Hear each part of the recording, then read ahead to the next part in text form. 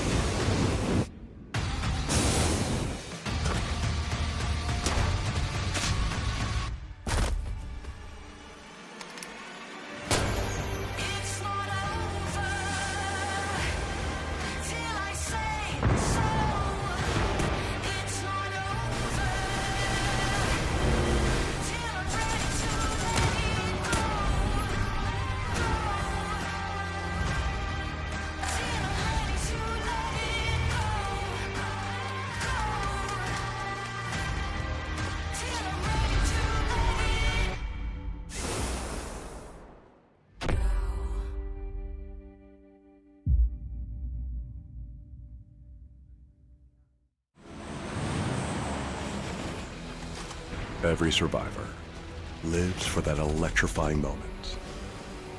One heart-pounding match. One unforgettable thrill. But survival isn't just about one match. It's about how far you'll go, how high you'll climb. Now is the time to discover something bigger about yourself. To turn fleeting moments into a lasting mark. No longer just a moment. It's your legacy. Updates to ranked mode, some gunplay adjustments, the return of the black market, and a little boom boom while you zoom zoom. All this and more as we dive into the Update 36.1 patch report. First up, ranked mode is getting some major changes for Season 36. Ranks now feature two new tiers, Crystal between Platinum and Diamond, and Survivor tier for those who can manage to push themselves beyond Master.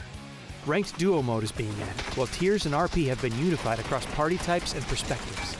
Because of this, everyone's RP will be reset this season back down to 1500. And ranked playpoint rewards have been improved. So drop in, rank up, and collect your new rewards. In addition, we're also unifying your Battlegrounds experience between ranked and normal matches. This means you'll see the recall system, red zone, BRDM, and items like the zipline gun and C4 in ranked. These are big changes to how ranked works, so be sure to let us know your feedback. Next up, we've got a couple of weapon adjustments coming your way. We've cut down the AUG's aim punch by roughly 50% and slightly reduced its damage, while the VSS and muzzle brake have been buffed. We'll be launching Gunplay Labs DMR Rebalance soon to test the reduced RPM and damage for DMRs.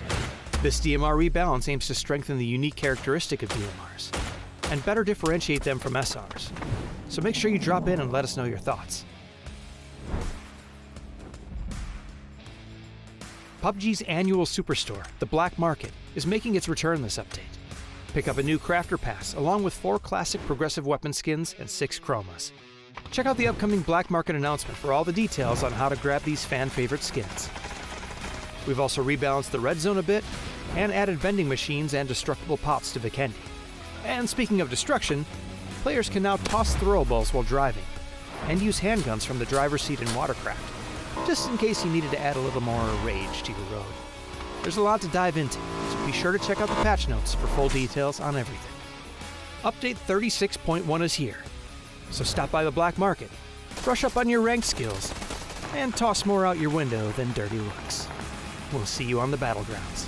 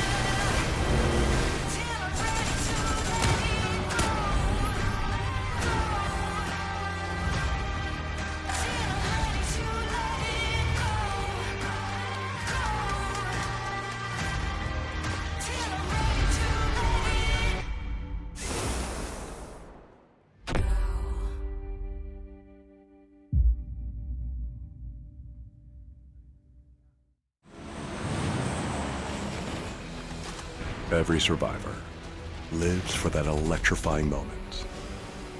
One heart-pounding match. One unforgettable thrill. But survival isn't just about one match. It's about how far you'll go, how high you'll climb. Now is the time to discover something bigger about yourself. To turn fleeting moments into a lasting mark.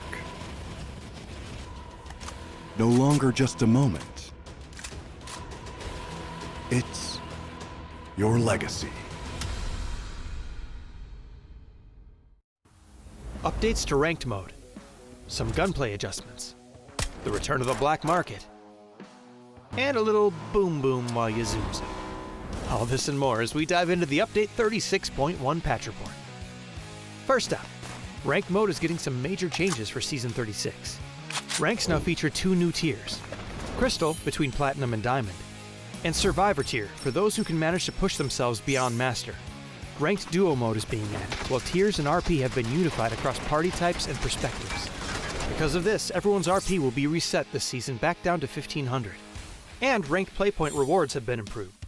So drop in, rank up, and collect your new rewards. In addition, we're also unifying your Battlegrounds experience between ranked and normal matches. This means you'll see the recall system, Red Zone, BRDM, and items like the zipline gun and C4 in ranked. These are big changes to how ranked works, so be sure to let us know your feedback.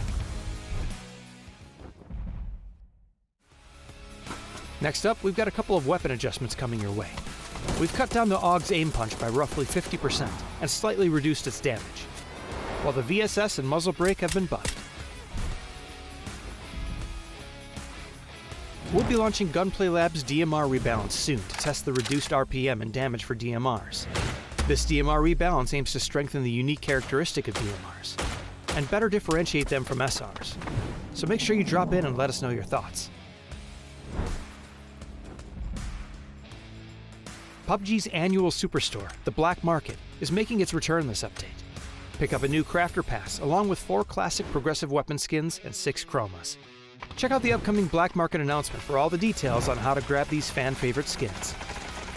We've also rebalanced the red zone a bit and added vending machines and destructible pots to Vikendi. And speaking of destruction, players can now toss throwables while driving and use handguns from the driver's seat in Watercraft, just in case you needed to add a little more rage to your road. There's a lot to dive into, so be sure to check out the patch notes for full details on everything. Update 36.1 is here, so stop by the Black Market, brush up on your ranked skills, and toss more out your window than dirty looks. We'll see you on the battlegrounds.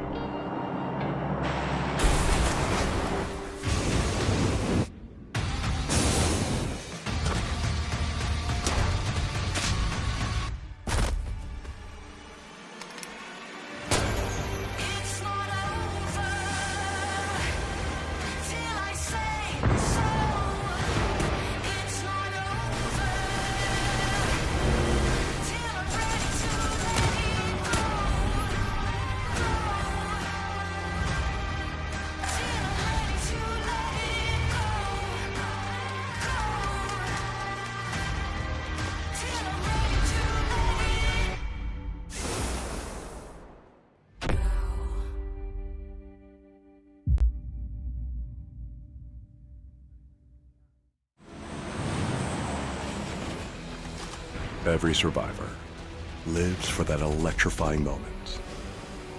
One heart-pounding match. One unforgettable thrill. But survival isn't just about one match. It's about how far you'll go, how high you'll climb. Now is the time to discover something bigger about yourself. To turn fleeting moments into a lasting mark. No longer just a moment.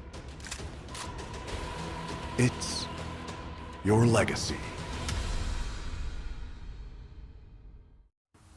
Updates to ranked mode, some gunplay adjustments, the return of the black market, and a little boom boom while you zoom zoom. All this and more as we dive into the Update 36.1 patch report. First up, Ranked mode is getting some major changes for Season 36. Ranks now feature 2 new tiers: Crystal between Platinum and Diamond, and Survivor tier for those who can manage to push themselves beyond Master. Ranked Duo mode is being added, while tiers and RP have been unified across party types and perspectives. Because of this, everyone's RP will be reset this season back down to 1500. And ranked playpoint rewards have been improved. So drop in, rank up, and collect your new rewards. In addition, we're also unifying your Battlegrounds experience between ranked and normal matches. This means you'll see the recall system, Red Zone, BRDM, and items like the Zipline gun and C4 in ranked. These are big changes to how ranked works. Be sure to let us know your feedback. Next up, we've got a couple of weapon adjustments coming your way. We've cut down the AUG's aim punch by roughly 50% and slightly reduced its damage, while the VSS and muzzle brake have been buffed. We'll be launching Gunplay Lab's DMR Rebalance soon to test the reduced RPM and damage for DMRs. This DMR rebalance aims to strengthen the unique characteristic of DMRs and better differentiate them from SRs. So make sure you drop in and let us know your thoughts. PUBG's annual superstore, the Black Market, is making its return this update. Pick up a new Crafter Pass along with 4 classic progressive weapon skins and 6 chromas. Check out the upcoming Black Market announcement for all the details on how to grab these fan-favorite skins. Ladies and gentlemen, welcome once again to the PUBG Esports Road to EWC as we're looking at the rest of APAC to make their mark into the finals here in the online qualifiers play-in rounds. My name's Contra, joining with me is my dear buddy, it's been a while, Yolo Lee. How are you feeling?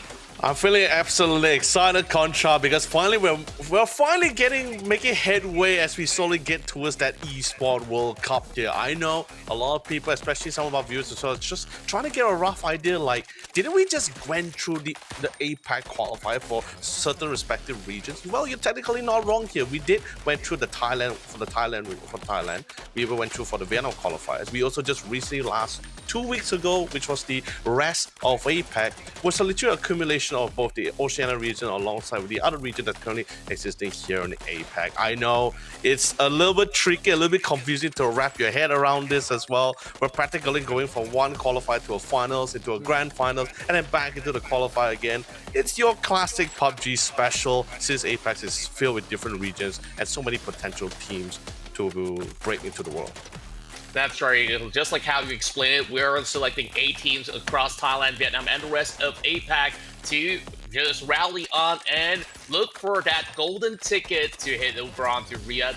As the point system is displayed on our screen, that we are using the super global rule set as per usual. And of course, we're going to have a great map rotation right across, where we're having 3 groups playing through to see if they can make it to the APAC Finals, which will be happening over on the course of next weekend. So this weekend, you guys definitely are in for a treat, since we got a whole lot of ticket knitters to offer to you guys. We will be looking at Group A versus Group B for today's run, and then tomorrow onwards, we will involve Group C into the mix while Group B takes a rest, and they will be back over on our Sunday schedule in that essence. So definitely a lot on the line for all these teams out there, and I can't wait to see who's going to be our contenders for this evening.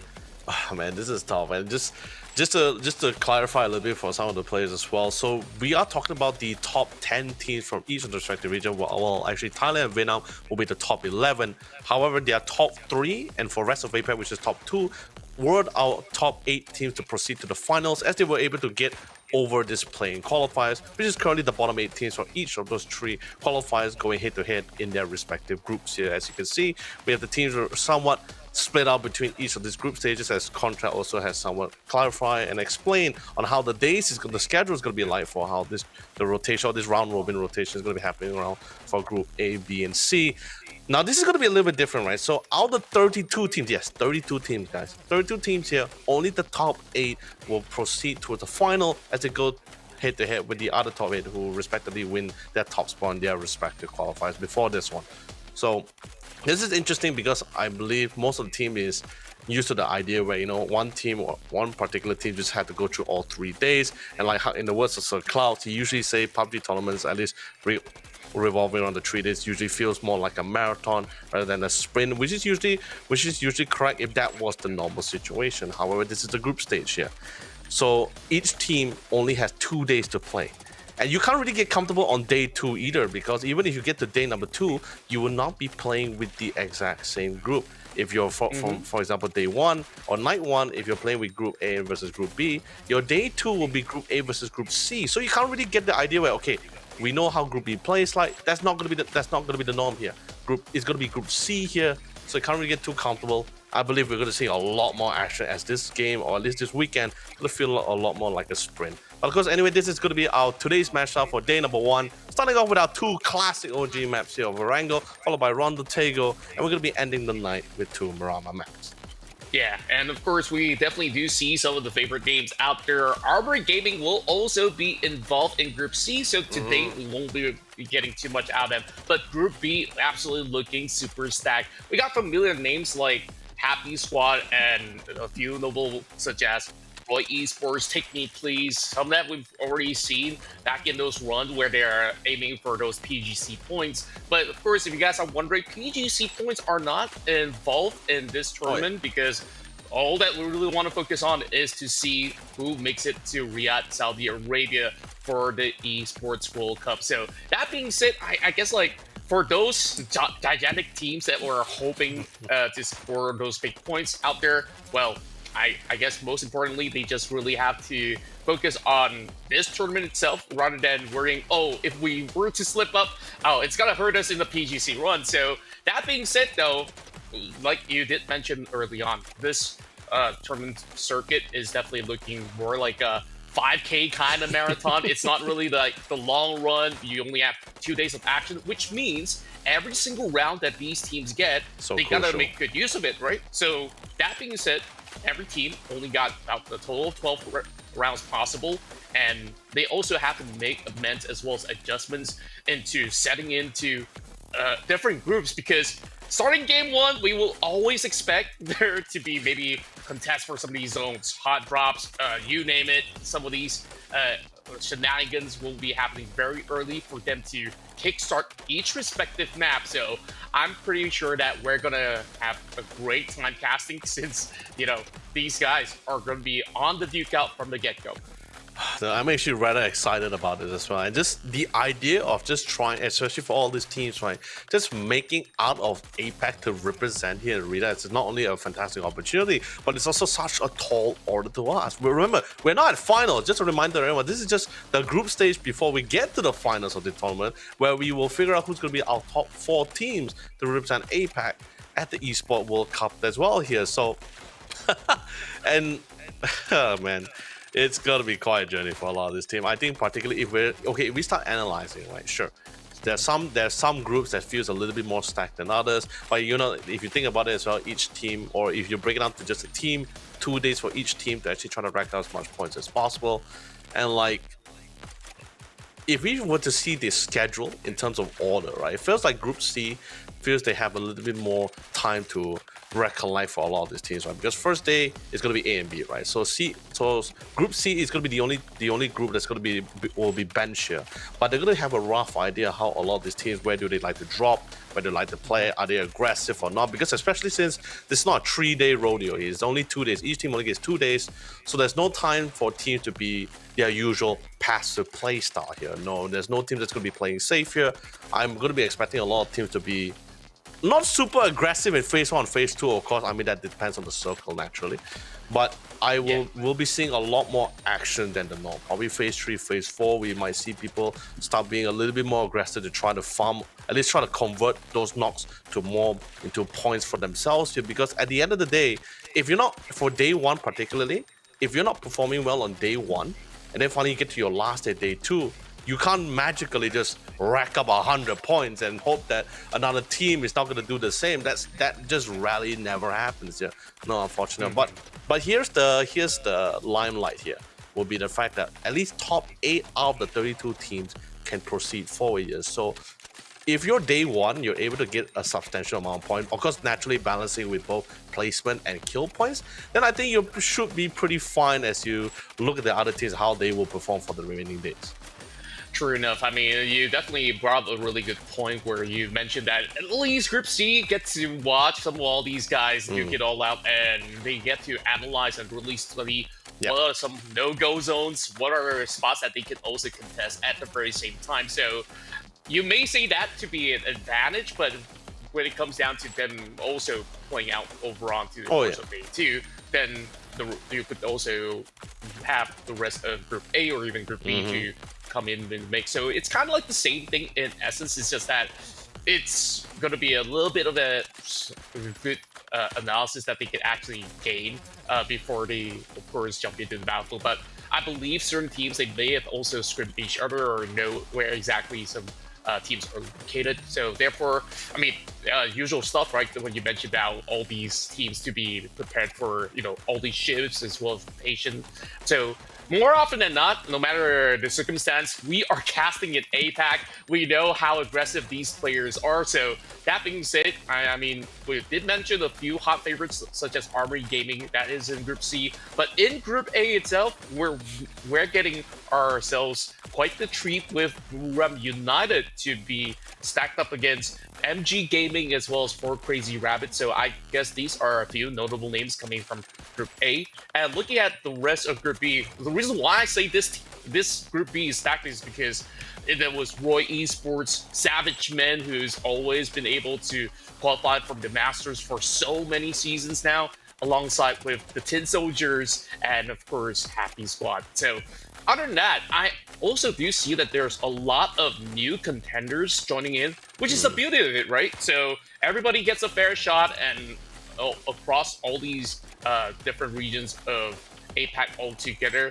we're getting even more representation to be going into the global stage when it comes time for Riyadh. So that's always going to be a great stuff to watch. So that being said, we're just waiting for the first match to begin, just like how you guys are. So hang in there tight, ladies and gents, as we're getting ourselves into Game 1 shortly, I do hope. So I guess when we take a look at all these rotations of maps, we have definitely seen that all these teams who have played back in the PGS series or even on the qualifiers itself to be well adapted. Whereas for the contenders, I'm not too sure if they spend enough time in maps like Rondo or so. You could argue that it's only going to be a one-time affair per day, but it does matter because these kind of what I like to call wildcard maps can actually allow all these teams to gain major advantages or even with the change of win of each respective map. We'll definitely see certain teams having certain favoritisms in certain scenarios in that sense. Wildcard is definitely the right term. I love that they actually used that term for the maps of Tego and Rondo. Sure, it's not too new. It's a recent map for sure, but it's not too new at the point where no one really touches it before. True. And you know, all these amazing players, all these talented players, especially with their profession in the esports scene as well, they probably have played like hundreds to almost thousands of hours on the map itself. But I do agree in terms of the reason why it is being the wildcard, because it's not, you don't get that same comfortability or confidence compared to some of the more OG maps like Erangel and Miramar. These are the kind of maps where it's been here in the scene for so long, to the point where players could literally tell, if they move at this timing, they are guaranteed to run into another team. They're not sure who particularly, but they just know from just muscle memory, that's guaranteed someone's going to be there. There's going to be someone on that edge, there's someone going to be at this bush, I'll move at this certain timing. Doesn't necessarily have to be at certain phases, but they just know. It's that game sense where they played it so many times across the years now. It's very hard for them to just say, no, I'm not too sure whether there's no one there. I don't think anyone is ever going to say that. I'm pretty sure everyone's going to be literally straight up say, yeah, there's guaranteed someone there. I don't know which team, but there's confirmed going to be someone right there in that area. So do we want to face him or not, the kind of thing, which makes a lot of the decision making coming from our IGLs from each first team respectively prominent, right? Because when they make a choice, it's usually those choices that comes down with, is it because of confidence or the fact that, we have more manpower, or is it because we have more superior gunplay? Because we do see a lot of things even on the international level where they'll do this aggressive movement. And a lot of teams, a lot of people, or at least some of the fans, can get a little bit concerned because they're like, dude, you're running like right into flag fire, gunfire, just running straight crash into the compound. Do you want to do that? Sadly, they do want to do that because regardless of who they're facing it, they've been in the scene for so long where they're like, you know what? No matter what, who we face, no matter if it's an off angle or off position, we're still gonna win out every single gunplay here. And I also love that you also brought up as you were listing down all the teams within our 3 groups right here, right? Contra, is that a lot of old names. Oh yeah, a lot of old names, and even though some of the names we don't recognize, but when you see the rosters, you'll be like, oh, okay, that's them. They just rebranded themselves, right? So, and we're talking about teams that's been here as close to 6 to 8 years, right? And still, and like how you brought up about Savage Man Esports, also one of the few teams example being as very consistently maintaining a good stability in the esports scene. Sure, getting out of APAC is another mountain for them to succumb as usual. I think same goes for Kiwa Esports. I've seen them a few times, love them as well. Few times they got to this part of the phase where just need to break through that threshold of representing APAC in the international scene. Feels like they always run into some of the Thai and Vietnam team, as let's be honest, Thailand and Vietnam, whether is it in PUBG or any other FPS game title, they've been pretty dominant, I would say. When it comes to the FPS scene, they have produced one of the greatest shooter teams that I've ever seen so far, very competitively here. And even Paper Thin and I believe some of our phenomenal casters back in PGS 8, they even branded them a title, a whole group of them, by the way, the Wall of APAC. I mean, you take a look at how they've played so far. I mean, they definitely have a very different tempo of play in general for, let's say, established organizations like this. Even Savage Men, that you say has been renowned to be one of the staple names that we've seen across the PGS APAC field. They also do have stumbling blocks as well. Sometimes they were brick wall by all these Thai teams, all these Vietnamese teams, like you name it. Because even when you look at those prodigies, I think like the last time after the Saga, he's also brought up that some of these guys are as young as 19 or 20, or even 18 years old. So there's just so much talent coming in from the field. And when we take a look at the rest of these teams, sometimes they don't really make too much of a roster change, which we definitely value that stability. And at the very same time, like, are you going too comfortable in your own shoes in that sense where you've not really tried something way out of the ordinary? I guess for some teams it works out. For some others, like, they have to make certain changes in their roster, which we've seen almost seasons after seasons with all these different players shifting into different squads. But all in all, I mean, that makes things a whole lot more exciting, right? Whether if you're going to be making any changes or not. But when it comes down to the rosters, we have no clue. As much as we talked about all these big names, Buriram, Savage Men, and you name it, even AG's going to be here, but not exactly playing for today. We'll have them join in tomorrow, I do believe. But, of course, that's it, though.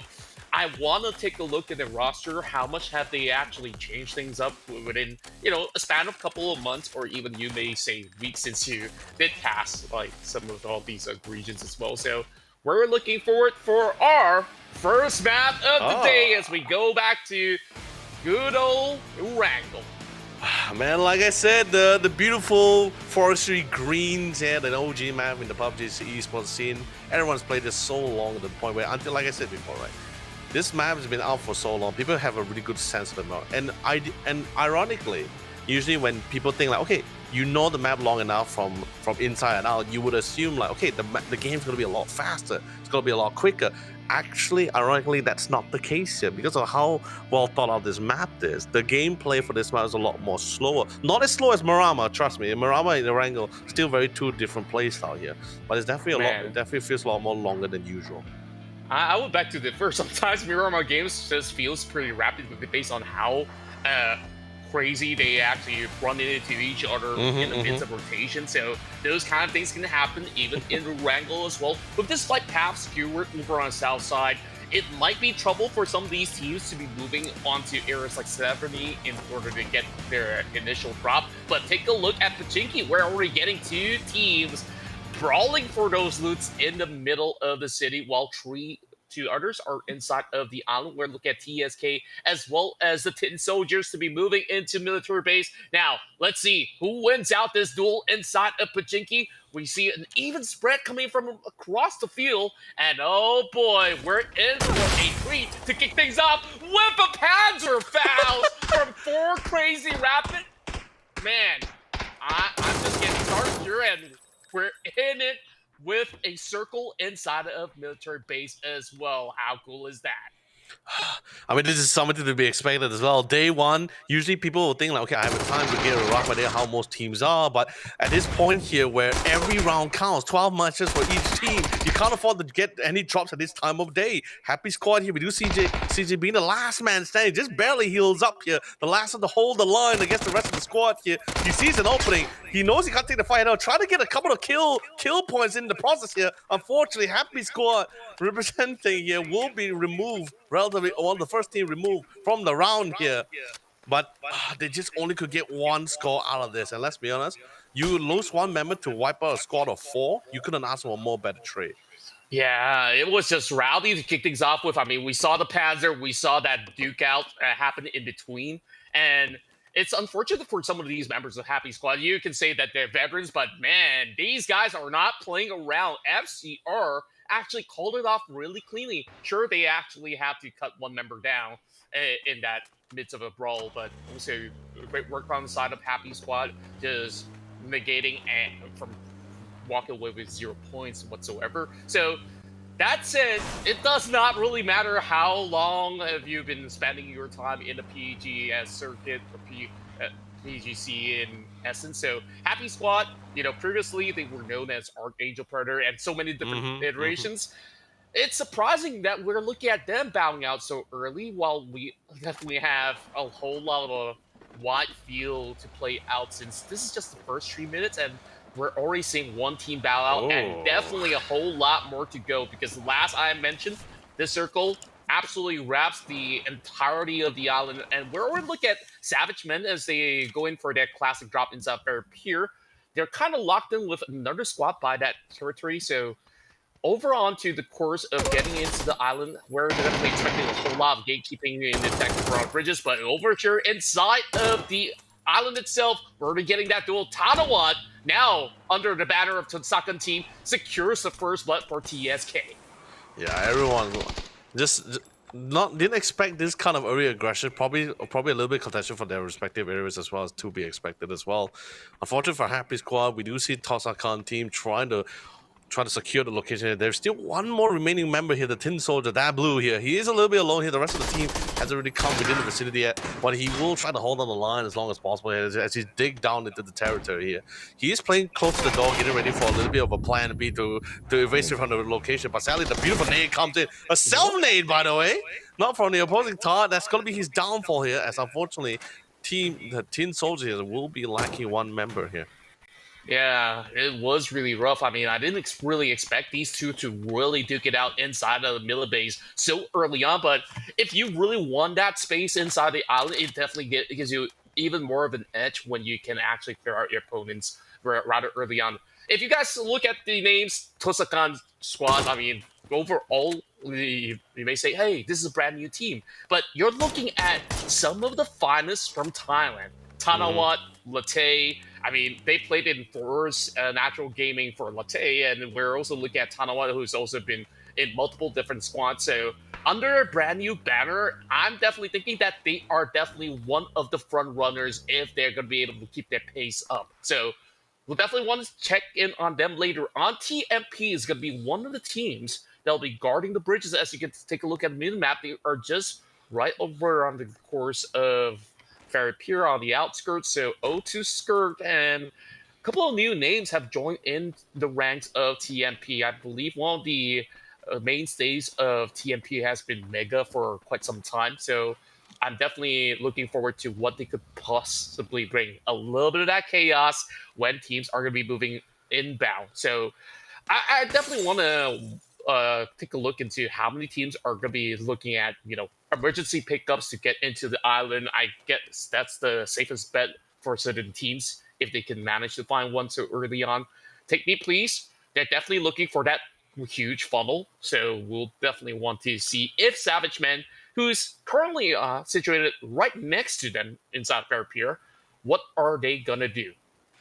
I think this is going to be a lot of the same question that's going to be asked for a lot of teams, right? And I love you actually brought up the emergency pick as well, because it has been quite the norm for a lot of teams, particularly who actually did this long parachuting towards the north side from the flight path that we originally had as well. So taking the E pickup will be pretty great, but you can't take it really too late because, as you can see, teams are slowly converging for the point here. And let's be honest, a lot of these teams, Old Bloods particularly, and everyone else as well, very satisfied with the space they're in. Their military base large enough to at least accomplish as many teams as much as possible here. But looking from the circle, if you recall as well, Concha, right? It's not really a full phase circle. There's just so much water. It feels like it's more of a 60% of land space for a lot of these teams to play on. So the way its size, it kind of feel like we're currently at, with the space remaining, of course, naturally, depending on how the circle goes, feels like we're 2 or 3 circle ahead of time, right? Because the amount of lack of area for a lot of these teams, there's just so much water here. And the same goes for Buriram and a lot of teams. I believe I noticed 2 teams came to Military Island, landing at the south side of the island here via boat here, because they're just trying to get a rough idea where else to go, what's going to be the safe place to go. Still plenty of room for a lot of teams to play with. Dips, valleys, cliffs, mountains for them to try to terraform for themselves here, for them to offer what's the next plan here. But Zoo team getting ready to converge here as they're about to make land. Can they hold on the line from their impending invaders? That's the real question here. Well, the rest of BRU keeping themselves elusive, and now they open fire. They've definitely reached a little bit of contact with Hong, now leading the charge. Getting the angles right, Khan now being brought down low. Dynasty tries to see if he can actually squeeze some of all these tight angles, and there is a smoke to also deny any form of vision in order for the rest of Zoo to actually work it out. And Dynasty! That was a nasty tap to the dome! Now he's looking for even more over on the top end of the scaffold, and this is just rough for Buriram United because they got to clear out the whole squad in order to make it safe into the docks. And here we go, Bellion, first line of defense. Zin over on top, and it's going to be a huge trade, chunking out some health bars coming from Ruse. Dynasty, is he going to make the call to jump right through? It seems like they're going to go towards the very edge of this pier. And they definitely don't want to get fully contest over in the course of the port, since that they know what's up already. So they will just swim right into the corners of the island, I assume. So that was a good brawl, I would say. No casualties on either side, but BRU, I think they're in for more again. And they definitely reach a little bit of contact. Belly on that Dragunov, almost hitting the mark. Zoo team, this is not one squad that you could easily take down from this position. I mean, they had a really good position as well, right? They were initially there first. They're pretty much set up, dug deep into territory. It's gonna take quite a while for them to actually siege upon them, especially since they don't really have proper grounding for a proper siege as well. So since they came in, I'm somewhat expecting, just from their few confrontation from their POVs as well, they seem like they came in quite quick with the supplies that they have from their initial land drop area as well here. So I think they didn't really want to take it too long, especially since, sure, if you get a knock, that's great. If you can convert it to the kill, of course, that's tremendous as well. But if you're just like peppering them down, you're not getting any knocks, you're not getting any advantages as well. It's a good call to fall back as well, since in terms of resource management or ammo or ammunition management as well, you're not really gaining a lot from that trade here. So you do not want to be in a spot where you're just going to be running dry as you run into the circle as well. And with another massive circle shift once more, now you're going to see a little bit more concerns for a lot of these teams. Sure, the teams that's been there earlier, by the way, phase 1, a lot of teams had already migrated towards the center part of that military base as well. And you could say 9 times out of the 10 that circle was definitely going to be shifted towards the military base island as well. So a lot of teams already somewhat were pretty confident. They moved in relatively early. So that gives me a little bit of concern on what's the resource ammunition like for a lot of these guys. Will they have enough for them to really take it for the long drawn out fights? Because I believe we've seen certain scenarios. Hopefully so. Yeah, because I believe we have seen scenarios where, or at least you know, there's difference. There's the difference between battling a team who is full of resources and a team that doesn't have, towards the final circles, makes your fights relatively more. It's a lot more different, I guess you could say in a way. Yeah, and BRU at least out of that scuffle that they had, they just really have to go in for some quick restock. If they could just jungle around, find a couple of all these compounds to move up from here, gonna be fine because Khan, he's already lost his helmet. While Latte greets the rest of Roy Esports joining White True, not in a friendly manner, of course. Well, that's gonna be a perfect timing for Latte to land an impeccable headshot upon the arrival of Setsuna. Roy's gonna have a tough time to get this revive done. The blue zone nade is already chunking out Dexy, and he's barely having any more space, but at least the smokes have been climbed. They will get a little bit more of that saving grace, and here comes Hot to what? Dropping in a huge frag grenade, unable to catch one as they've been able to slowly crawl through. While Tosaka team firmly in control, they are sure from the get-go, so they know exactly how to hold this line. But knowing for the fact that there's just so many overwhelming numbers right across the corner, they definitely have to turtle into those territories of military base. While over on the outskirts, TMP has not left these quarters all too much. I mean, they just cut over the bridge and just looking to see if there's going to be any late stragglers. While MEY, they're taking a slow swim. I mean, they're barely involved into any scuffles just yet, but the good notion for MEY is that they actually get to slowly play it out from the dirt, but with the rest of BRU flying right through, a desperate attempt, but it's not going to cut it, and it's Tatsuwa goes to take one of his veterans down, coming from Thailand. BRU still have 2 more members left, and now they just have to work in tandem.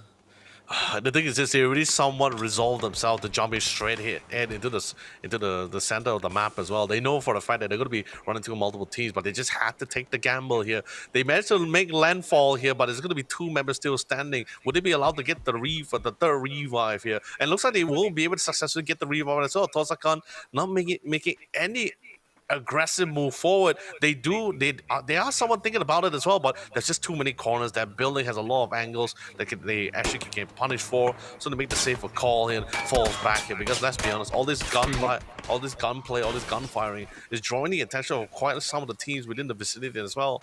And let's be honest, with only 12 maps for each of this team to earn points here and earn placement on top of that as well, some teams might just want to see an opportunity to steal a couple of these knocks here if possible as well. But not a lot of snipes. And it can get pretty difficult to actually try to get anyone knocked within the building area as well, because you knock a guy down, that's great, but it's pretty hard for you to convert into a kill point, since it's most likely he's going to be, the knockdown process most likely going to be behind a wall, behind some covers within the building area, especially since it's military base, right? So it's a lot of areas, unless you're close enough for a teammate to try to go for the flush. But other than that, you just can't really do much about it, and just pretty much just wait out the storm here and try to look pretty as much as possible here. However, we do see 4 crazy rabbits feeling a little sneaky here. Will creep their way in. That should be a very simple, easy kill point for themselves here. The rest of the squad, they're slowly walking their way in. They're not driving. Wait, hold on. Did one of his teammates actually park on? Is this a 1-2 split? Not too sure about this. I think it seems like a 1-2 split here. But Nev's got to be careful here, because he is somewhat relatively alone. Yeah, he's got the lethal MG tree in hand as well, while RNG, having Pangsker to be a very familiar name now, playing with the rest of Nevada Rebirth Soldier Gaming. A very long name, so we'll just call it NRG for short. So after their member got sniffed out, I mean, it's just a tough position to really play out. 7 HP and just barely enough space to work with. Saber attacks him from right down under. So NRG, they are making a firm decision to cut their losses. I don't think that they're going to U-turn for this form of saving grace, because they're already outside the zone. Savage Men will be looking to convert, as Crazy Duck is slowly bleeding out, so they're looking for a brand new target, and a man to once again spot out NRG members cutting across, looking to book themselves a compound. Quickly moves into the garage, so this is going to be a firm hold for this spot for the meantime. But this is just phase 3. We're definitely looking at another grand shift, and what I was concerned of is that when we look into how the circle is currently looking like, I am afraid that this may not end up inside of the military base directly, and if it does move out over onto, somewhere near Oh, where yeah. there's those mountainous areas, these teams are in for a big scrabble, and we're already getting a little taste of it right now with a lot of all these back and forth crates. Savage Man, I love the split that they're having. 2 members over on top end of the hill, another 2 inside the compounds now, trading back and forth against all these teams who are over onto these different sections, and they're just making the best out of this. Yeah, but that's pretty much why we see Roy Esports and Mel Esports, right? They're still playing outside of the base. Sure, they were a little bit late to get into the base itself here. But a lot of these teams, they're of course naturally banking that the circle goes in their favor, and it naturally looks like the wishes came true. Went towards the north side here, and you could have asked for a more worse circle for a lot of teams that's currently based within the military base, right? Because look at the open fields in that circle, right? Two large open fields, a couple of hills and mountainous areas for them to play with. Teams that are on that ships that literally have to wrap around, push in. It's gonna be a difficult one to do so, and just to get in alive. You see how many teams that's currently at the south side of the base as well? Just to get in alive towards that circle, it's going to be quite a challenge for a lot of these guys. That's right.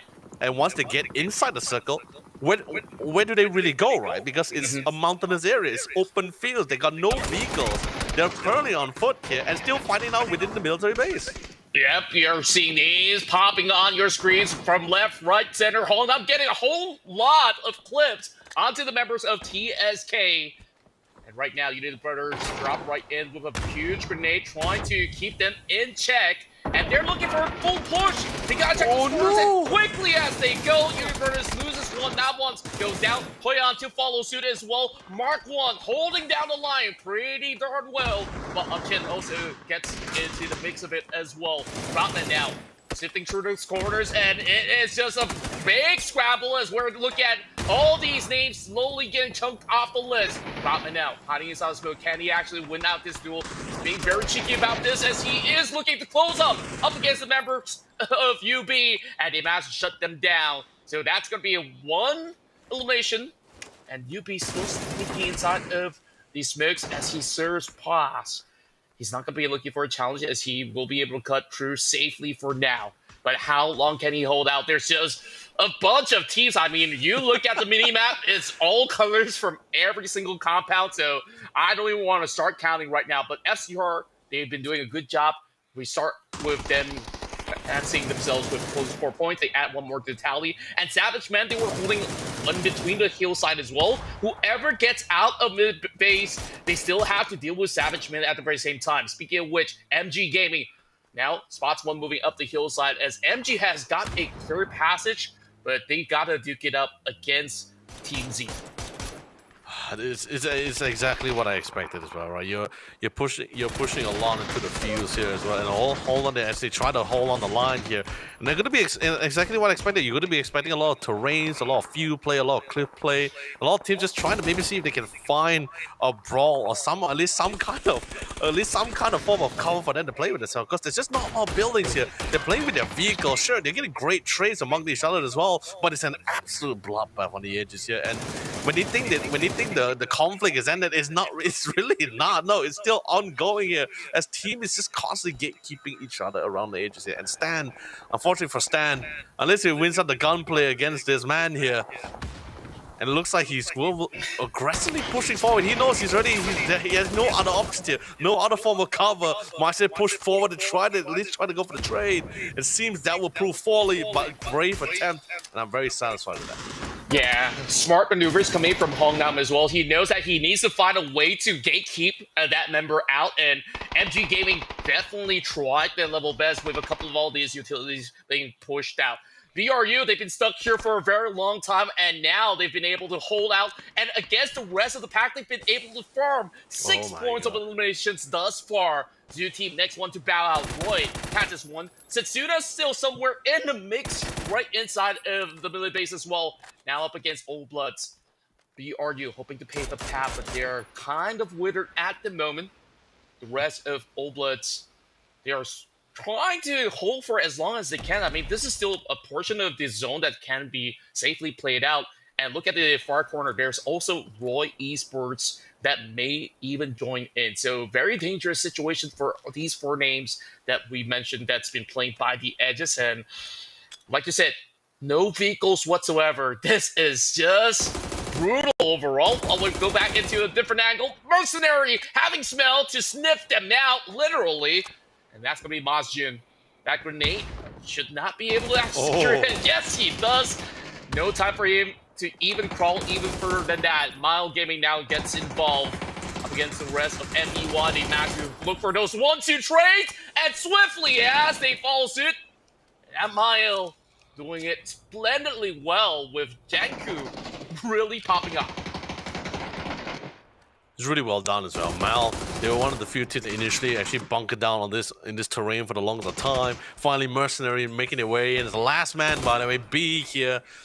Juggling between back and forth. He knows the impending dude coming in, but you want to try to do as much damage as possible. He gets a first beautiful knock, but he's juggling between the two. But sadly, the ending of that story is going to be naturally a bullet at the back of the head. There's too many flank angles for him to be picked off, and if I'm not mistaken as well, the kill wasn't done by the hands of Male Esports, but stolen away by Roy Esports, who's able to take advantage of the scenario and get a couple of kills from themselves.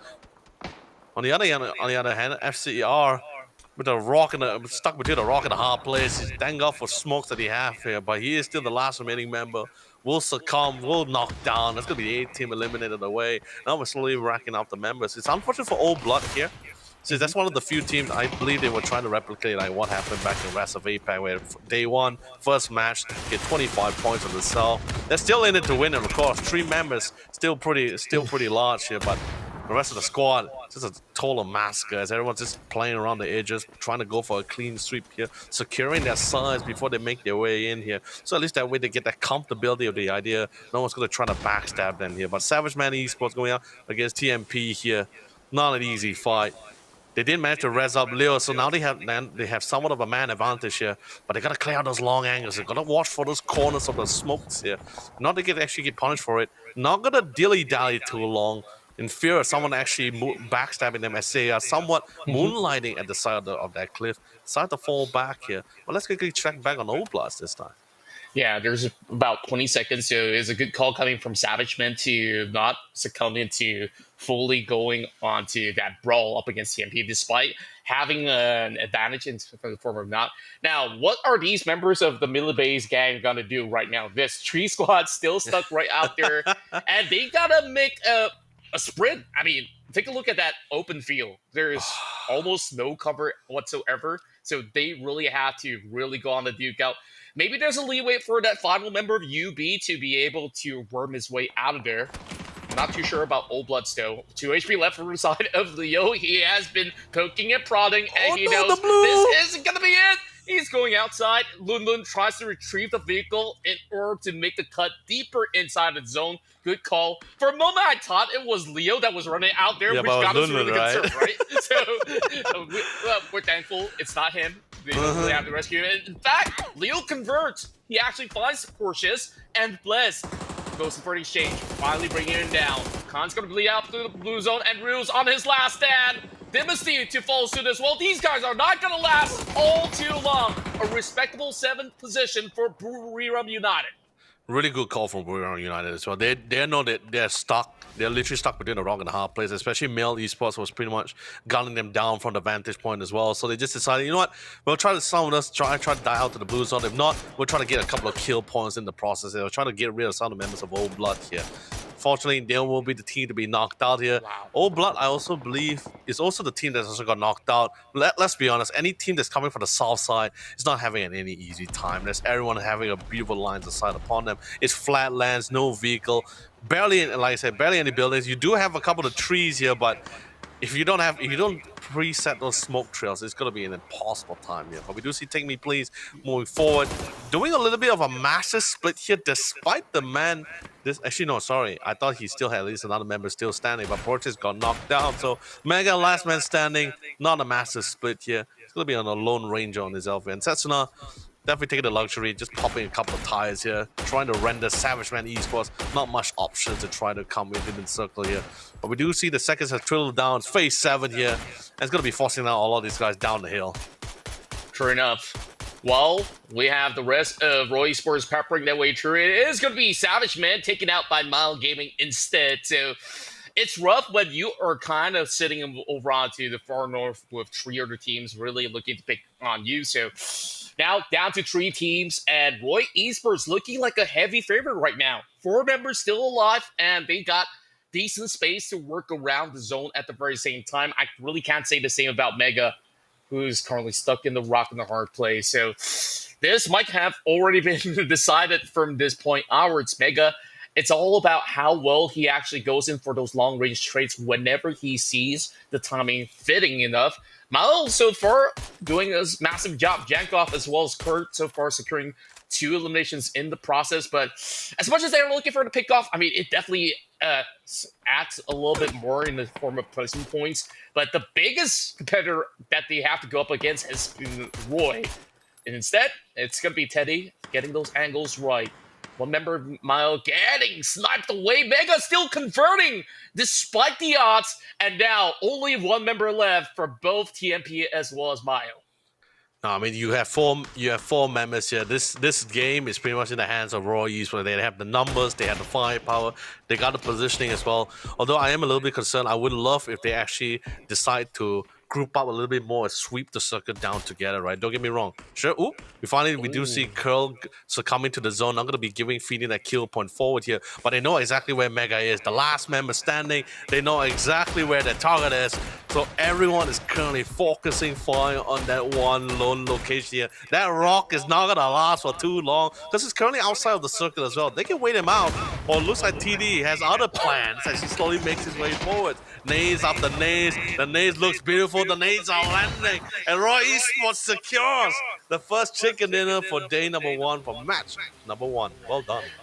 Looking to put Indonesia on the big stage. Roy Esports, as we've seen them previously in all these major circuits, then once again doing it as one of the legends in the scene.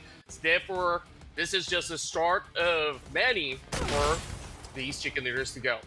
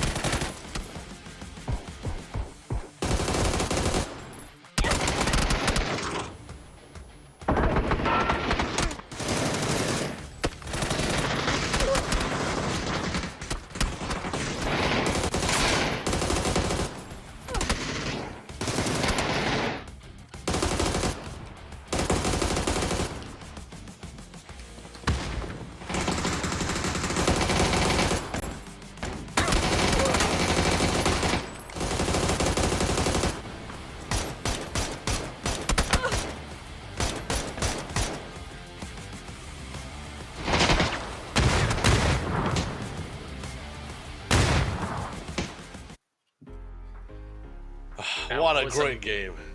Absolutely massive for Roy Esports. I mean, when we take a look at the usual Game 1 openers, we think, oh, this is going to be a warm-up round for the likes of many, but man, were they thrown a huge curveball.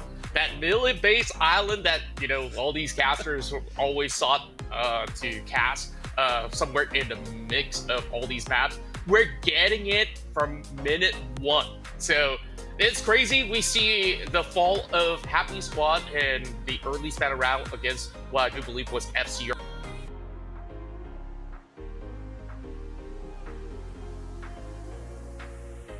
Yeah, and it's been pretty great so far, especially seeing. I love this kind of circles where it does tend to challenge a lot of these guys as well. Right? Well, yeah, and overall, like, apologies, I kind of missed a little bit of other. Oh, yeah. I'm actually back, so. Oh, yeah, where was I? We were definitely having all these teams have lost struggle to navigate their way into the island, and even those who have landed inside of the great having a little bit of a tough time even moving into here. So, of course, that being said, we definitely want to take a look at, you know, how much have. So we'll take a short break, and when we come back, we'll tell you the rest of the story. as they're on their journey for the road to EWC. Updates to ranked mode, some gunplay adjustments, the return of the black market, and a little boom boom while you zoom zoom. All this and more as we dive into the update 36.1 patch report. First up, ranked mode is getting some major changes for Season 36. Ranks now feature 2 new tiers, Crystal between Platinum and Diamond, and Survivor tier for those who can manage to push themselves beyond Master. Ranked Duo mode is being added, while tiers and RP have been unified across party types and perspectives. Because of this, everyone's RP will be reset this season back down to 1500. And ranked playpoint rewards have been improved. So drop in, rank up, and collect your new rewards. In addition, we're also unifying your Battlegrounds experience between ranked and normal matches. This means you'll see the recall system, Red Zone, BRDM, and items like the Zipline gun and C4 in ranked. These are big changes to how ranked works, so be sure to let us know your feedback. Next up, we've got a couple of weapon adjustments coming your way. We've cut down the AUG's aim punch by roughly 50% and slightly reduced its damage, while the VSS and muzzle brake have been buffed. We'll be launching Gunplay Lab's DMR Rebalance soon to test the reduced RPM and damage for DMRs. This DMR rebalance aims to strengthen the unique characteristic of DMRs and better differentiate them from SRs. So make sure you drop in and let us know your thoughts. PUBG's annual superstore, the Black Market, is making its return this update. Pick up a new Crafter Pass along with 4 classic progressive weapon skins and 6 chromas. Check out the upcoming Black Market announcement for all the details on how to grab these fan-favorite skins. We've also rebalanced the red zone a bit and added vending machines and destructible pops to Vikendi. And speaking of destruction, players can now toss throwables while driving and use handguns from the driver's seat in Watercraft, just in case you needed to add a little more rage to your road. There's a lot to dive into, so be sure to check out the patch notes for full details on everything. Update 36.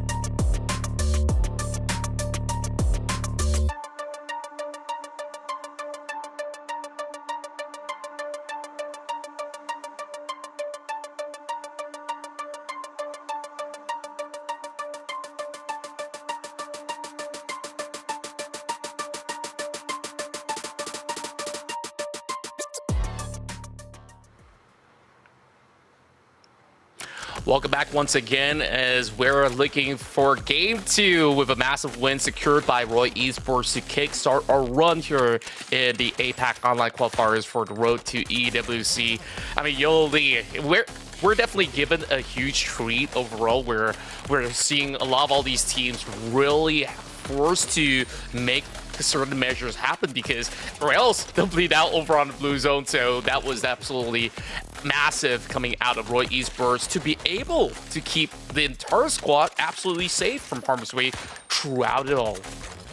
No, this is exactly what we were looking for. This is exactly what everyone wants. I mean, as a viewer, as the casters, it's great to see this kind of things, because this really puts we get to see how the players usually react and how they adjust this kind of trials and kind of positioning they somehow receive for themselves. Not necessarily good for the players, unfortunately. I believe some of them were pretty much blowing out their mind. They're like, really? It's there? Oh no, the circle shift out of the base? Really? Sure, understandable, this is PUBG, right?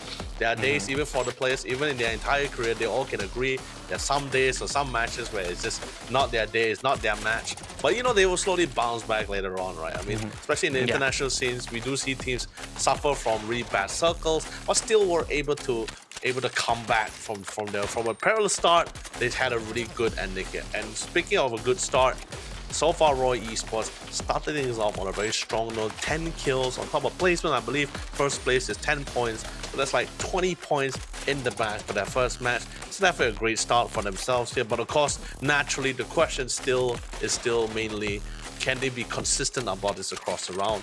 Yeah, especially, don't get me wrong, I've been liking them from their past few games. However, from during the rest of APAC, which I was casting with Sir Counts, their performance so far has been pretty shaky. It's been an uphill battle for these guys, you know. Nothing too crazy, nothing too epic, nothing too out of proportion. But so far this game, it feels to me that alright, they know there's a lot of things on the line here. Sure, it's still top 8 to move forward. It's not really the end of this tournament, but still, this is the part where we need to start finding out which of the 4 teams will be representing APAC here. You can't get to that position here merely just playing safe here. No, you gotta make the right calls. You gotta win out those crucial gun plays. Everything else is on the line. Brother man, in APAC, no one is safe from any corners of the field. But of course, last match, we've definitely seen a lot of teams go in for those huge rallies inside the middle of the turret base. Of course, the biggest victors were Roy Esports walking away with the chicken dinner, as well as a massive 10 eliminations to book out. The one that has been able to match the firepower has been Rum United, but you saw they were pit against the zone, where they really had to go in for the time scramble, and the best that they can settle for placements is only 1 point, so they definitely have to play catch up. Take Me Please as well as Mile Gaming absolutely impresses in this scuffle. So looking at the top 4 right now with 3 names hailing from Thailand just goes to show how strong these teams coming from the Thai region has been. Now, look at the rest of the field as well. Savage Men, you saw that massive control over onto the far western plains of the field. They really took matter to their own hands and have been able to at least walk away with those 4 elimination points, but it was TMP that kind of stopped them on the track. So that being said, though, still plenty more opportunities out there. Certain teams, they did not manage to convert all too much. TTS, one of the early few to bow out alongside with Happy Squad. So when we talk about all these big names, I mean, we got to see how well will they fare when you're given maybe somewhere of a neutral standpoint rather than having everybody bunch into the island. So we'll have to see up into the next round what exactly will these teams be up to. But to me, I'm liking where this is going, and we're also expecting certain teams hailing from Vietnam to also pop off. Well, Old Bloods, I think they've definitely made a decent run, but they got to do more while they are sitting in the mid-pack with the 3 points that they have at the moment. No, actually, I love the issue you brought up, right? Because, like, sure, you somewhat covered the top part of the leaderboard. I'd like to talk a little bit more about the bottom part, right? Because, sure, I mean, it's match 1. A lot of things could change for the next remaining 5 matches, and of course, day 2, which is for Group A naturally, because tomorrow will be Group A versus Group C. But in this particular way, for Group A side, the bottom part here, like we mentioned before, every day, every night, or every match really counts here. You can't really end the round with a donut, right? With a donut for yourselves here. You can't. Sure, you pass well with coffee, but not in your road when you try to get to that finals here, to the road to EWC. You know, that's not really going to be the case. So hopefully, I think the teams start realizing, especially for Happy Squad, right? Because naturally, for day number 1, especially when you go up against a team which you rarely scream against, maybe, or a team you've never seen before, a lot of these tournaments, you tend to land at similar spots where other teams will also like to land. Like Pochiki, for example, we saw with Happy Squad as well. Sure, the fight didn't go exactly like how they expected, especially with the whole Panzerfaust as well, with the 2-man Panzerfaust. That's quite an explosive awakening for Happy Squad here for match number 1. But other than that, I believe a lot of teams will somewhat get a rough, or at least have to quickly get a rough idea where, okay, this is the flight path. This is where some of the teams like to drop. I believe there is at least 1 or 2 players in each squad that's usually keeping track of where teams roughly likes to drop, at least within a certain area. So this is Erangel as well, right? So everyone roughly knows like which mountain range is which side of the map as well. I'm not too surprised if they don't really get that trajectory down. I'm glad that you brought it up, right? Because right now, the big question for Happy Squad is, do they budge off from Pachinki, I don't think their ego allows it, right? These guys, they've been playing here for a very long time, and to kind of succumb to that altercation so early on, I think they're in for round 2 of that brawl. And speaking of which, we're getting into another round of Erangel once more, and this is that battlefield that we're staring down at. Are we getting another fight there? Because this is a direct fight into Pachinki as well. Oh, yeah. Man, this is definitely going to be another treat as we move into round 2. Another firm access for Roy Esports, this time moving into the islands, and this will end up inside of Severny, so plenty of options available, and they're just probably praying, please don't be another SMP circle. So, other than that, I think all is going to be pretty clear with a lot of changes, I do believe, because how that flight path was skewered early on does not allow certain teams to drop up north. Now we get to see maybe a little bit of true colors. UB kicking things off over north, but they will also be joined with TSK. It really seemed like TSK, they just love to be in for a little bit of that feisty exchange. I mean, the fly, you couldn't ask for a more perfect flight path, right? For a lot of this team, you're able to at least roughly like to go where you wish to go to as well. And although if you didn't notice as well, it's not really sure. It feels like a centralized circle, but it is somewhat shifting towards the western side here. So a lot of teams that want to drop towards, you still can someone go for this somewhat of a long dive towards the eastern side of the map here. Honestly, you can even just drop down right now, secure a vehicle, just make the run all the way to that eastern side. But look at the circle once more, heavily shifting towards that western side. And to make matters worse, we're going to an area, the circle shifted to an area where you have a lot of mountainous areas, mountains, cliffs, valleys to deal with as well. The kind of positioning where the kind of area of the map where you really need to try to get a good spot there. You get a good spot there initially, you're going to be able to punish a lot of teams. There's a lot of vantage point for you to play for yourself. Sure, can be quite punishing if the circle forces you down the hill into the lines inside of a lot of teams. Rarely any compounds though. I don't think we ever had a circle shifting towards the core area. I would have loved a core matchup because that area. Yeah, I mean, overall, like, as much as you're talking about valleys and hills, there's only one mountain right there, Olympus over north, and maybe certain hillside for them to play from. So, like you said, those compounds are scarce. So you will expect teams to be battling for some of all these scarce defensive holes, in if anything at all. But last we checked into certain teams over north, TSK, they landed themselves in Severny, and right across them it was a bunch of teams who decided not to also rally into the mix as well. So it's been pretty interesting. As much as BRU, they didn't really have the best of luck in terms of position last round, they managed to still convert a large margin in the form of 8 elimination points and just 1 from the placements instead. So BRU, definitely a lot of expectations have been set onto this esports club. I mean, they originated as a football club back in Thailand, and I mean, they've been here ever since those early seasons I've casted, and so far, they've always been absolutely consistent.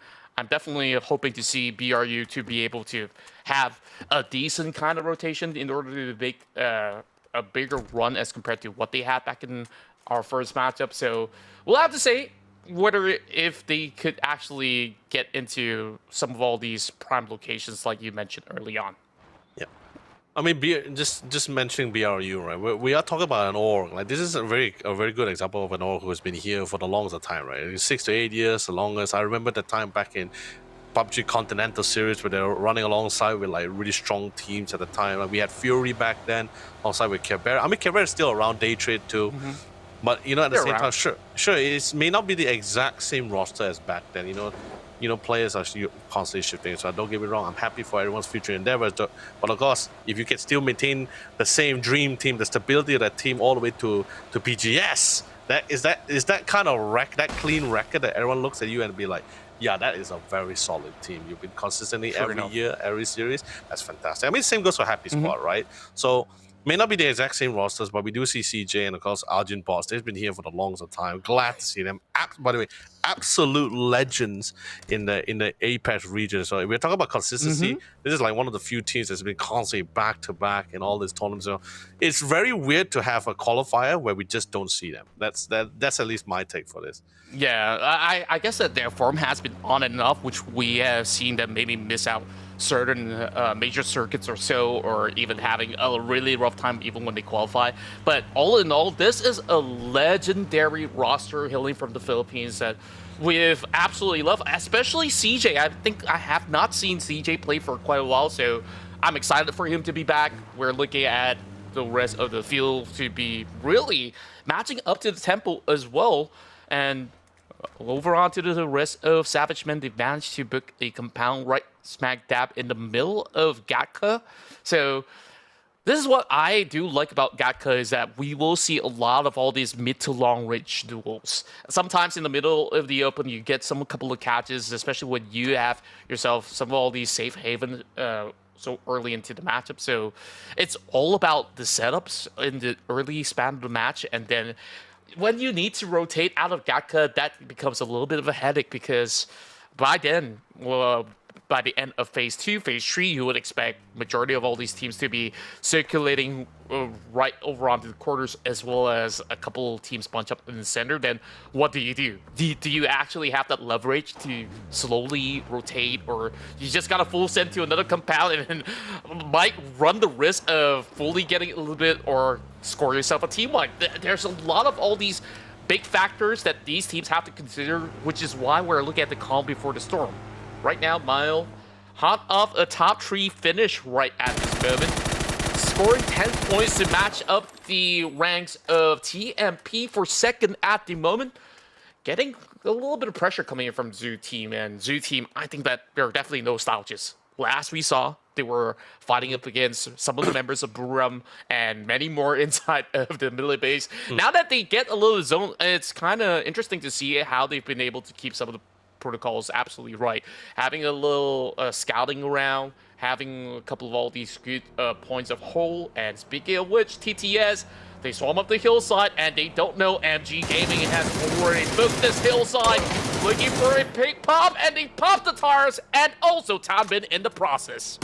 Just trying to hold on the line as well. They need to try to recover him as much as possible here. They know for a fact the rest of the team is coming in, but sadly could have flanked his side as if someone moonlighting here. So one of the team was able to go for a perfect flank stand, trying to see if we can try to get some kind of intel as much as possible here. MG, they had their grounds here initially as well, but there's a lot of hill, there's a lot of angles, there's a lot of trees. They heard the vehicles, but they're not sure where they're parked at currently at the moment here. So everyone's just moving forward, trying to do a little bit of due diligence. We do see Ina, who has a perfect flanking maneuver from the backside, but just haven't really spotted a player. Stan moving in to try to reconvening with a 2-for-2 setup here.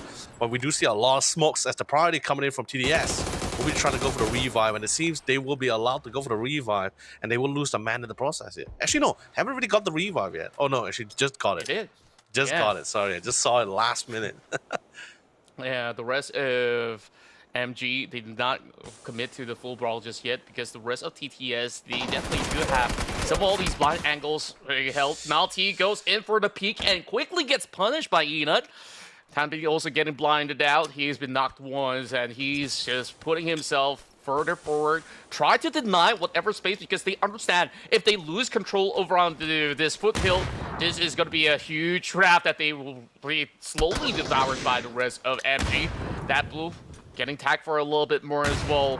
They are just buying a little bit more time as well as space with whatever smokes that they have. Photo shields now popped up just to get a little bit more of that cover. That blue going prone, but 2K Zoli sneaks him out, and it will be that blue going for the exchange 1-for-1 as he sees this as a golden opportunity. TTS plows through, finds another, but not quite enough. That blue with a range coverage, and now down to Stanel. Is he gonna make the cut? And yes, he does!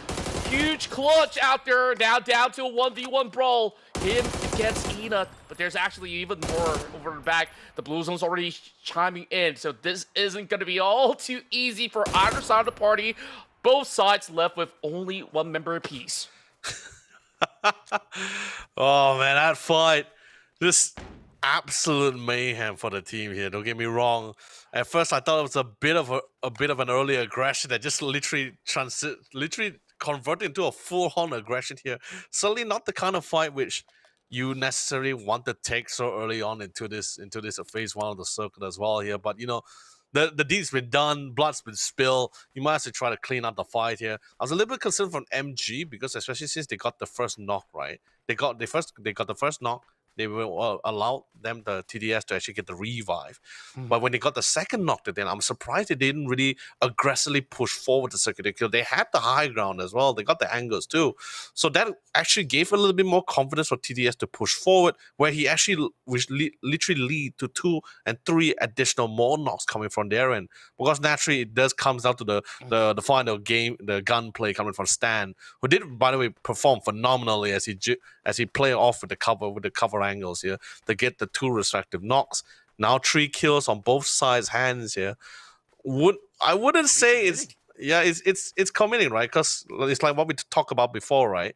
You only got 12 matches, or I guess in this case 11 matches. No.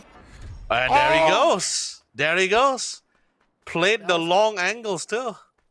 That was rough. I mean, he was hoping that the member of TTS is going to be still running within the spine of the hill, but instead he shifted because that crease. I mean, there's a lot of all these blind areas that they could not really cover. So MG kind of lost track of Metal D's position. So great work on Metal D's behalf, right? Because he's been able to really go ring around the rosy. And I absolutely understand why MG didn't exactly go in for the full flush, like you said. After that 2 knocks, it's still a very firm defensive hold that they had. You saw there was a 2-prong attack.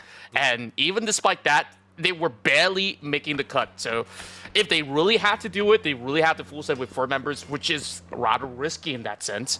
So, of course, that's it and done.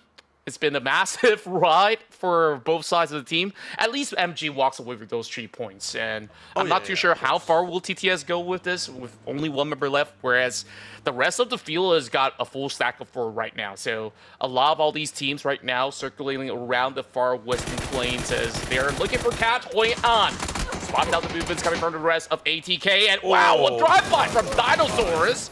And there goes Nablon also to follow suit. So there will be a decent exchange at the very least. Nablon now with the barrel spray, connecting Builder fully. But they don't really have all too much time to go in to retrieve point at this moment. Nablon secures those points for now, and there is definitely a breach incoming right down from the compounds. Robin holds down the line. There is more teams coming into this section as well. So Robin, how long can he hold out? He's the last man standing, and he's barely having any room to breathe. With the surge of these 4 members, UB looking to close things out. Really well, Metallica's positioning coming from UB. So I do remember as well, this is UB's location, right? They went for a 2x2 or at least a 1x3 split, right? So they got all the angles really got to go forward here. But looks on the other side, well, we can't really see the ending for the previous side that we saw, but looks like Raw Esports will be crashing into Happy Squad's compound here. They're very happy to greet them in kind, to get the knocks here as well, to get all the pick. It looks like Raw Man back to Attackers clans once more, really living up to the name, literally attacking any team that comes their way. Did cost him 3 of his teammates naturally, but that's unfortunate. In PUBG, there's not many things you can control in your hands here. But good spray, good angles, playing with the edges here. But a fantastic molly will force him down from the roofs. That's gonna allow Nam Wong's gonna have a nice, beautiful pick up here. And no loss of life for the teammates here. So they will be able to get a 4 kill points from themselves. But Happy Squad and Roy Esports back to the initial confrontation that we saw just now. It seems like that's going to be the conclusion as Roy Esports Setsuna will be one to be the final nail on their coffins. That's a massive pop-off moment for Setsuna. He managed to nail down 3 members of Happy Squad. They were inside of a compound for the most part of the story, right? And it's kind of like the similar notion where Attack Squad was at. They could not really form a decent whole, and unfortunately, Roy Esports just got the best out of those situations. They had all these members planted over onto every single corner of these walls. Now, MG Gaming, or NRG as a matter of fact, will be holding it over onto that peak. It's only going to be 1 member, so it's not too much of a concern for a Tosakan team who have been able to secure themselves a tiny little shack.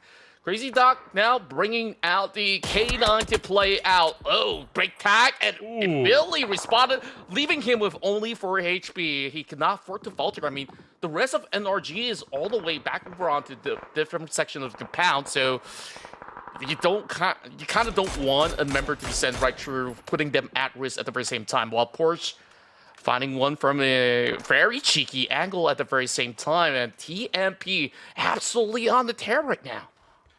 It's also a good call for some of the members of NRG. Their full team wasn't really with them at the time as well, and they were trying to find knocks into a building area, which is what we were discussing in the first match, where I mean, you can get a knock that's great. You're probably going to be forcing him to waste supplies, to go for the revives, to go for heals here, but you're not going to be able to convert for that kill. There's just too much cover. There's most likely a teammate that's going to be able to save him as well here. So good call for NRG. Just be there just to get the intel in. Not going to waste too much ammunition or resources here. Stay within the circle, just to get the necessary intel. And speaking of intel, we finally do see Unity Brothers. Not UG, this is going to be another initial team here with a UB this time. Back on this side of the map here. Well, looks like Male Esports is going to be good neighbors to Old Blood. Maybe not be the best neighbors, as the knock was pretty much fantastic here. But it's so spread out. It's not really, doesn't really have the smokes or nor set up the smoke trail to go for the revives. Wow, Moshing does actually get a clean angle, but there's just 2 members planted over the top. He cannot afford to peek for too long, but those nades connect. He does not expect that one coming from Kurt all the way from the far back. So right now, OBS find themselves in the pickle. They cannot afford to stay there for far too long. So Jeff is going to look to cut some losses right now, looking to just get out of this situation, but there's literally nowhere to go. Oh man, what a scene that is. Oh, it's a rough run for the members of OBS, and I believe that there's also other players getting picked up in the span of that moment. Mile, absolutely a trees for into the swamps they go. FCR. And the scrabble up against Take Me Please, who's got them pretty much choked up over onto these quarters. No. And there's also tags coming from those far ranges of the hillside. So TMP, they need to be very careful about this situation. As much as they want to commit, I mean, they get a couple of nades. This is PTS getting that high ground advantage to close things out up against Savage Men, as they got no business in the swamps. That's the problem about the circle that we're currently facing right now. It's just going to be forcing a lot of teams to be in this really awkward fights where they have to fight out in this random ditch that they find for themselves. And it's not necessarily a very secure ditch either way. It makes them feel very vulnerable, like what we saw from Savage Men as well. Too many angles for them to cover. They don't really have the man to also cover all the respective angles as well. So they would just fall prey to simple nades like what we saw just now. That was unfortunate. I mean, same goes for the rest of the squad. Old Bloods. By the way, that was, of course, beautiful nades coming from Mel. That's pretty much to resolve the demise. Take Me Please. Portrays, as much as he wants to pick over these hills, NRG has been constantly popping and picking them down here. Try to push forward. Looks like NRG is also going to be falling down in suit here. They will be able to eliminate him away. It's a lot of kill points on themselves. Won't go to the hands of NRG. But they are picking up a lot of intel from the conflict from this northeastern side of the map here. So, probably get an idea, but at least for this case, 4 Crazy Rabbits, they can take refuge with the idea where there's no one that's going to be able to backstab them from their current position. So they're pretty comfortable at north end. Miramar, who's going to be coming from the eastern side, pretty comfortable, as they also know no one's going to be flanking from their end, as they were just barely able to get out from their previous confrontation. But Roy Esports currently leading here, 2 members short here. It's going to be a tough climb for these guys, but they're still in the lead, by the way. Yeah, overall, they're sitting decently in the comfortable spot, while the rest of FCR not so much. They're looking to find themselves a little bit of crease to go up against the rest of UB. They definitely will have certain chances to actually hold over onto that kind of barrier that they do have over onto their terrains. Well, IAT, well, that's a mouthful. Unity Brothers now looking for those tags. The exchange is looking pretty decent. It's just that they gotta find the timings to be immaculate. Unity Brothers can afford to spend time up on the hillside for a little bit longer until phase 5 kicks right in, where it may force 2 of these teams to position deeper into the zone. So these 2 teams should be ready to go on a move as well, but hoping to find perhaps a little bit of pickoff or even a knockdown so that they can First, a little bit of a reset coming from the enemy yeah. side, and speaking of which, they're definitely not in the zone, and these two teams either have to face TSK or even MG Gaming later on. I mean, I'm not really liking those odds, and here comes a mortar out of nowhere. Where exactly is this sent from? I believe it to be from Team Z overall, so we'll have to see what exactly is going to be the course of action for the rest of UB right now. They're looking to infiltrate the compound. They spotted TSK moving inbound, and they're looking for the challenge, and they're already soaking so much of the brunt of damage. Latay now with a preemptive grenade. Kurt now looking for those targets as he be able to nail down 2 members of UB. Talon just by the corner wall. Blue zone grenades kicking right in. TSK holding down their fortress. Not converting just yet because they got a lot of stuff that they're currently dealing with right now. Those pressure absolutely unrelenting overall, but they are holding firm. Tires now being popped from the side of net 1, while Latay slowly squeezes his target, and there's not going to be any more room for the member of ENS FCR, and they're still running outside the open. They're expecting more of these teams to be crashing towards this side. The shotgun team holding it so well, even up against the rest of NRG. They couldn't hold on the line, but a good attempt when defending their territory as well. But they're not really out of the clear. Actually, no, now they are in the clear. One of the main esports members has finally left the territory here. But I can tell you this. When I saw that circle and I told myself, when I said, oh yeah, I mean, that's literally the reaction coming in from both Tosakan and even NRG and male esports. They are very satisfied with the current circle. Of course, it's still within the edge of the circle, their respective compound here, but they can just sit. They can just sit tight. But what a nade! Able to get for the pick out, try to go for the reback here, but that nade is getting relatively closer here. You gotta be quick about that one, trying to get the safety here. I love the aggression coming from NRG, trying to be proactive about it. They got the knocked here. However, they never take it to the count. That Lambo is not allowing them to get a free pickup here, so they will actually have to have one player be traded for nothing here. So NRG 1 member short, but still 3 members stall, and they still have the compound and their benefits. Yeah, Lambao absolutely sharp on that one, and great recovery, right? With that piggyback in the nick of time, salvaging that really sticky situation. Now on to BRU. They're going to push from the rest of Roy Esports, but doesn't seem like he will be able to trade back up against Khan. He's been holding down that line for the longest of time. BRU having that clean entry coming in from the far east, and Roy Esports really got no other space to run because there was Mile right in front of them. And a perfect toss to open things up for NRG, and the rest of FCR currently have a pretty much ambush from all directions. Larry now looking for the heads, and there's none to be actually looked after, and here comes the full flush, and that's just gonna be a full send of a grenade to clear up that angle. So NRG, massive 3-pointers out there coming in from Larry. Well done coming from Larry. Seriously, that he was trying to attempt to flush them out from the corner, not being too aggressive after witnessing what happened to Crazy Dog as well. So it really took his time. That knock was pretty much like a green light for him. It's like, all right, I'm moving in. It's a good call too. You get a knock, you got to be aggressive about it. The next nade that even lead to flipping a car.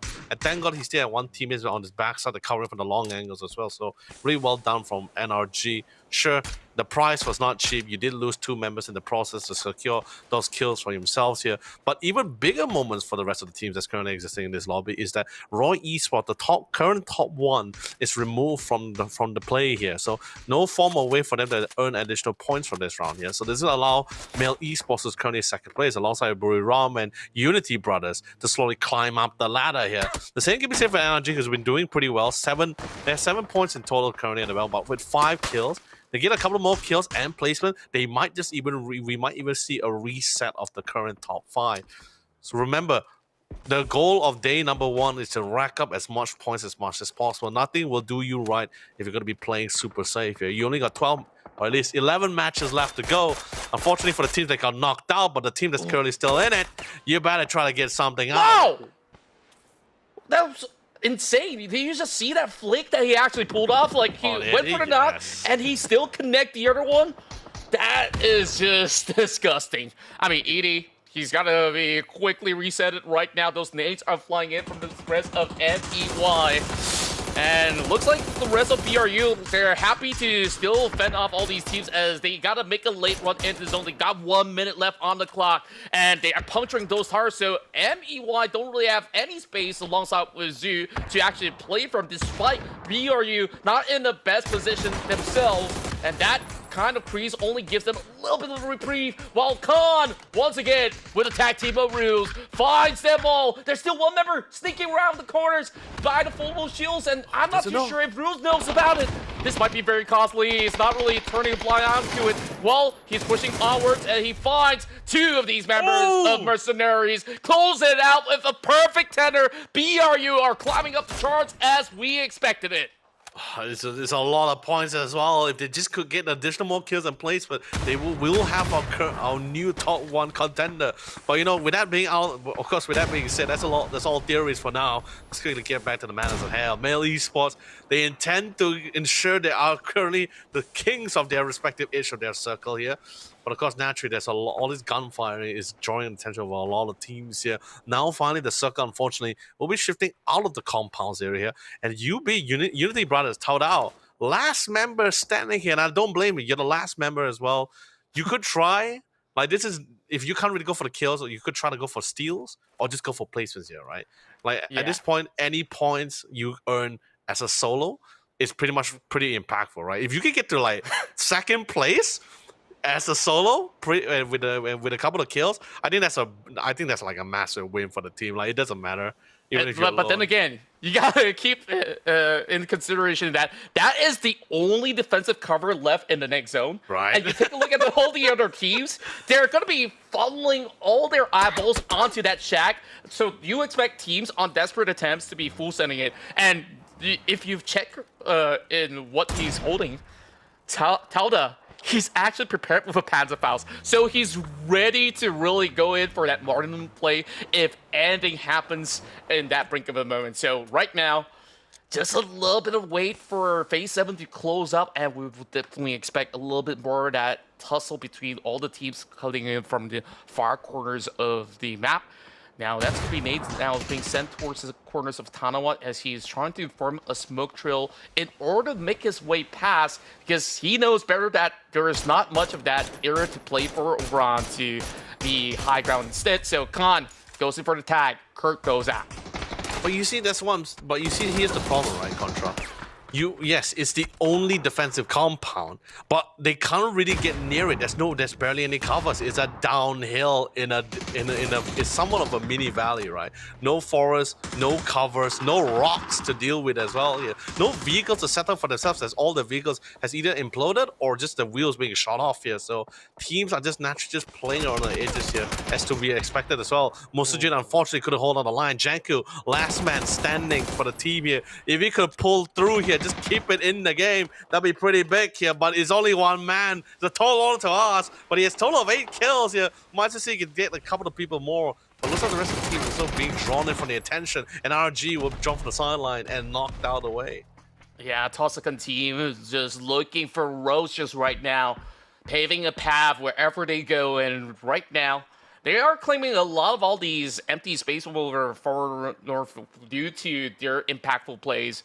Edito over onto the high ground. This is going to be a big vantage point for him to really farm up those big numbers. BRU, 12 elimination points already sitting at the top. Roy Esports crashed out rather early on. Talda now soaking in the blue zone grenade. Can he tank it out? He's already looking for the heal. He got it. Will recover. Dynasty looking to push in with the Molotov as well. There's not enough time. It does not matter if you have a Panzerfaust, baby. Dynasty is here to claim what he wants. But still well done. Top 4, you get the points. That's fine. What a shot. May not be a headshot, but still well done spray. We're down to our last 1v1 teams here. And they know exactly where they are. Buriram doesn't have to worry about the north side. That's pretty much a downhill slope at the roadside. They know exactly where they need to be. It's just a matter of fact whether Tosakan will choose to group out and push forward. But that doesn't seem from the case from the camera view that we had. They went for this massive split here to see if they could try to go for an off angle here. Will Buriram do in due diligence? As you can see, the positioning pretty grouped up, and I believe they intend to use their number advantage to sweep the edges as close as possible here. Because there's just no time for the rest of the team to flank from the right side. It's too open here. Not without a vehicle here.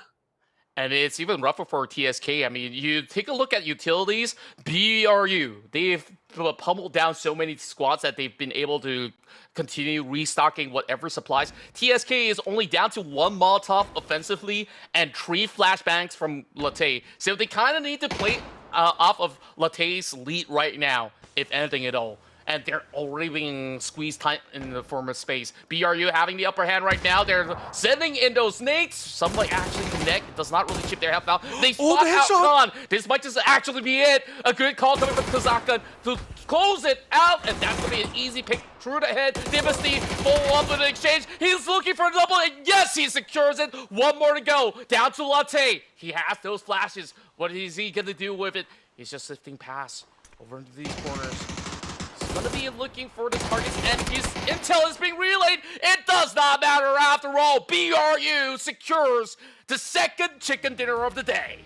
Oh, this is really well done. And by the way, this is the team that got 10th place in their qualifiers, right? Tosakan got 5th place here. So the fact that they were able to win out the round in such a manner, they couldn't feel more better for that revenge kill.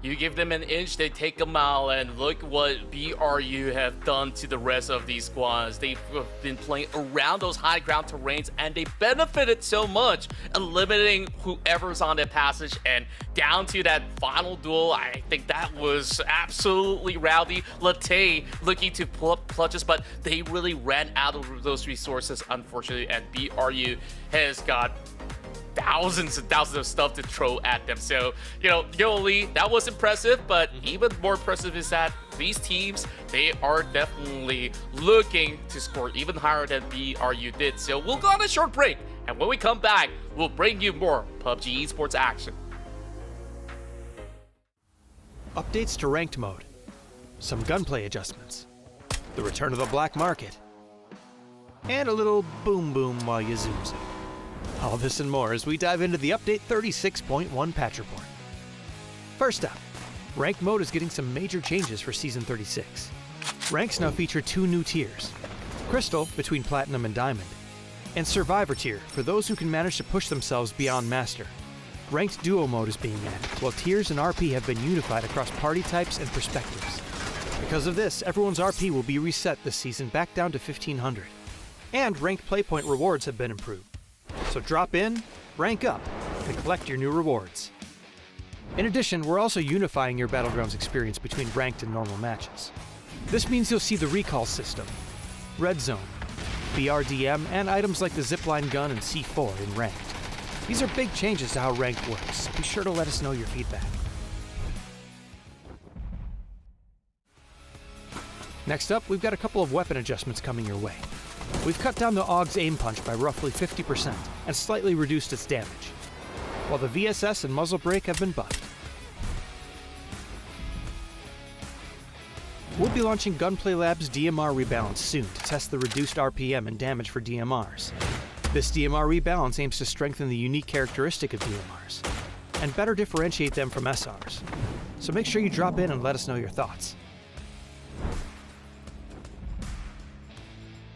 PUBG's annual superstore, the Black Market, is making its return this update.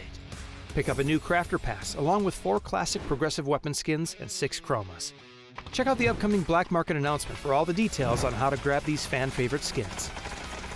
We've also rebalanced the red zone a bit, and added vending machines and destructible pops to Vikendi. And speaking of destruction, players can now toss throwables while driving, and use handguns from the driver's seat in Watercraft, just in case you needed to add a little more rage to your road. There's a lot to dive into, so be sure to check out the patch notes for full details on everything. Update 36.1 is here, so stop by the Black Market, brush up on your ranked skills, and toss more out your window than dirty looks. We'll see you on the battlegrounds.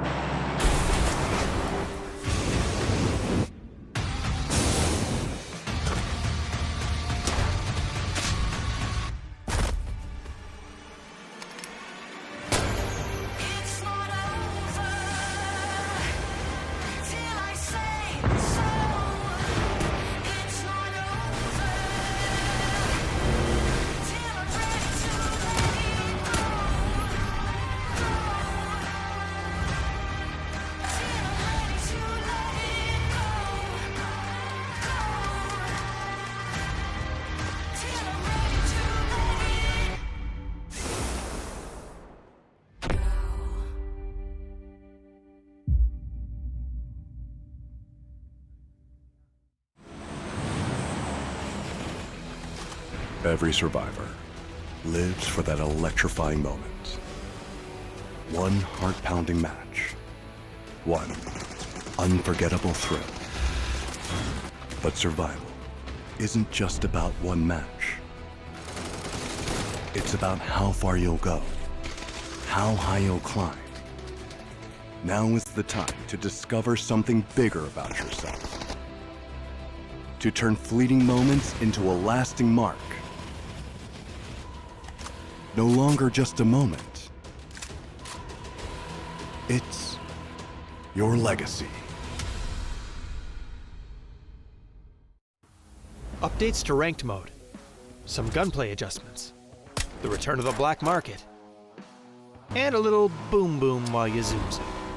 All this and more as we dive into the Update 36.1 patch report. First up, ranked mode is getting some major changes for Season 36. Ranks now feature 2 new tiers, Crystal between Platinum and Diamond, and Survivor. The wait's been long, but welcome back once more to the Esports World Cup APAC Qualifier Play-In rounds. I'm Len, also known as Yonli, and gracing us at the castle desk once more. It's Contra as we bring you guys all the PUBG extravaganza and shenanigans at the same time. Yeah, overall, I mean, these guys are into serious business, right? You look at BRU's hurdle so far. They've been taking massive strides. I mean, even despite the starting round of what we saw inside of the Million base to be a little bit more treacherous, they did at least convert like 8 eliminations to book out. And then when they've got enough space to play with, this is what BRU does every other day. They just absolutely obliterate lobbies, right? So just look at how well they organize themselves is just impeccable. Like, there were threats coming in from Roy Esports. There's so many other teams who were over onto that far stretch, what we saw to be the final 2 circles of that far western plane. They still made it out well because of how they've been able to really neutralize the targets one after another. And I think that definitely a lot of these teams are looking to take maybe a little bit page of their playbook in that sense. And BRU, all in all, are back in their right track. So looking like the heavy favorites to conquer this qualifying run. And I won't be too surprised if we do, of course, see them in the finals.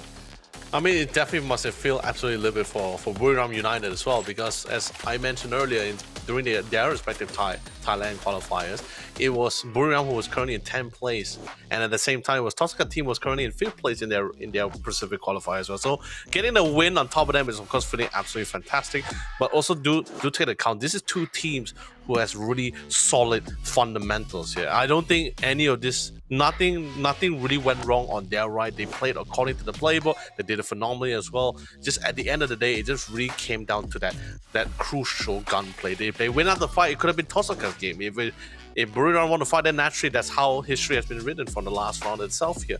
But of course, looking at this match leaderboard, just looking at this, true, it looks like Buriram was just able to take it back to that top 1 spot. Naturally, with all the kills that they were able to rack up, including the placing points, and even for the last round as well.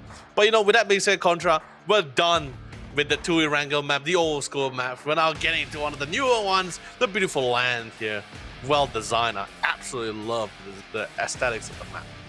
That's right, we're heading into Rondo, baby, and here we go, kick-starting from the far western plains.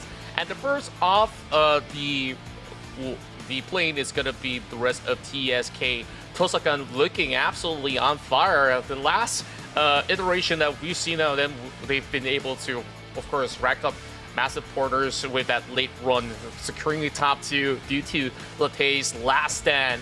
They're going to be floating alongside with the rest of Zoo. And this might just see them maybe bumping heads for a little bit, but with the vast land of Rondo, I mean, the fights could be anywhere, but most likely than not, we're going to be seeing even more of that action coming in from Phase 3, Phase 4 onward. So, of course, areas like Test Track, Stadium, as well as the in-betweens over onto the Central Bowl is going to be some of the prime locations, and we're already looking at NRG probably scavenging around already, as there is UB floating in between BRU. Perhaps a stretch to Jalton is going to be very likely for the rest of UB. While we're not really getting too much of a hot drop, but I do see that MGG, they have a member just cutting very closely up against the likes of OBS. So Oblutz, they gotta be absolutely careful. And speaking of which, we're already having our dear producers hard at work getting us all these action from minute 1. So Jeff, he's over on the low ground and he's already got himself that M4 in hand. Now what's he gonna do? Is he gonna go flushing out those positions so quickly as the rest of Oblutz? They're still gonna be looking to see if they could slowly get all that intel necessary. You know, interestingly as well, is I don't think this can be considered a hot drop as well for both the two teams. I think just seeing from the flight path and the parachuting they were doing, I think some of the team was just trying to prioritize and securing the vehicles. Unfortunately, Oblutz was a little bit too slow on the draw here. They did lose out 2 of the vehicles to 2 different squads, by the way. So now they just pretty much just had to land within the vicinity. They already did the best they can. They had to just work with what they got. Same goes for MG here. Of course, ideally, both of these two teams do not want to try to bail out anytime soon here. That's pretty much why you see the team playing a little bit more of that passive and secured stance here. A couple of pre-fire warning shots coming from the side of MG here, letting Jeff know, give it a little bit of a bigger picture where you want to show yourself a little bit more. I'm gonna gun you down, and it looks like Stan is gonna make that prophecy come true as he gets the knockdown. And it's gonna be putting some of the teams a little bit of a pinch here. Honestly, it's a little bit of a unique scenario for me, Contra, mainly because of the fact that it's usually Speedy getting knocked down and Jeff trying to come in for the saves here. Now the tables are turned. It looks like Speedy also is going to be knocked down at the same time. Man, you have to do the man dirty like that, right? Like you say, oh, usually it's Speedy getting knocked out. Guess what? He gets knocked out this time. Man, so. I did. Man, the cast is cursed, man. I'm sorry, buddy. It's not my intention at all. I mean, look at the space that he's got. He's got no room to really work out against those members of MG Gaming, unfortunately. So that's going to be first blood secured by MG Gaming. And OBS, I think that they're not going to look to settle those scores because they barely blew up. They already lost 2 men already in these scuffles. And where exactly is it going to be for OBS to secure, you know, decent loots? Because looking at the minimap earlier on, a lot of all these estates have already been claimed. So it's not gonna be an easy time for these members of OBS. Starting things off, not really having the best time to take those vehicles, like you said, nor even weaponry to begin with. But you see, I think that's an option, right? Because it's also, do take into account the flight path as well, right? It was also shifting towards the northwestern side, at least going towards the southwestern side, right? So that area, that general area, especially Old Blood, since they actually dropped down relatively midway, so they have a rough idea. Okay, most of these estates is currently no longer free or free real estate anymore, but they can have the option. They do have a bike, and I've seen teams do this in the past as well. They can actually take a long drive to the eastern side of the map, where the flight path didn't really cover that much of the southern eastern side here. So that is one option for them to go for it. They want to try to get a couple of loots. Attackers Clan, we didn't see them for the last round. Interesting, they have a very interesting strategy, right? I mean, they did live up to the name.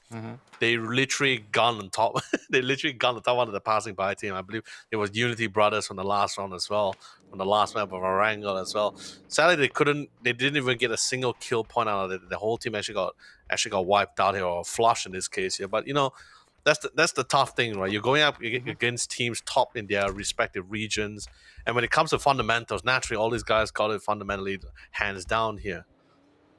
True enough, and overall, I think they definitely tried to make certain attempts. It's just that there is no conversion rates. Look at the way that they've been actually seeking certain trajectory of a flight, right? It's kind of scattered in their approach, so I kind of want to see a little bit more cohesiveness coming in from the side of Attack Squad overall. So as we look past some of all these areas, we have the rest of BRU firmly planted inside of the stadium. I don't think that any team wants to challenge that, because you saw what BRU did towards their enemies last game, and they definitely are very, very ready to take on anybody at any given point in time. So right now, a lot of establishments being made by all these teams to be situated around those corners of Yulin. Understandably so, right? Because that's kind of like the dead center of the current zone. And more often than not, no matter where it shifts, you should still be able to secure yourself into phase 2 or even arguably 3 and 4 onwards. And now the rest of the Tin Soldiers having a white 2-2 split. I'm kind of waiting for certain glider actions to take place, because we haven't got any part of it throughout today. Now, it's going to be the Rabbits lurking up against these members of FCR. I don't think Net1 knows.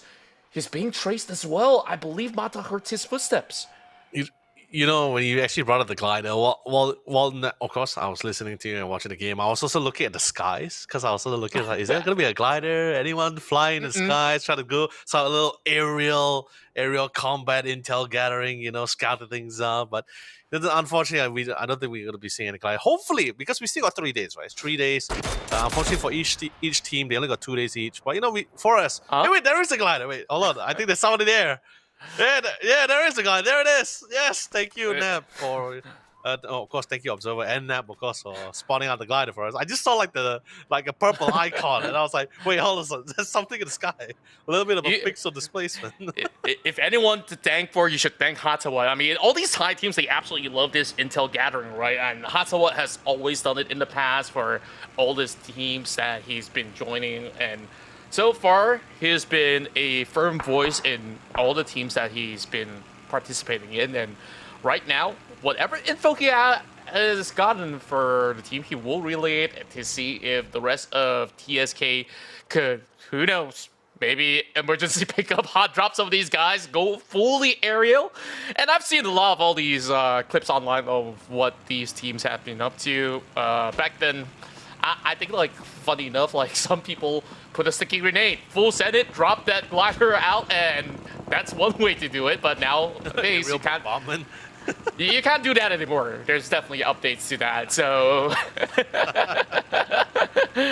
anyways, that of course is a cheeky attempt, but you kind of don't want to waste your resource in such a way. And Khan, a more glorious time.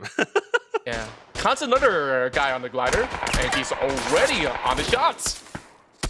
Well, you gotta be careful too, buddy. It won't be the first time I see a person getting gunned down from his own glider itself, man. You gotta be careful, Khan.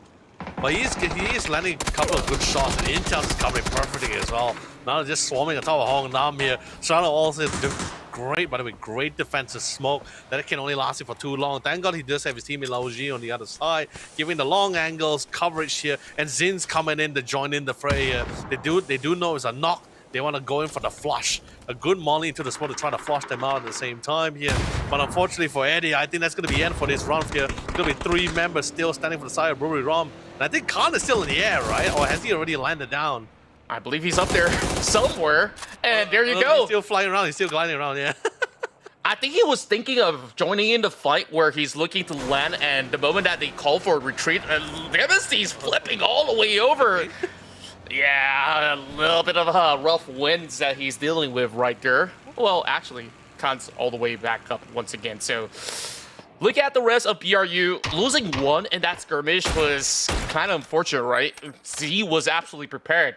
Despite all that huge setup coming in for BRU, it came down to nothing. And as a matter of fact, it was a casualty, which is why it's understandably that they will fall back and look to at least open up different spaces to play out. And by doing so, rotating early now allows them to move deeper into the fields, and there's already not much space in the center. Fully guarded by FCR, TSK, and on the south you have Happy Squad holding down the line. So you are looking at the Grand Canyons of teams just on the verge of rotation, so it's a great migration all around. That move finding a catch over on the members of OBS, and that's Ina also running one down out of TMP.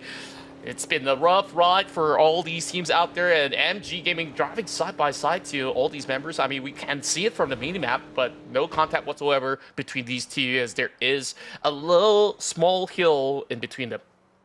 Yeah, I mean, you lose 1 member. It's not too painful. It's not like a massive loss. Don't get me wrong. I mean, sure, ideally you would like 4 members as you slowly get to the final circle. But you could have been more in a precarious spot when you lose 3 of your members that early in that phase. Well, Obla in particular, definitely quite the rough spot here. They're slowly losing their, at least the chances that they got to at least try to farm one out for the spot.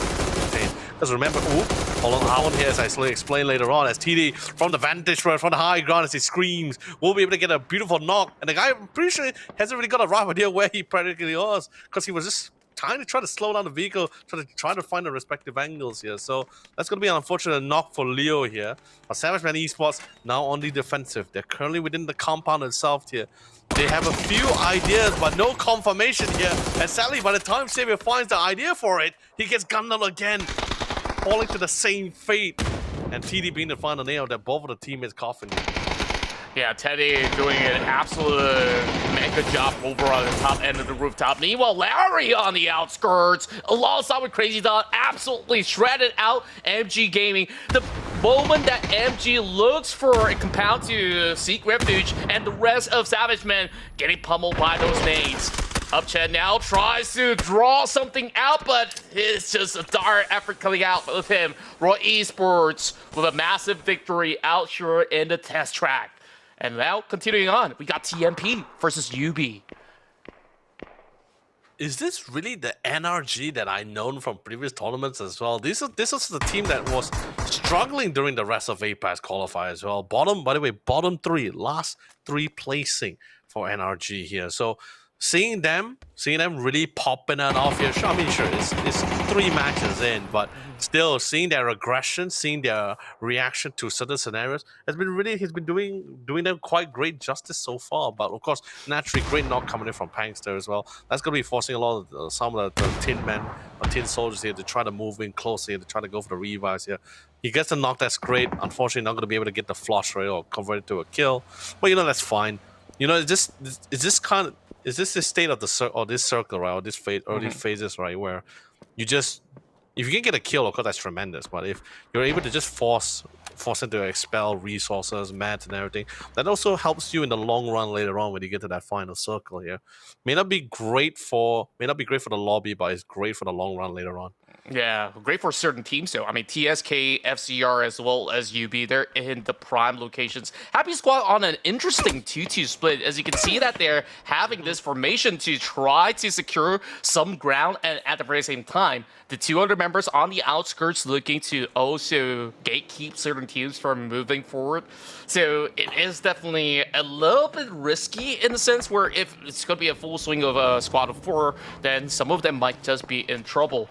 BRU wrapping around the edges and now finds the upper hand up against TMP, who's currently situated over onto the south. So it's going to be a decent place to at least hold for cover for now, but Unity Brothers are already withering down those vehicles, so looking for that perfect angle on his SKS. It's still going to be a little bit of a tough work. I mean, he's got all day. yeah, I agree. He has all day. I just don't like the spot that Buram is in currently. I mean, sure, you don't have a lot of options left as he slowly goes down the circle here, but I just don't like that spot. You're begging for a little bit of trouble here, just in case if any team, especially now we're slowly going towards that phase 4, right? Oh, by the way, fantastic knock coming from Pax. He's been on point so far, but I spoke a little bit too soon as he ran him down over and get the knock there. And now it looks like Tin Soldiers, they weren't satisfied with the initial knock. No, they want to try to get the trade back. They want blood as the prize. Yeah, just look at these two going all out, and they find those angles. Larry barely getting enough cover. He could not run over the back of the rock. A Tobbit secures it to turn the tides around. Despite those catches, TTS now has to quickly reset before they journey their way in. And speaking of which, the rest of OPS also looking to dock by those corners. Now T looking to hold down the line, but Blessed, he's all alone. I mean, it's still going to be a tough predicament out there with Red Hawk also going for the last stand. Miles secures it. So TMP, they're on for an early exit here, not really having all too much to convert. Walking away with 0 points absolutely hurts the rest of the field for the rest of TMP.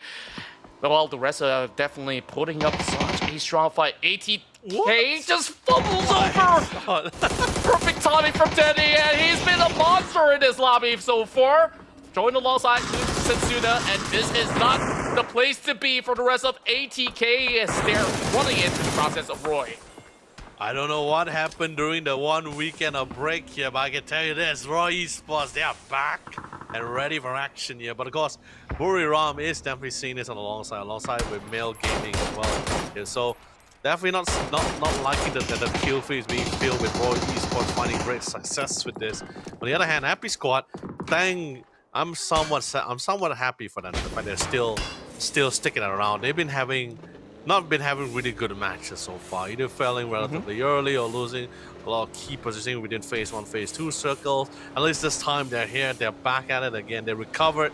Hopefully this time they're going to be able to get a little bit more rounds here, because we are currently our third match of the night here, so we're pretty much halfway through day number 1 here, and I mean, daylight is gone already at this point. It's nighttime here in Malaysia right now. Yeah, you can see from my cam that my place is getting dark. I definitely need to switch on some light bulbs. Well, this doesn't seem too much like a holy affair for Blasto.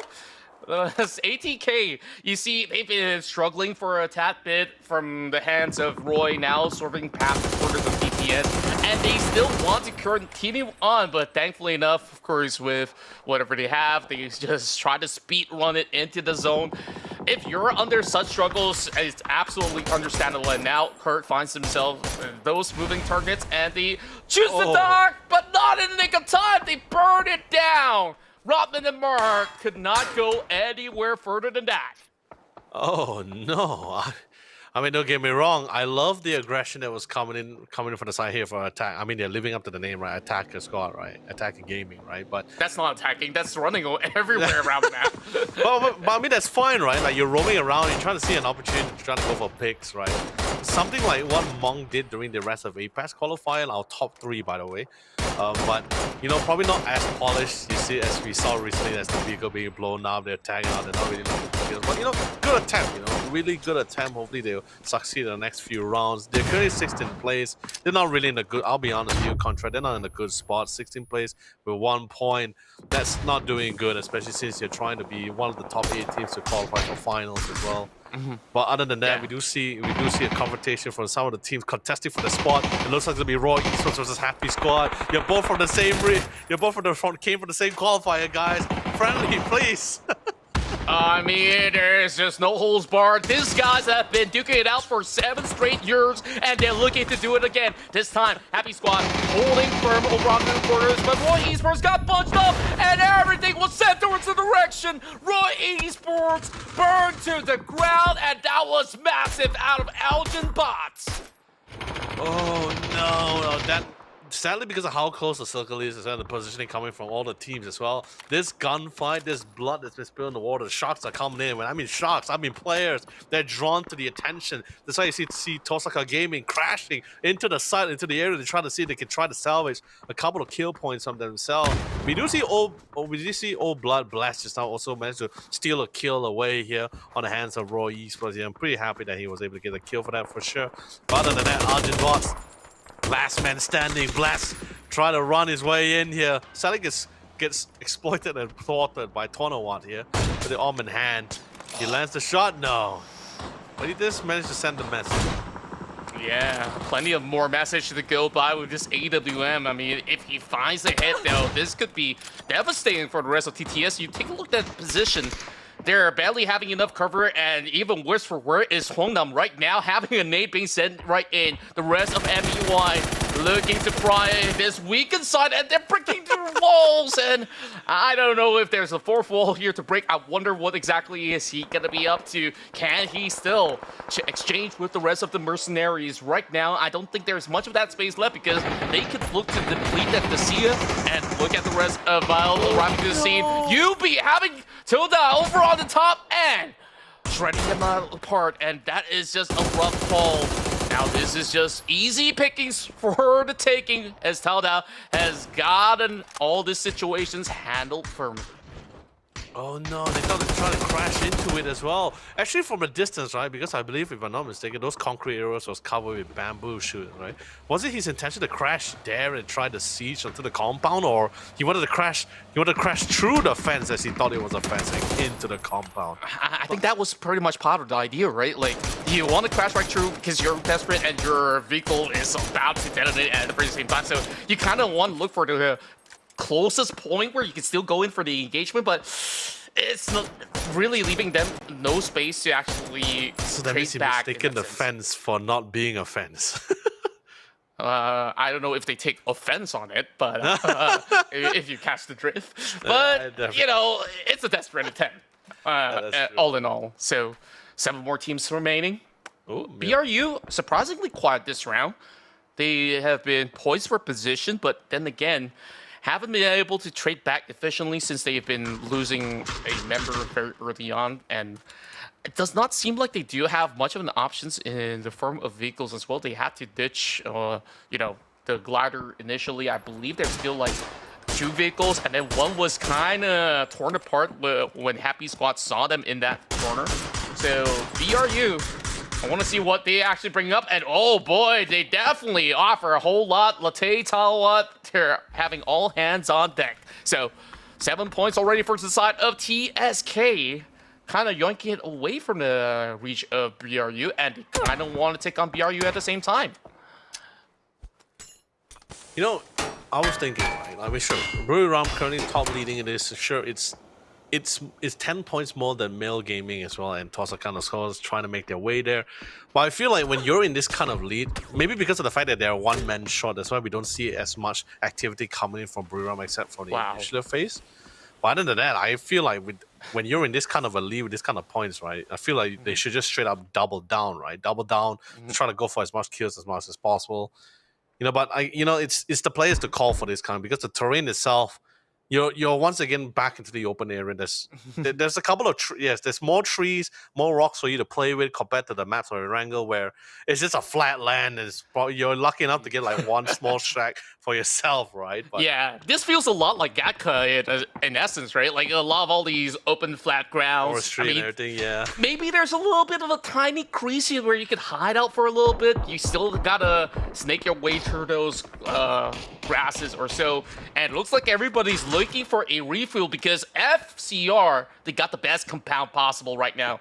For Crazy Rabbits, can they actually come up huge with great margins? Because they get that 360 view right now.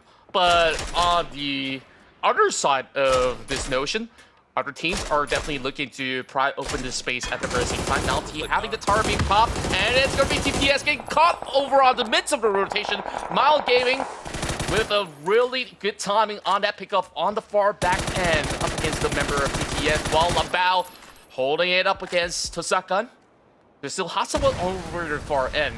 So every member of FCR, as much as they've been on the aggressive, trying to defend this space, they have not really found anything at all. So they just gotta continue on with the hustle, calling in for a couple more barricades. Hatsuwa will have a little bit of cover up against the rest of FEY if they should stand toe-to-toe. Oh, looks like Neil was going to be able to find the last Lone Ranger of Male Gaming on the other side. Going to be the 17th to remove from play. Sure, it's unfortunate, but you did the damage, you did the run, that's great. Of course, Buiram and Tosakan Gaming and Unity Brother, very happy with this. But the mortars come in. Does it find connection? I love the intensity, as you want to know. Ooh, a little short. A little bit close, a little bit more to the right side. You might have just gotten Lambao. 2 shots, by the way, in the same spot. Quite the precision coming in from this side here. It's pretty accurate if you ask me. It comes close enough now. Even Tosakan team is also soaking a little bit of that pressure, so hopefully there is not too many more shells to go about with, or else this is gonna be rough.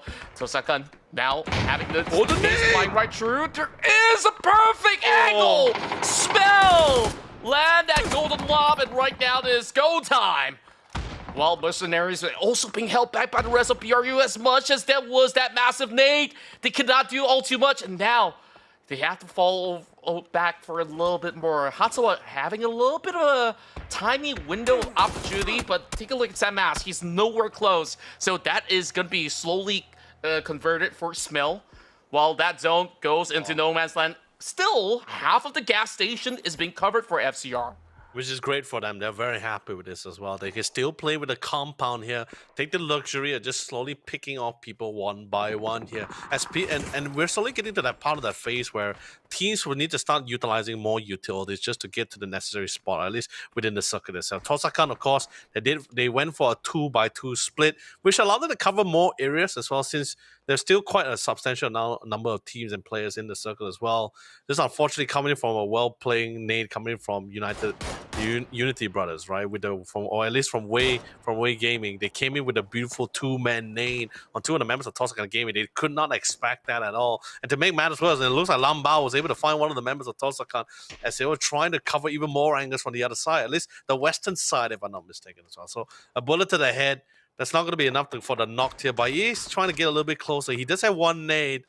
Hopefully, he feels it's good enough to get that finishing off. But of course, he's doing due diligence. His years of expertise and game sense tells him it's not really safe for him to spot out just yet. And looks like that game sense is gonna give him some survivability and secure him another kill point for his team.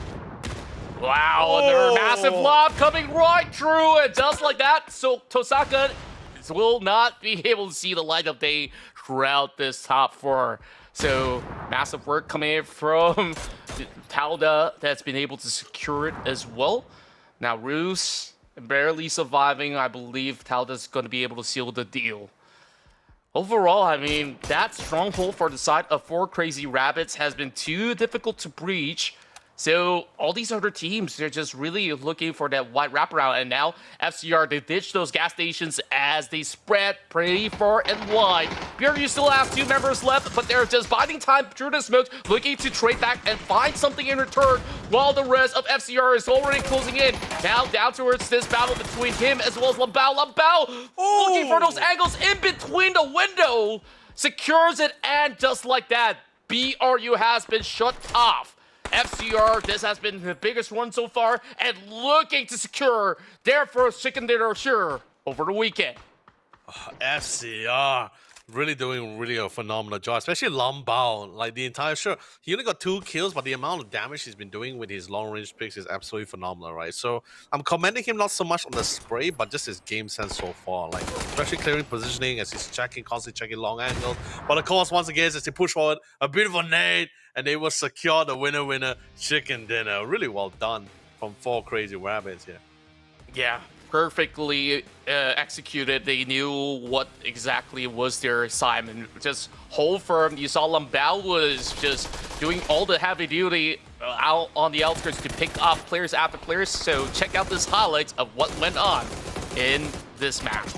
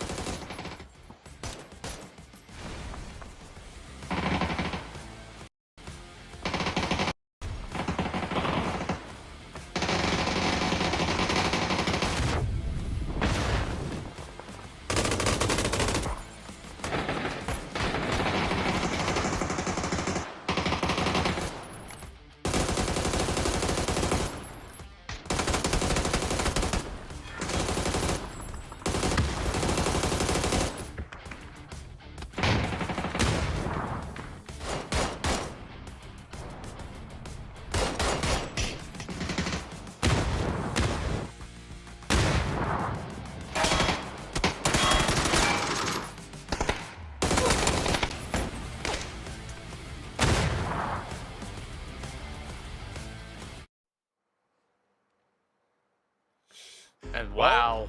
Yeah, man, what a round, seriously. Like, especially like with how it was slowly progressing for a lot of these teams, how they really want to play around. They had a good flight path, great circle as well, since there's barely no water area for them to deal with, not much bridges they have to cross either. So everyone was just pretty much able to go where they need to be. A little bit slow start for some of these teams, but other than that, they were able to recover. But anyway, with that being said, ladies and gentlemen, we're going to be taking a quick short one, but don't go in for too long. More PUBG action coming to you guys right after this. Updates to ranked mode, some gunplay adjustments, the return of the black market, and a little boom boom while you zoom zoom. All this and more as we dive into the update 36.1 patch report. First up, ranked mode is getting some major changes for Season 36. Ranks now feature 2 new tiers, Crystal between Platinum and Diamond, and Survivor tier for those who can manage to push themselves beyond Master. Ranked Duo mode is being added, while tiers and RP have been unified across party types and perspectives. Because of this, everyone's RP will be reset this season back down to 1500. And ranked playpoint rewards have been improved. So drop in, rank up, and collect your new rewards.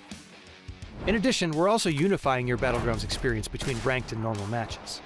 This means you'll see the recall system, Red Zone, BRDM, and items like the Zipline gun and C4 in ranked. These are big changes to how ranked works, so be sure to let us know your feedback. Next up, we've got a couple of weapon adjustments coming your way. We've cut down the AUG's aim punch by roughly 50% and slightly reduced its damage, while the VSS and muzzle brake have been buffed.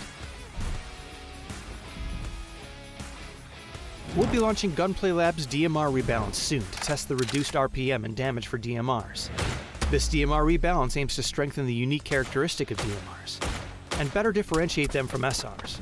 So make sure you drop in and let us know your thoughts. PUBG's annual superstore, the Black Market, is making its return this update. Pick up a new Crafter Pass along with 4 classic progressive weapon skins and 6 chromas. Check out the upcoming Black Market announcement for all the details on how to grab these fan-favorite skins. We've also rebalanced the red zone a bit and added vending machines and destructible pots to Vikendi. And speaking of destruction, players can now toss throwables while driving and use handguns from the driver's seat in Watercraft, just in case you needed to add a little more rage to your road. There's a lot to dive into, so be sure to check out the patch notes for full details on everything. Update 36.1 is here, so stop by the Black Market, brush up on your ranked skills, and toss more out your window than dirty looks. We'll see you on the battlegrounds.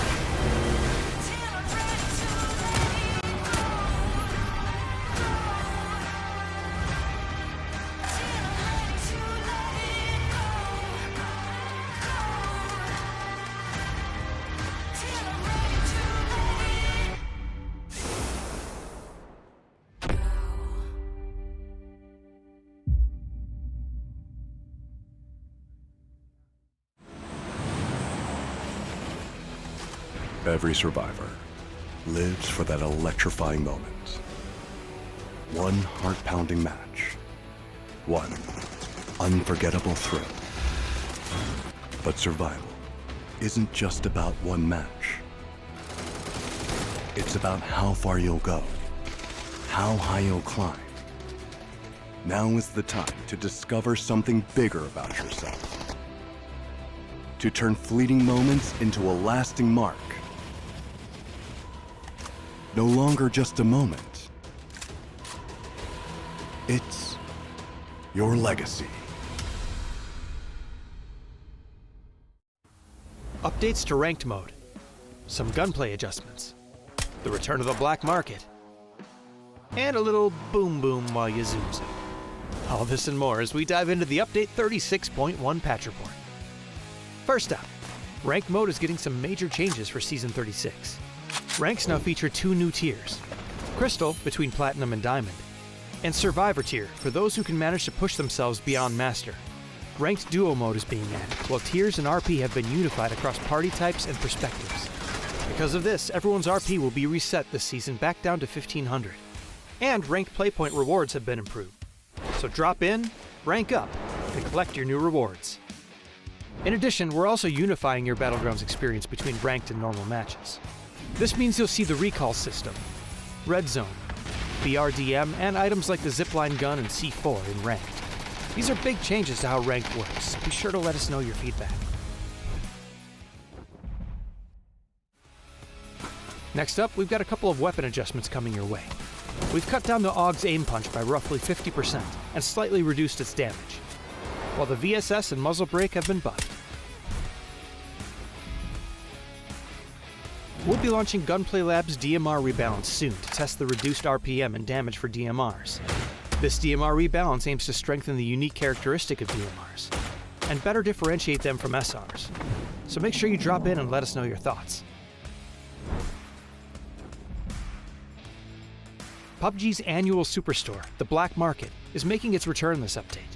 Pick up a new Crafter Pass along with 4 classic progressive weapon skins and 6 chromas. Check out the upcoming Black Market announcement for all the details on how to grab these fan-favorite skins. We've also rebalanced the red zone a bit and added vending machines and destructible pots to Vikendi. And speaking of destruction, players can now toss throwables while driving and use handguns from the driver's seat in Watercraft, just in case you needed to add a little more rage to your road. There's a lot to dive into, so be sure to check out the patch notes for full details on everything. Update 36.1 is here, so stop by the Black Market, brush up on your ranked skills, and toss more out your window than dirty looks. We'll see you on the battlegrounds.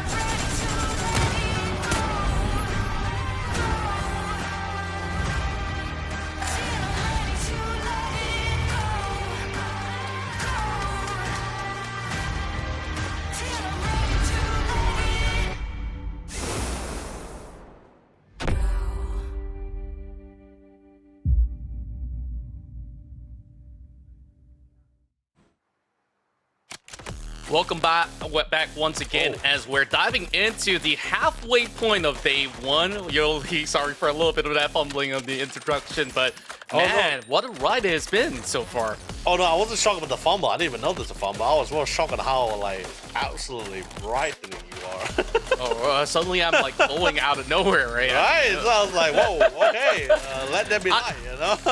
I mean, just like the rest of the teams, they can't be all the way in the dark. It's been 3 rounds already. Certain teams have not found a rhythm or momentum. So, I mean, you said let there be light. I mean, let there be a lot more hope. I mean, there's still a total of 9 games to be played out for each respective teams currently in these groupings altogether. But BRU have so far are showing up absolutely huge. And now with those chicken dinners falling in the hands of 4 Crazy Rabbits, they surged their way into the top 3 with a total of 29 points. Still a very tight race between the top 5. I mean, significantly, there's a gap on Buran United's esports at the moment. But I still say chances are plenty, even for the midfield teams, because we're looking for the top 8 for them to move into the finals, where there's still a couple of these teams that have qualified for the rest of APAC from the past weeks itself. Yeah, and just currently looking at our current leaderboard as well, right? Like, I guess in a way you could say, like, it feels, especially for Buriram United, sure, we do see Roy Esports slowly trying to catch up to the side of Buriram United, but you know, Buriram United had 2 good games back to back, one being first placement, the other, the last match that we had was pretty much top 4, and also they have a decent amount of kills on their belt on top of that as well. Match 2, 17 kills. That's absolutely insane. Buriram, I think they also closed out the last match with a total of 6 kills, if I'm not mistaken. I could be wrong for that one, but other than that, they're pretty much in a really good spot for themselves. They're really feeling really great, and I think even for our top 7 teams, they really don't have to worry too much on their spots so far, as long as they are consistently balancing both the placement and the kill points here.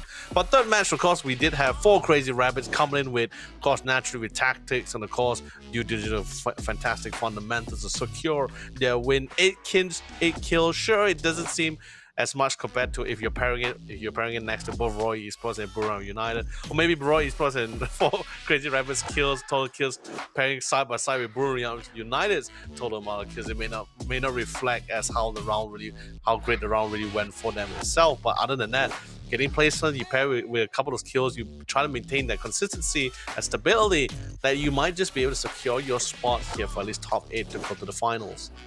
True enough, and overall, there's still plenty of options for these teams out there. I mean, oh yeah, they can go full berserk, and if things don't work out, there's still one more day to go, right? I mean, there's absolutely different iterations of how they really want to, of course, coordinate moving into these maps. But when we talk about going berserk, this is the best map to do so. Tego, I think we've seen how explosive it can get. We've seen a little glimpse of border action in that past round of Rondo. I mean, this is even more rowdy when they end up in, you know, certain areas with a lot of flat terrains. Then you expect these mortars to be flying right across the map. So I guess with a lot of these teams now getting a little bit more of the hang of the pace and tempo of everyone in the lobby right at this moment, it is still going to be a tough ordeal, because when you take a look into, you know, this map in particular, but when it comes down to Tego, there are so many considerations to be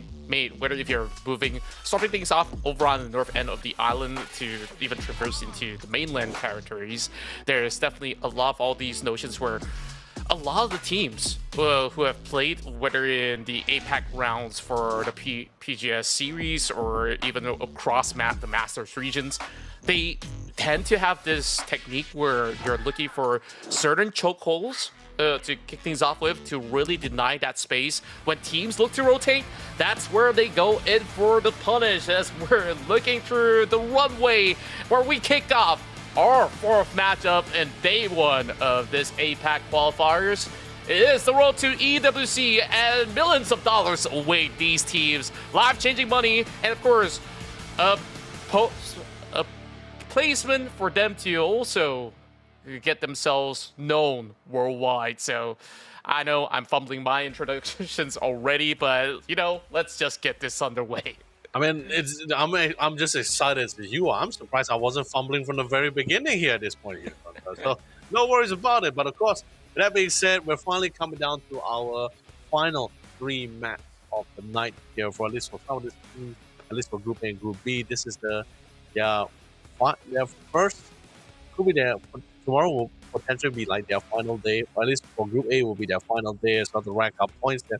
So hopefully, I believe for Group A and Group B, they intend to end this night on a very strong note to try to rack as much points as possible, because I believe once we get into Group C, they intend to at least overthrow some of the current top 8 placement that we currently have in our leaderboard here. But other than that, flight path, we get already nice centralized once again, although it is slowly shifting towards the southern side of the map here. So if any teams want to go towards the north side, they can go for long parachuting or, drop relatively early and just try to secure vehicles, which is what pretty much we can see like what Team Soldiers are doing.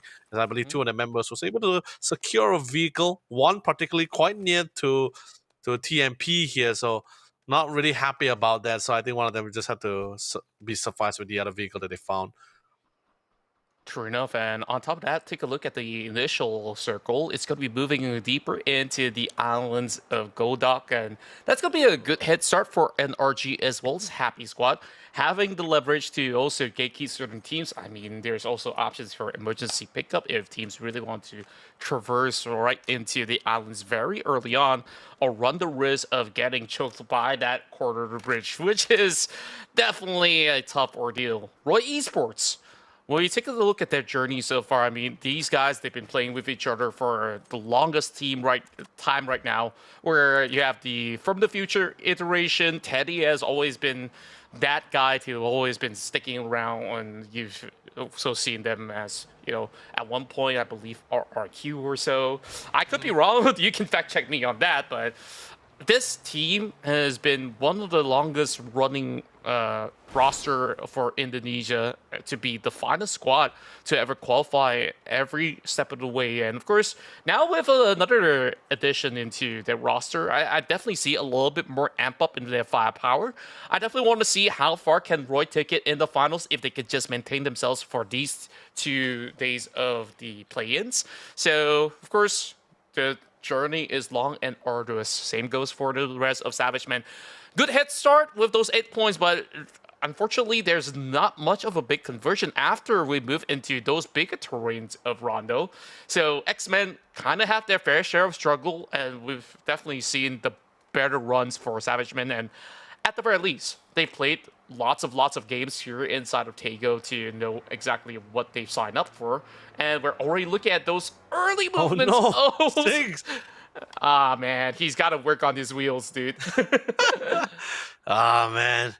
I guess he's Sink. Yeah, he's Sin. Living up to the name, okay. But I love what you're trying to go for, but yeah, also at the same time, I love the explanation for some of the teams as well.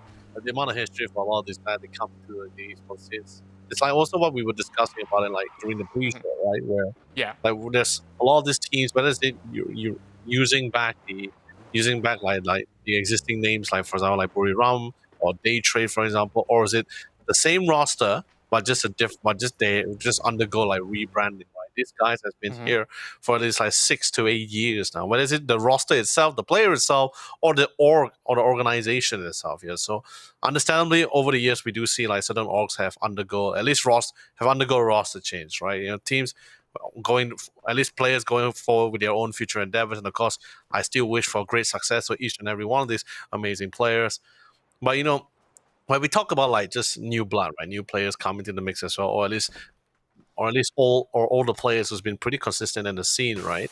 Something that what Xanax and I we were talking about it the other day, where you're saying like the Oceania side there was not a lot of new blood really coming in, and it's so very surprised to see like how Thailand and Vietnam in particular was popping off, like the amount of players. Yeah, they're like the registration alone is insane. Do you know? Okay, fun fact, right? Do you know during the rest of APAC qualifiers, we had a total of 128 registration, right? But that's consisting of like Malaysia, Singapore, Indonesia, and Oceania, right? But when I saw for this tournament for the Indonesia and Vietnam, I'm not sure whether the numbers was accumulation of both regions together. But I was told it was over 200 team registration for the qualifiers. It was insane to me. I was like, what? That is... Where are they getting all these players, man? Like, don't get me wrong. I always know Asia Pacific is pretty much a land of potential talents, right? It's just... it's a jewelry box. It's a treasure chest. It's just a matter of finding the right... putting the right pieces in the right puzzle for a lot of these guys. Yeah, just an opportunity, of course. I certainly agree with you. I mean, this whole region is just... a pearl somewhere in the middle of the ocean, right? I mean, like, you gotta sometimes dig through 1,000 oysters to really find those pearl, those young blood. So it's kind of difficult at certain times because when you pick up a new player, you gotta really put them to the grind, go in for some scrims, really test whether if you suit the team dynamics overall.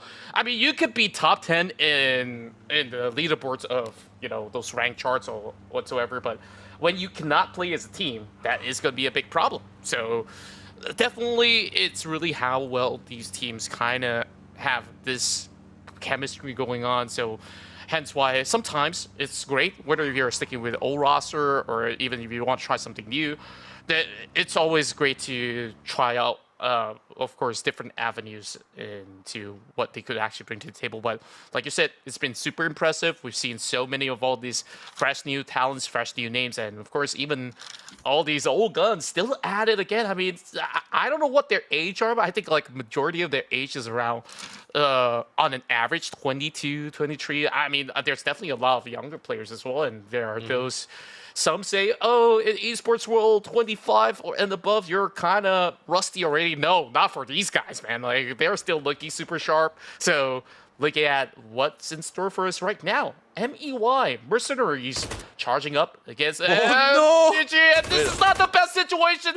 And that's just so easy for Eden. It's like, okay, I mean, buddy, you got to consider when you want to take in the compound. So, MG Gaming gets delivered a freebie, and they're absolutely looking for more of these mercenaries who's not exactly delivering the attack as intended. Oh no, that didn't really pan out exactly what he was hoping for as well. He thought, okay, just crash into side, jump out like a champ, and start go gun blazing, gun ho, right? But didn't expect the vehicle to not only it didn't really flip it, more like it landed on his side and it never went back down. I don't know if he was avoiding a hedgehog or something on the road, but like that feels rough. That's man, the stunt not the way you want to start. The stunt double didn't do it justice here at all. No, what a way to go. But it's fine. It's unfortunate you lose one member early, but you can still play around with this. You can still work around with this. It's just your options somewhat gets limited, but it's still fine. It's Tego, right? It's a very large map, and it's still phase 1, right? And usually phase 1 is just usually intel gathering, scouting around. Well, I mean, we talked about this a few times, right? You get a knock, that's great, but if you don't, you're still gonna waste resources. And oh my god, I don't blame him. He came from a lower ground, so he couldn't see the vehicle. Okay, he went up. Yeah. I forgive him. At least he was like, oh, I got this scratch on my vehicle. Like, you know what? Heck, I'm just gonna go for the exchange, and whoever wants those wheels, I mean, good luck. I mean, I'm already tumbling it over. So TMP, at least they're not worse for wear. There's not too much of all these straggling units on the outskirts, or else Porsches could have actually been picked off. So, I mean, his name is close enough to a brand of vehicle that we all know and love. So, yeah, gotta drive a little bit more careful next time. Well, the rest of Mile Gaming looking pretty good. I mean, out of the many names that I could definitely have recollection of participating in many different circuits of tournaments is definitely Jankoff, but it's been a long time coming. I can't recall which team specifically was he actually playing in, but I believe he's been hopping around as well. So it's good to actually see that he's also leading the charge for this team to really make huge margins. Looking at Mile right now in the top 4 definitely is astounding, and getting a glimpse of what goes on in the island, it seems like it will be a big swerve further towards the southeastern corner location. So it is definitely going to open up a little bit more wiggle room for MG Gaming, who have not cut across just yet. So who knows if they're going to take their sweet time, or if they're just going to be looking for an alternative route with an emergency pickup to get right through. Actually, I'm actually really happy they actually brought up the emergency pickup. I thought that was actually a viable option for them, for MG, or even the attack or attacker squad here. But it looks like it's also Unity Brothers also going to keep in mind about this as well. Although they're at the edge of the circle, but with how the circle shift as well, I believe they want to try to avoid at least the city areas here. I believe they're trying to land towards the north side of the circle, which is towards the mountain areas as well for themselves. hopefully, I did spot that on the map that there was at least like 2 teams. I mean, it's a large mountain. You ran unless they land exactly where the other team is currently based in, then it's a little bit of an unfortunate situation. But other than that, still a mountainous area you can play on. But it looks like we have a little bit of a Mad Max situation here between Old Bloods and Happy Squad. Unfortunately, someone has a little bit of a bad driving here. We'll crash into the tree line. Jeff is pretty much screaming, "Oh, why could you not spot the trees?" But looks like Arjun Bots should be able to get out this to live for the fight for another round here. It'll be unfortunate if he lose himself here. Well, at least that kind of drive-by kind of result in that player to be running further down, so he is safe for now. Not too much about what mercenaries have been dealt with. So they are just slowly getting withered down, and it hasn't been a good run for them, losing 2 members so early on. And we're not even halfway through. I mean, all the teams are still intact in this matchup. Tosakan has been holding over onto the top end of the hill so well that they also spot out some of all these players out of the emergency pickup. So everyone's going to be looking up in the air, hoping to just really shut them off before they actually dock over the corner. And at least for United Brothers, they've managed to land, but quickly into the crosshairs of Teddy. Troy Esports, they've been looking phenomenal on this third-party shots, and he's been finding angles all day. And rest of Unity's squad, I mean, where exactly can they find cover? Finally, a little bit of rock for them to cover for the meantime. No, the side cliffs was the goal here for them, because I think at the same time they wanted to drop at instead of the mountain area, they dropped straight dead set in the center. But if you notice at the center of that circle, it's farmland. There's no compound, there's no cover there. The minute they land, they saw Savage Men started peppering them down. They realized, okay, we're pretty much sitting ducks. Let's try to play around at the edges here and trying to hope to find salvation. Sadly, that salvation was not there because Roy Esports, also within the vicinity on the other side of the bridge here, spotted them as well and started peppering them down here. So, I mean, the limelight out of the positive thing that you can see from this contract would be the fact that at least 2 members still stands here, but you lost 2 in the process here. And by the way, a fantastic spray coming from NG2K. What a spray on top of Mel. Wow, that was just nasty. I mean, he's just so accurate over on the sprays and quickly brings up the midi for team to secure it at the very same time. Now, take a look at the rest of the field. We're looking for another shift. This time it confirms it just over on the north of Palace.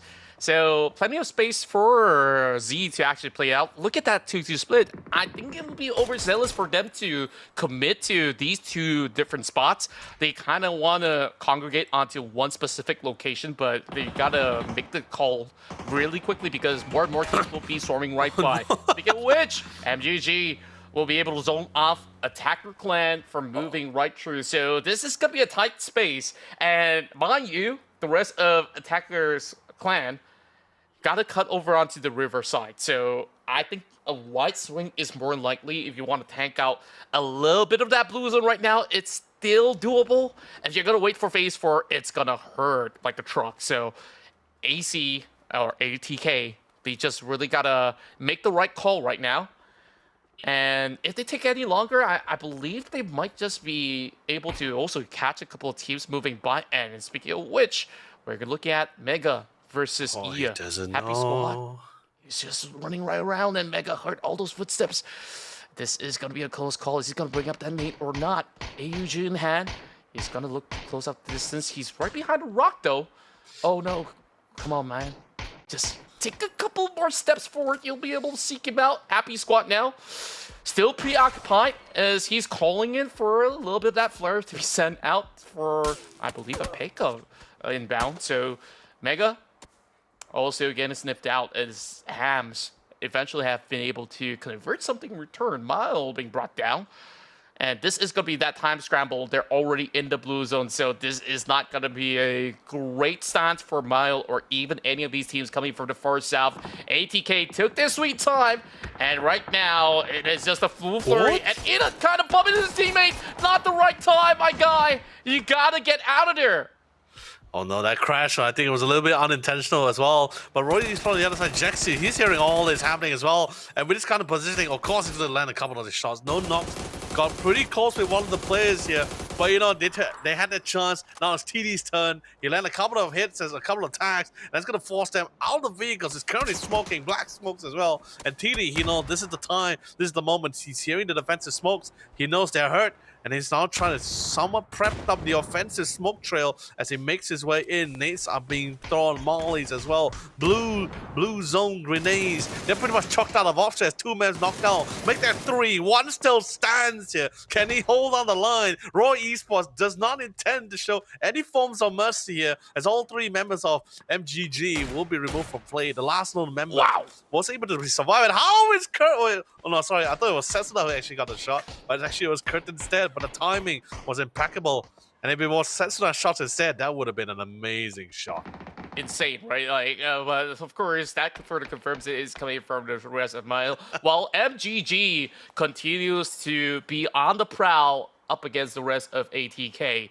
So that itself just shows how efficiently Roy Esports zone out teams after teams, and it's just difficult to be on the short end of the stick at the very same time. When we saw that quick bump in, and it kind of takes away a little bit of that ramping speed from those vehicles, so hence why it wasn't exactly the cleanest ordeal, while Hams now all alone up against the entire Indonesian squad of Roy Esports isn't gonna be let off so lightly, as they're going for that full swing.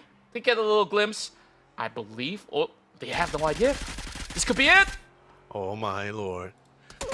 Got a good spray, quite the surprise as well, but Sally Hams will go down without securing that kill pick off here. So thank God for Setsuna, especially of his teammates as well, able to be very quick with the trigger here for the follow-up trade here to go for the revive. It's gonna force some mats, but you know it's totally fine. Male Gaming taking a little dip in the water here.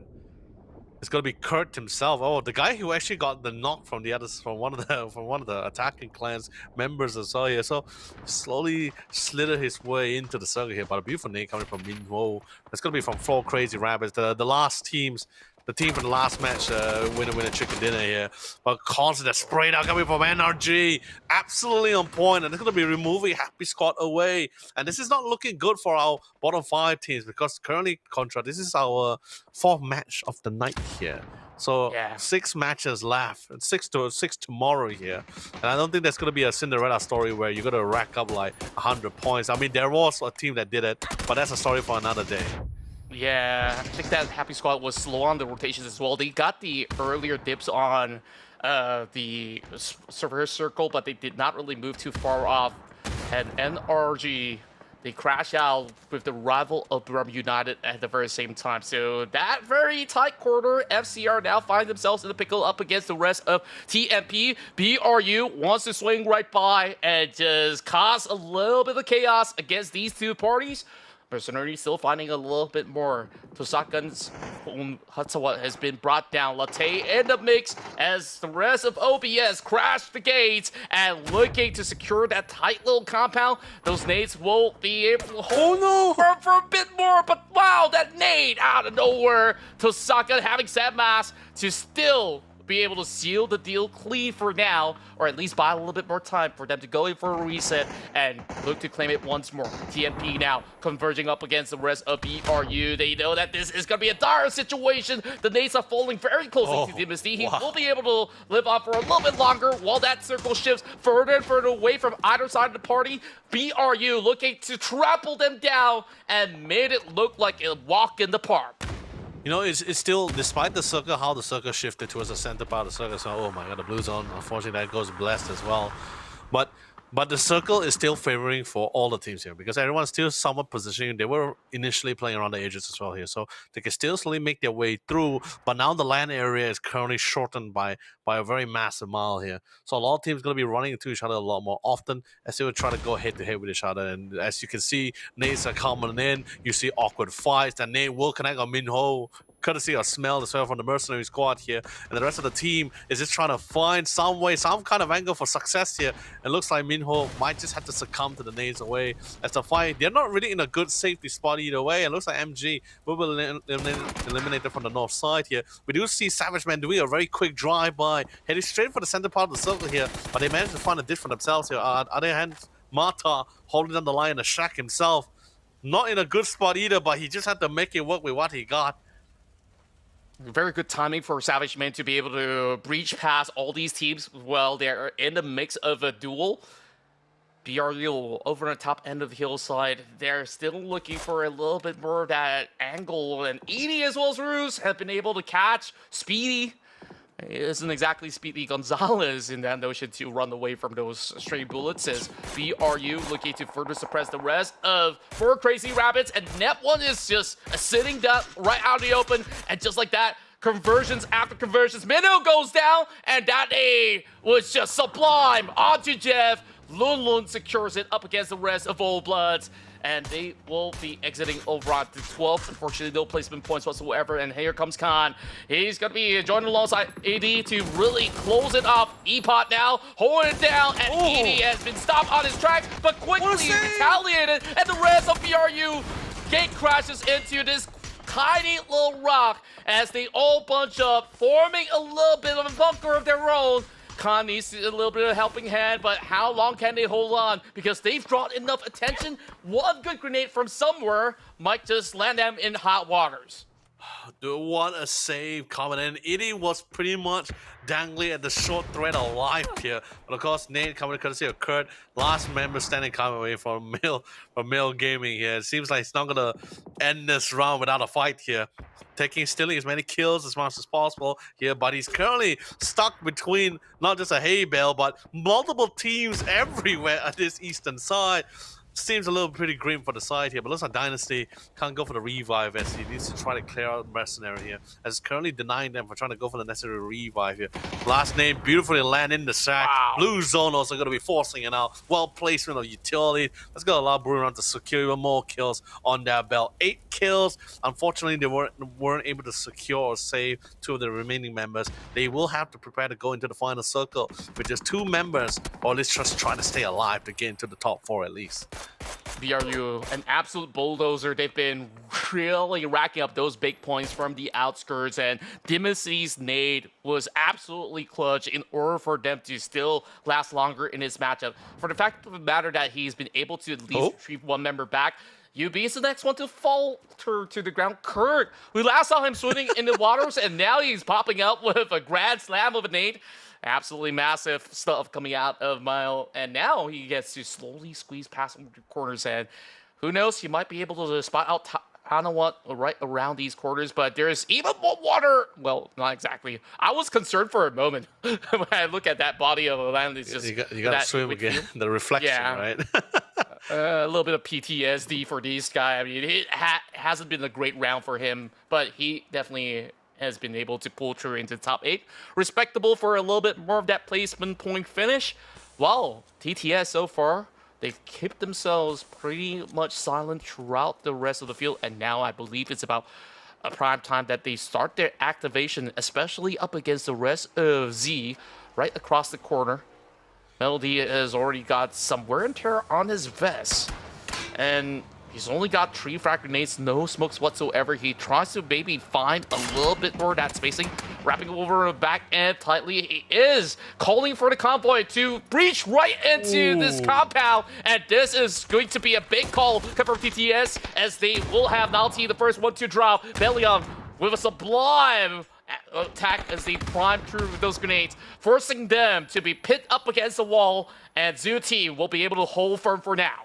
Yeah, Zoo Team, they've been in this compound for quite a long time as well, so they were pretty comfortable. They managed to find the right angles for them to cover for each side here. As you can see, it's somewhat of a 2-2 setup for coming from Zoo Team here. Unfortunately, Hong Nam, one of the players was currently trying to play on the off angles here, gets spotted out by Jexi Roy Eastwood from the other side, the north side of the circle here, and he will fall here and was trying to attempt the flush out TTS from the north side with a flank. That plan currently went out straight out the window as he gets knocked down here. TTS, on the other hand, they did lose Neil initially, but there's still 3 members strong. They are still stuck behind the wall though. So and the worst part about it, because of Roy Esports intervention here, now they know for the fact that they can't really go for the left side. They're out in the open here, and to make the matter worse, the reason why you see TTS crashing into the compound Contra is mainly because of the fact that they're pretty much limited smoke grenades left for themselves. So they can't really play out on the open fields here. Pretty much why they crashed into the compound side. I know Tanbin only had 1 Then Neil had 0. Then the rest of the two, I'm not sure what's the current state of their smoke resources. Yeah, I think right now a lot of teams are definitely running low. Same goes to Miramar United. They are currently pinched in between TMP as well as Savage Men at the very same time. But of course, the pressure came in when TMP sent a nade that clipped them very, very low on health. So right now, Teddy and the rest of Roy Esports, they also barge in. This is going to be a three-way party. Z currently stuck in the middle of the compound at the very same time, so they could not afford to go in for that full trade. Whereas Roy Esports, they're happy to take whatever that's given. Right now, they are definitely choking off certain angles because right at the very corner where TT has been hugging over the course of the wall, they need to find a way to breach right through. And I don't think there's going to be any form of clean angles. Speaking of clean angles, Mega has got it! And just like that, BRU has been shut down. Oh, but I can't blame Buriram for that. That Mega has been so silent for the entire round as well. They probably did due diligence, but was not too thorough about it as well. They could not even expect a person still be standing around that bush for too long, playing pretty much the same role as what Kurt has been doing on the eastern side. That goes for Buriram. That's an unfortunate way to go as well. But other than that, for the other side, for the rest of the team here, Roy Esports in particular, they're smiling from left to right here. They're grinning absolutely happily as well because they now see an opportunity to currently catch us with more points. The same goes for Mel, but I think that's going to be a little bit difficult for them as finally Kurt has been removed from the play here. And now Roy Esports, one of the top 3 contenders for the top spot, now finds an opportunity to close in the gaps. Yeah, speaking of a gap right there, it doesn't seem like there is much of a gap left for the final member of TSK. Hiding right by the corner, and Tanawan somehow still alive. He's not being burned out, but he's barely got any angles. He's looking for a trade. Nothing to be found right now. Meanwhile, the exchange finally erupted between the Tin Soldiers as well as TMP. Over on the outskirts, it's going to be Adaptive finding and securing knock over onto Setsuna and quickly converts it in return. He has now 5 points and now looking for the exchange. Both sides over onto the rooftops as they are now slowly burning down that blue as he's also succumbing to the blue zone at the very same time. Roy Esports slowly looking worse for wear. They were the ones with the edge with the numbers, and now the numbers are dwindling down. And now it's only down to FVK as well as Jexy. Roy Esports still does the trick down with a big flashbang, and he will convert it once again. Toppin is insane, but he will be stopped on his track with the presence of FVK. Oh, savage, man. The blood's in the water. Sharks are coming in. And with the remaining members still left in the game, Savage and Esports, they have the man advantage here. They may not have the initial angle in the first place here, but EWK, he intends to go this with a bang here. Preps the Panzer Faust if anyone dares to approach it within the vicinity as well. But they do have the man advantage as they currently siege the compound. They make their way through, just finding the right time, find the right angles. EWK lands a people want to get the knock on Savior as they now crashes into the room. Sadly, with all attempts to survive, to hold on the fort, Savage Man completely overwhelmed them with the numbers here.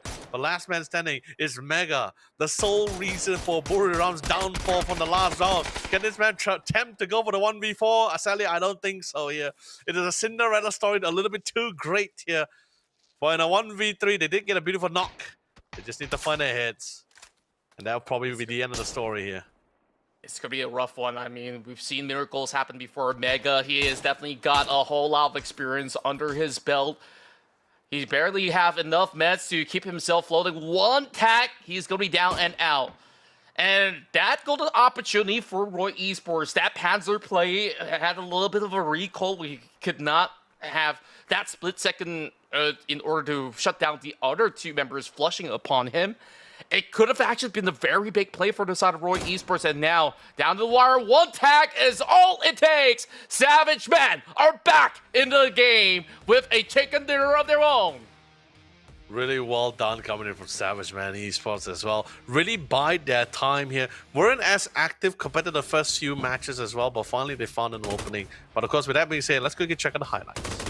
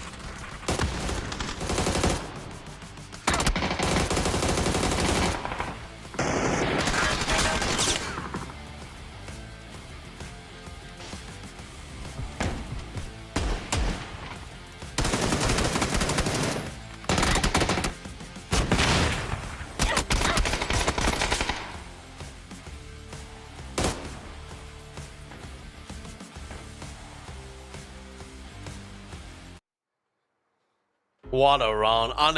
Unexpected scenarios, uncertainty as well coming from a lot of this teams that unveil quite a surprise for some of the teams who's doing a lot of due diligence, especially checking those angles. And let's be honest, it's not that they weren't checking about it.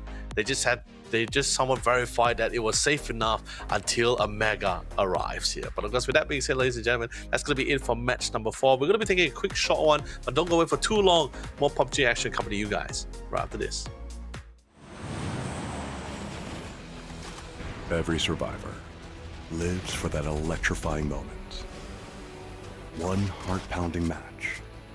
One unforgettable thrill. But survival isn't just about one match. It's about how far you'll go, how high you'll climb. Now is the time to discover something bigger about yourself. To turn fleeting moments into a lasting mark. No longer just a moment. It's your legacy.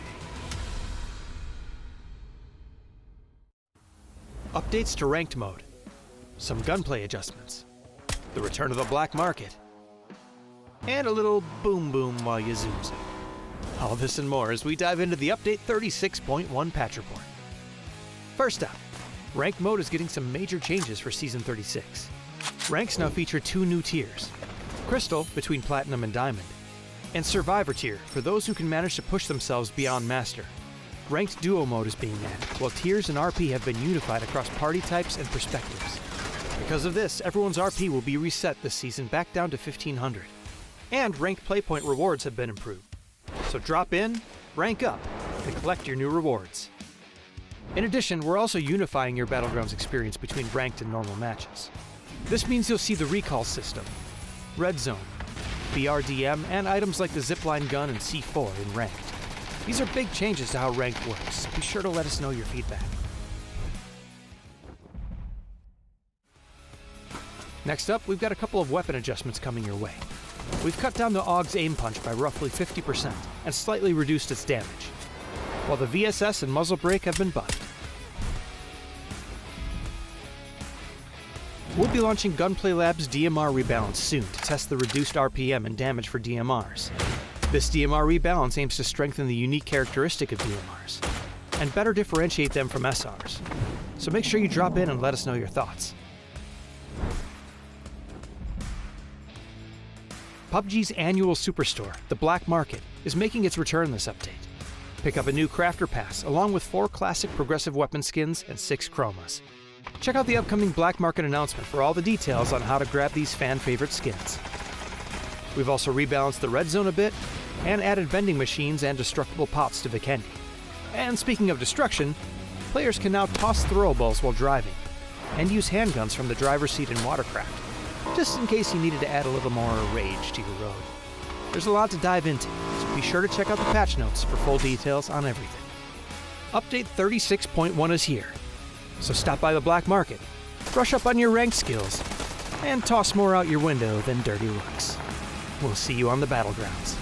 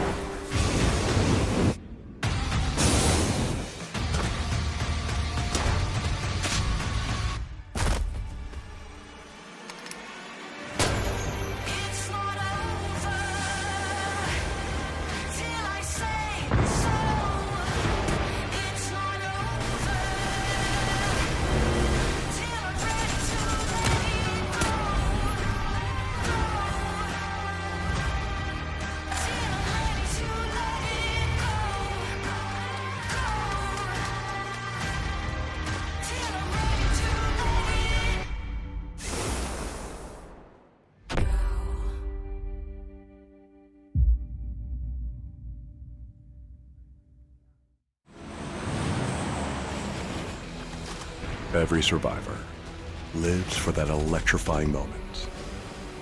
One heart-pounding match. One unforgettable thrill. But survival isn't just about one match. It's about how far you'll go, how high you'll climb. Now is the time.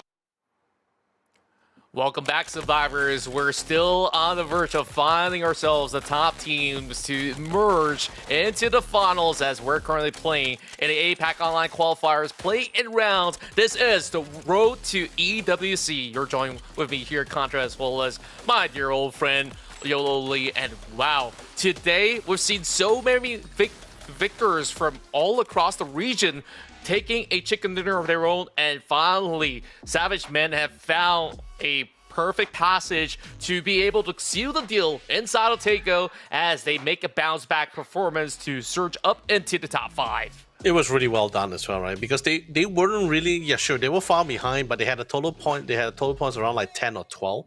So one good game like that enabled them to really bounce back into the top 8 here. And of course, all our amazing viewers, if you're wondering why our leaderboard, like half of that leaderboard is currently branded in gold, well, that's exactly what I'm going to tell you, just to remind you guys if anyone just joined in as well. So we're currently we have a total of 32 teams. 24 teams going head-to-head with each other here, and only the top 8 teams with the most accumulated points will move forward to the finals as they go up against the top teams from the respective qualifiers from Thailand, Vietnam, and the rest of APAC here. So currently, as you witness this now, a quick preview from our match leaderboard, that was our current top 8. It's fluctuating. It's still pretty close to some of the teams, at least for our bottom 4, at least from our 6 to 8 placing here. There's still a chance for some of the teams on from our second half of the 16 teams to claw their way back up. However, for the bottom 5, this is the last 2 matches of the night, ladies and gentlemen. Here, the last 2 matches where we're going to be ending it on the dusty dunes of Miramar. Here, the fly path looks great. It looks like everyone's going to should be able to go where they want to go. That's right, and of course, this has been my favorite map to witness all I don't the like teams. sand. You don't like sand, but I love the sand, especially if I'm on the beach. But look at this terrain. There's barely any areas that these guys can actually spend too much time by the waters. I mean, there's barely any water to begin with. Now, Yeah. of course, all that aside, you did touch on all these teams currently on the leaderboards.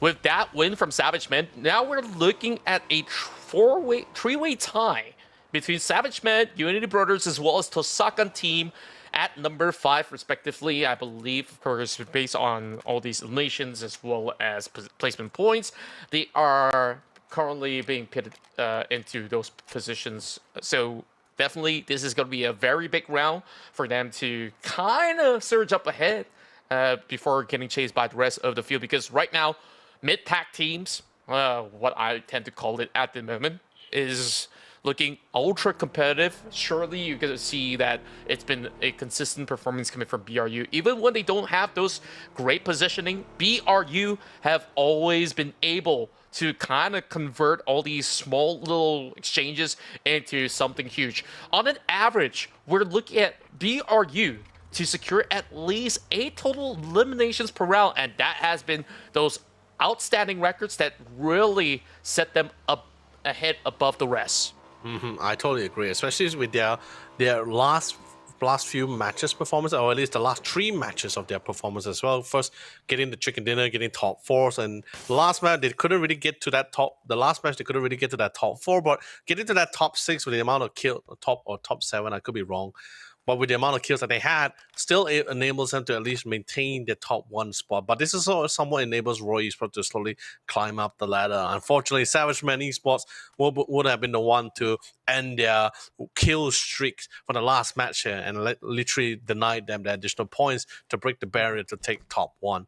But other than that, the rest of the squad here, we're back in Miramar, right? Where it's going to be a little bit more longer. I don't think we're going to be seeing like that's any potential roam like drive-by sprays, right? Unless you're rotating midway, you find an opportunity, then you crash to it. Sure, by all means, you can go if you feel confident about it, aggressive about it, go for it as well. But I don't think we're going to be seeing that kind of gameplay like how we usually see in Erangel. Miramar is usually you want to get to that center part of the map, right? You want to find a good ditch, good vantage point, good decent amount of cover. So then it's pretty much a really long. It feels a lot more longer since this is more like a sniper fest central. Yeah, I always compare Miramar to be like a slow building orchestra, right? Like you see a lot of all these small tussle from these rotations coming from phase 2 into phase 3, and then you just see everybody lock in for those big duels. Hoyan's driving into the sandstorm, and this has been a little bit of a tough sight for him to even know where exactly he's going, but at the very least, they're not bumping into anyone just yet. But Pangskir's driving by. I don't think that Blue has any clear idea, and even if it does, I don't think there's much of an avenue where they're ready for a pickoff just yet. But Pangskir's actually rocking up to the same compound, so this is going to be a 1v1 exchange between the two of them. NRG has got no clue whatsoever. I mean, he hasn't really checked around, so this might just be a tough predicament for him. But I believe he might be able to hear some footsteps if TTS is going to be stormed up against him. And NRG, they're already crashing right through. I think it's due to the fact that they might have actually spotted a little bit of movement coming from that Blue. So that being said, Pangskir now returns the exchange up against TTS. Now, little do they know that there is a lurker that they do not know of. Yeah.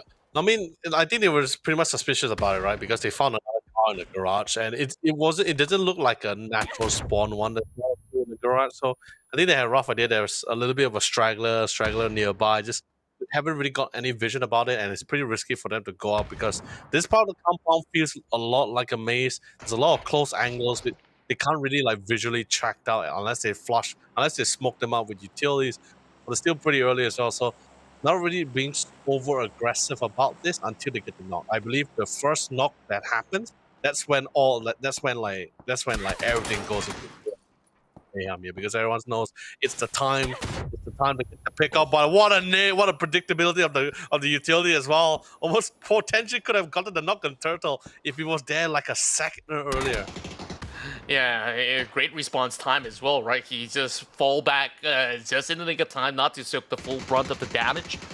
Damage still being done, though. I mean, the rest of the 10 soldiers are slowly holding them through those choke points, and just like that, finding the angles, but the recoil of the barrel a little bit too high for him to maneuver around. Now he brings in the Mark 12. Some tax over onto Turtle Key as they are also finding a couple of response with the nade kind of bouncing off the walls.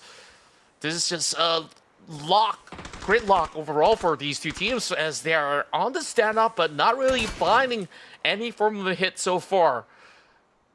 The worst part about it as well, Contra, is that they only did very simple looting before coming to this part here as well. So practically all the utility that you see right now, that's pretty much that's all they have, right? They have very bare minimum on the other hand to try to go head to head here. But other than that, I don't think we'll see anything else from them here. But on the other side of the map, on the other hand, we're seeing a little bit of a different story here. Looks like Unity Brother, as he was trying to push forward to try to go for the final finisher, as he noticed there was one knock happening in the mix. Good positioning coming from one of the other members coming from Tasakan Gaming on the other side, was able to force him back with the marksman skill sets that he have, and that's actually currently keeping two of his teammates currently alive at the moment here. But you know what, Unity Brothers, they're fine going for the reset here because they're trying to go for the revive. But on the other hand, look like Tadao is going to go for a nice quick wraparound. He said, fine, if my teammate can't go for the close quarter finisher, I'll just go for the long wraparound and go for the long range shots. Well done there.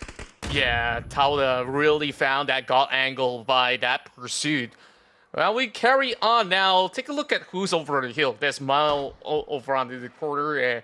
These two teams box right in. Mile definitely looking to be the vultures between these skirmishes. But right now, he's got to sit for a little bit longer because the rest of TTS, they're not exactly going for a full push. And there's the one. Battle D finding that tight corner, and he will be traded back in return. Turtle Key so far literally has been the key to that stronghold because of the angles that he's had over onto that top end of the compound. That gives them a little bit more of certain coverage up against the rest of TTS, who's forced to hug by these cornered walls. And now T takes note of that player over on the course of the hill. It is going to take a long, winding fight. What is going to be Happy Squad this time? Finding an open picking up against Washing. And Old Blood's currently locked inside the same warehouse. 10 trip, wastes no time, flushes out Bless at the very same time. And Speedy, so far, he's not marked just yet. So he could be able to still look for some of all these convergence up against the rest of Happy Squad, but 10 trips so far. Absolutely pop-up performance, and the nade almost catches him off. Yeah, the experience really came handy for him as well, and to make the situation more beneficial for him as well. Oblast didn't really, or Jeff in this case, didn't really have the lines of sights on him to actually pin him down as well. Since both of his teammates was currently knocked out at the back of the farmhouse here, so it's a little bit of an unfortunate scenario. But we do have a rough idea where the rest of the team is. And back to the situation between NRG and Tin Soldiers here. It seems they're trying to go back and forth, but what a way to flush him out from one corner here, preparing for the other side. They had the kill zone pretty much well set up for them. Trying to go for the hip fire spray. Beautiful zoomed in, and NRG will be able to be the final winners for this side. But guess what? Blood's been spilled massively as well. It's drawing in the attention for another potential team. It's going to be Unity Brothers as they make their way in. The nade comes in, falls a little short here, but Hawaii, he's not satisfied with this. He still want to push in for this. You know, this is the time he saw a lot on the kill feed. He wanted to try to take advantage of the situation. Like you said before, Contra, the Vultures are here, and they're coming in. And instead it's coming from Unity Brothers, and Old Bloods so far bow out to the hands of Happy Squad. Now we continue on with this rally. It's been a long time that the rest of NRG has been caving into this position, and as he tries to recover, Hoi An finds the perfect timing for the flush, gets the knock done. Two members left for the side of NRG, and they are looking for a nasty trade, finding the angles, and now just relying on the covers of these vehicles, and that nade bounces back. Oh, that's not a good timing for him to flash himself, but it's Larry with 16 HP. He will not be able to last for too long. Hoi An this time trying to recover his teammate, but he's also being tagged from right down under. NRG so far holding firm, 4 points already. They're looking to convert, and Miles so far has been taking a long time, and they're not looking to fully commit. They want to see whether if they could finish the job. Now, here comes another party. Everybody wants a piece of this land, and it seems like there's no clear victors right now. Team Z arrives to the scene. They're going to be a little further off. NRG closes it out. They won 2 battles at a go, and this time, can they reset in the nick of time? Because right now, they got to deal with the full wrath of Team Z. I can't believe it. They 1v2 here. It feels like a gladiatorial fight here for Crazy Dog here. The last remaining members of NRG here. Nirvana Rebirth Gaming here. They survived 2 teams, but the wounds are deep. The damages, the injuries too much here. Couldn't withstand the third squad coming in with the numbers that he had. So unfortunately here, looks like Zoo team here will be the one to put the good man to bed here, tuck them in nice and tight here for the good rest. But of course, a well done hole, an attack coming in from NRG. 8 points, by the way. 2 entirely squads wiped out here. 8 points, that seems pretty great. Happy to see NRG having this kind of performance here in the qualifiers itself. Yeah, they take those any day, any given moment, right? Because you walk out with those 8 points, it guarantees you at least a big margin for you to stay afloat, despite the circumstances of how rough this Miramar run could actually be. But my, that fight, Crazy Dog was absolutely something else when we saw how they've been able to really hold firm into that position. And by then, we definitely do understand that they are running dry on resources, and there's just mile over the top. It's kind of inevitable, so at least looking at a 8-point conversion, that's good enough as it is for this early span of phase. And the journey continues. It's only phase 2. I mean, it felt as if we were already in phase 6 or something because of all that duke out inside of that SAIT compound in particular. BRU now just sending a little signal warning. It seems like the rest of TMP is just going to be able to hold over onto some decent grounds for their own. So back to the stands right now for a majority of these teams, and looking at this situation, BRU, they are having a 2-2 split as I'm taking a close look in the minimap. TMP just right across the outskirts of Picado. They definitely have a lot more wiggle room. But eventually, X-Men has got to breach in, so they might even run into some of these members of TMP. Before they run into them, they run over on defenses. I mean, no big deal. No big deal at all. Now, where exactly does this end up? Oh, onto the hillside. So this somehow benefited my overall. So great work on them. They didn't really commit to whatever those shenanigans were over onto the northwestern quarter of the map. So they can actually have a strong footing and dictate whoever gets close by. So it's down to a 4-big parade. Well, look at mercenaries. I mean, today we see teams having a rough time driving past these terrains. I mean, a little bump, a little bit, a little bumper car action. A little? Coming from these guys, A whole lot, I would say. Oh no, Tasagan, they gotta really keep their heads down nice and slow. But looks like spotted out. Latte is gonna be able to get the nice spray in. Did he actually get the knock? No, he couldn't get the knockdown, but he did the damage in. That's gonna enable Male Gaming DT here to get to get 2 knocks instead in his favor here.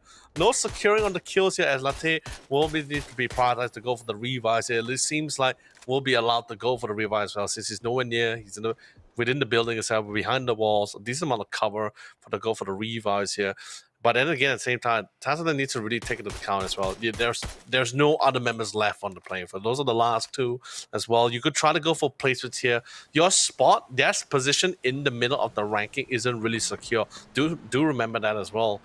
So far, the only teams I can say who's pretty comfortable with their current positioning will be our current top 4, top 5, right? Because they're a decent amount of points. They still have another day of points to grind as well. And this day hasn't really ended yet. I mean, still 2 more matches to go, but they're really in a good spot itself here. However, for Tasaga and Axeman, they're close. I mean, it's like the points difference is like what, 4 to 5 points from the top 5 spots itself here. But Savage Man Esports just need probably another good game. They probably can really catch up to it. But Tasagan, on the other hand, our 7th place here, 2 members remain. It's a tough climb. It's a really tough climb. It hasn't been all too much of a big round when it comes down to what they've been able to manage inside of Tego as well as Rondo. And right now, it's all about them trying to play a survival mode in order to outlast the rest of the pack. Now, of course, I had to fact check myself early on some of the members of Tosaka. And of course, having one of their members to have a wealth of experience back in their successful run in Valentine Esports, he's been really making some really good calls for a team. But right now, pinch with only 2 members left, it's definitely going to be a rough spot for them. And speaking of a rough spot, Roy Esports sticking out in the open. Jexy was lucky enough to be able to still run on both of his feet while he slowly recovers. Well, this is definitely going to be a tough one to figure out, but now that the zone has popped once again, TSK find themselves directly in the center of it all. At least they will be able to hold firm for now, but EPOD continues to bring the pain towards those members of Roy Esports as they're not exactly in the clear, sitting dry out in the open. Milo so far have got those angles to work with for the longest time, but the zone is not in the favor of Miles, which is why you kind of want to pave your way up against Roy Esports before journeying forward. And it's not only these 2 members. I mean, as much as it's a 2-2 split for the side of Roy Esports, 4 Crazy Rabbits coming in between, and this might just be a really good chance for Lambao. Lambao, where is he going to be actually pinned out? It's going to be Minho opening up this fight and got them pretty much locked up over onto that tiny little space. Ooh. He's walking to a trap being set, and that frag grenade was sublime from Minvo. Oh, that spot, I was so concerned about it as well. It's not a very good territory to be in. And to make matters worse, you already had, I mean, Jexy was already initially low thanks to courtesy of Lambao, right? But the knock came in from Male Gaming, and that instantly started sounding alarms in the heads of Roy Esports as well. They really knew the spot they were in wasn't that great. But by the way, there goes the wheels, there goes the car, it's smoking. That's going to be forcing one of Zoo team, one of the members to actually disengage here and literally be left behind here. Compared to the rest of the team, vehicles are still smoking. The vehicle did explode, but Eddie, courtesy of Eddie, will be able to find his marks on low G here. So that's one player knock, another player currently out of position, whereas another player, I believe, is also currently too far for the rest of the squad to try to go for the saves here. So Dynasty is going to take the courtesy and try to punish Zoo team, who's currently out in the open here, with feeling very vulnerable. As to make matters worse on the mental game here, Mortis is also starting to rain upon them here. Not really landing, but it's sending a very clear mental message where, hey, you're not safe, you're not in the clear, you're currently out in the open. And looks like he's currently being drawn out to try to find sanctuary and gets knocked down. Oh no. No sanctuary whatsoever. I mean, they're just absolutely raining on the parades of these members of Zoo team. Hongnam goes down, and that's to the hands of MG Gaming. There's just these two long-range angles for BRU as well as MG, and now at least BRU knows that MG is not too far off over onto the other side of the hill, so they will be wary for a little bit more on who actually steals their point away in essence, while the rest of the 4 rabbits are just running right across, spotting out the members of Roy. Big tax over onto Teddy, while Evie Kane tries to form a little bit more of that response. Nobody's safe from harm's way. As we take a look at Mile Gaming, they still have the upper hand through the hills. They have not really left too far off from the beaten path, and right now, having some vantage point to work with right now is going to be big, but I tell you what, they got to climb down those hills because that zone goes further and further down south. Good news for Savage Men. The guys who just won the previous chicken dinner can actually sort of pass into a very interesting terrain for them to get themselves a defensive dip, while for Crazy Rabbits, they got to bustle their way through up against those 2 members of Tosakan, who's been holding firm inside of that tiny little shack.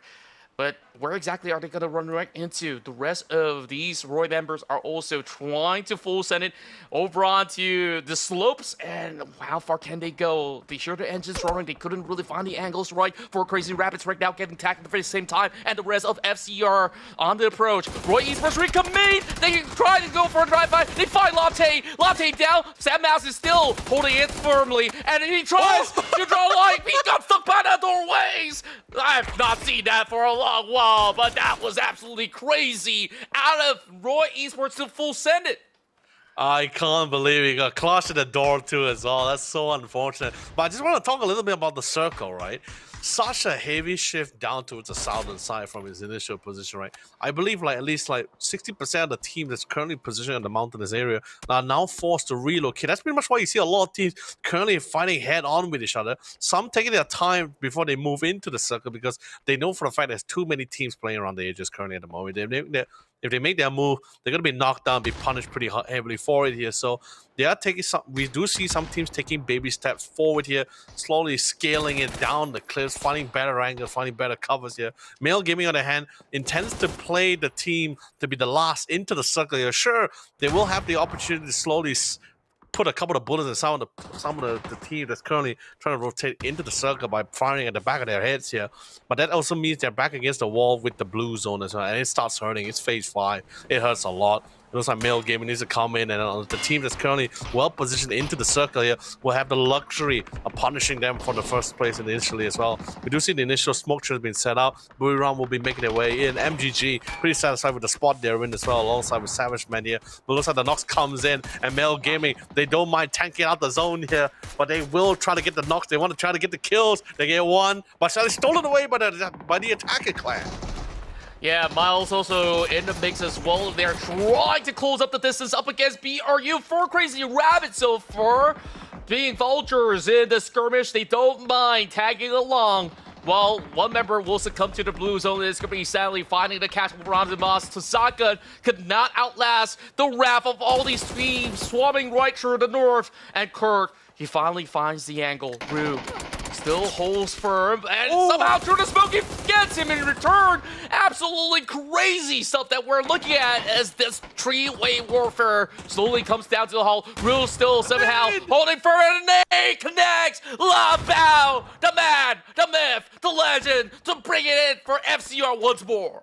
The team that was currently just barely playing with the rank placement of 12 and 13. One chicken dinner, they flew all the way back to the top 5. And now with the kills that they're making across the map, it's on the map of Miramar, now they're currently in top 3 and slowly making even more further ways. They do have 2 members knocked down. That's unfortunate as well. We do see Savage Man. It's going to be Lun Lun alongside with Up Chen as well. Slowly make their way towards near Attacker Clan. As we finally do see the phase 6 circle, forcing particularly Attacker Clan out of their respective compound. I mean, it's to be expected as well. Attacker Clan circle or compounds at the edge of the circle as well. They've shifted down south. They'll be very happy with this, but that's not going to be the scenario for them.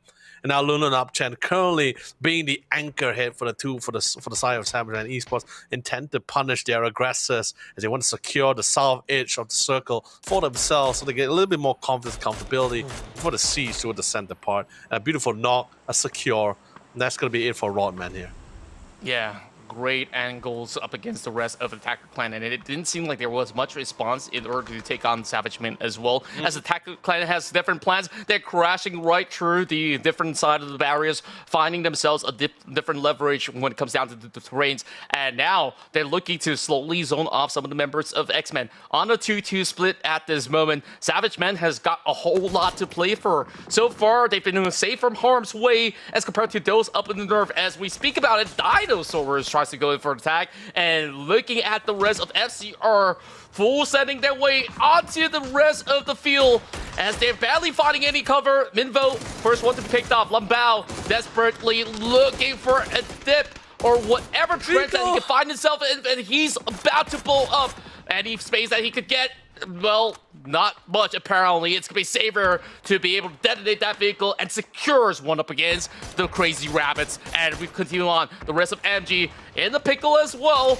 And this is where it's just full on pandemonium across the field. Oh, Mercenary and MGG just having the absolute time of their lives, throwing nades after nades. Not sure whether you saw the kill feed, but Smell landed a beautiful nade to get the 2K here, forcing the rest of the team out of the compound here. And they've been here in this really small house for themselves here, being uncontested and untouched until now here. It looks like Take Me Please or TMP here. This time is going to try to attempt to flush them out here. The blue zone grenade, he tried to go for the first aid, but that's not going to be quick enough. And finally, the menace has been removed, and we're coming out to our final top 4. But MGG is not really out in the clear just now. I just saw a couple of knocks and even a kill secure on TMP now. The circle finally centralized once again here. No one is currently within it. There's no compound. It's practically flatlands with a couple of hills, barely a ditch here. Pretty much any teams that pops their head out, most likely going to be shot out as well. And MGG is going to make the brazen approach as they crash into the compound. Yeah, and this could be a really good round for the rest of Savage Men. I mean, they definitely have a little bit more of a vantage point from above those hillsides. Well, a great swerve coming in from 2K, finding another one in the back for MG Gaming. They hang on tightly over onto these spaces, but take a look who's around. Attacker Clan also looking to claim this spot for their own, looking for a challenge as they're closing in the distance, finding a rock for cover while they send in those grenades to slowly flush that position away. MG Gaming, so far, having a great tenacity, but the rest of TMP also looking to barge right in as well, and it will be a grand closure. And how much more can TMP tank out of this run as they're boxed in from 2 directions? Yeah, Savage Man Esports as well. Although I'm a little bit concerned, they do have the man advantage, and on paper it seems like this could be the round that's gonna be fantastic for them. They get the knock, and they got actually the knock on Mark 1. That would probably have sealed the deal, but it looks like they got rid of Dinosaurs instead. So now they have the man advantage. They have the positioning as well, and the confidence. I'm a little bit concerned because currently Savage Man Esports currently a little bit too spread out here. I would have loved a little bit of a buddy system, a 2-man prong. One checks out the long angles, and the rest moves in together. At least that way, you're going to be able to cover each other as much as possible. But you know that they're confident. They want to cover more grounds in the zone. It's totally understandable. Just got to make sure they're not going to spot out. And that's where Lun Lun comes in with the long angle sprays here to make sure no one else spots the line, keeping an eye on Attacker Clan. Yeah, great angles to work with. Savage Man has got nothing against them as they're going to be having work here to try to full send into the distance. They want to just finish off this fight. They know the rest of Savage Man is on the corner. Now he's only down to Hams, and he's got not much work with. He does get one knock, but in return, the exchanges are looking good. But Hams, he will not hold on for far too long. It's a back-to-back victory for Savage Man. 2 in a row. Oh, really well done coming from Savage, man. This is exactly what they needed to solidify themselves in the top 3. They're, like I said before, you're in the middle of the ranking, but that doesn't mean you're secured in any way. But with that being said, let's quickly check out the highlights.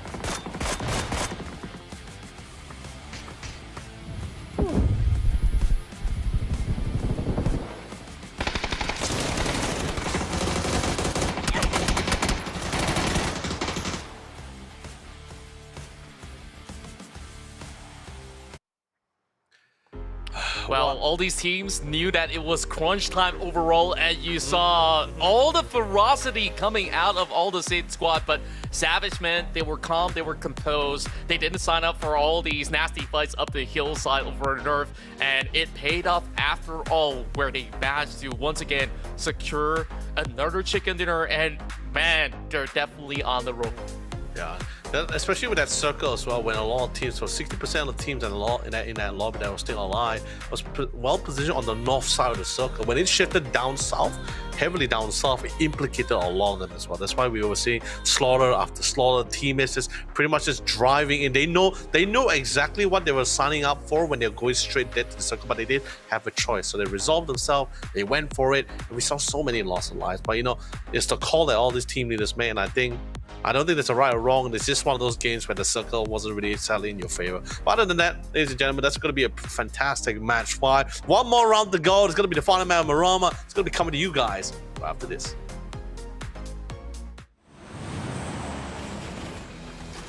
Every survivor lives for that electrifying moment. One heart-pounding match. One unforgettable thrill. But survival isn't just about one match. It's about how far you'll go, how high you'll climb. Now is the time to discover something bigger about yourself. To turn fleeting moments into a lasting mark. No longer just a moment. It's your legacy. Updates to ranked mode, some gunplay adjustments, the return of the black market, and a little boom boom while you zoom zoom. All this and more as we dive into the update 36.1 patch report. First up, ranked mode is getting some major changes for Season 36. Ranks now feature 2 new tiers, Crystal between Platinum and Diamond, and Survivor tier for those who can manage to push themselves beyond Master. Ranked Duo mode is being added, while tiers and RP have been unified across party types and perspectives. Because of this, everyone's RP will be reset this season back down to 1500. And ranked playpoint rewards have been improved. So drop in, rank up, and collect your new rewards. In addition, we're also unifying your Battlegrounds experience between ranked and normal matches. This means you'll see the recall system, Red Zone, BRDM, and items like the zipline gun and C4 in ranked. These are big changes to how ranked works. Be sure to let us know your feedback. Next up, we've got a couple of weapon adjustments coming your way. We've cut down the AUG's aim punch by roughly 50% and slightly reduced its damage, while the VSS and muzzle brake have been buffed. We'll be launching Gunplay Lab's DMR rebalance soon to test the reduced RPM and damage for DMRs. This DMR rebalance aims to strengthen the unique characteristic of DMRs and better differentiate them from SRs. So make sure you drop in and let us know your thoughts. PUBG's annual superstore, the Black Market, is making its return this update. Pick up a new Crafter Pass, along with 4 classic progressive weapon skins and 6 chromas. Check out the upcoming Black Market announcement for all the details on how to grab these fan-favorite skins. We've also rebalanced the red zone a bit, and added vending machines and destructible pots to Vikendi. And speaking of destruction, players can now toss throwables while driving, and use handguns from the driver's seat in Watercraft, just in case you needed to add a little more rage to your road. There's a lot to dive into, so be sure to check out the patch notes for full details on everything. Update 36.1 is here, so stop by the Black Market, brush up on your ranked skills, and toss more out your window than dirty looks. We'll see you on the battlegrounds.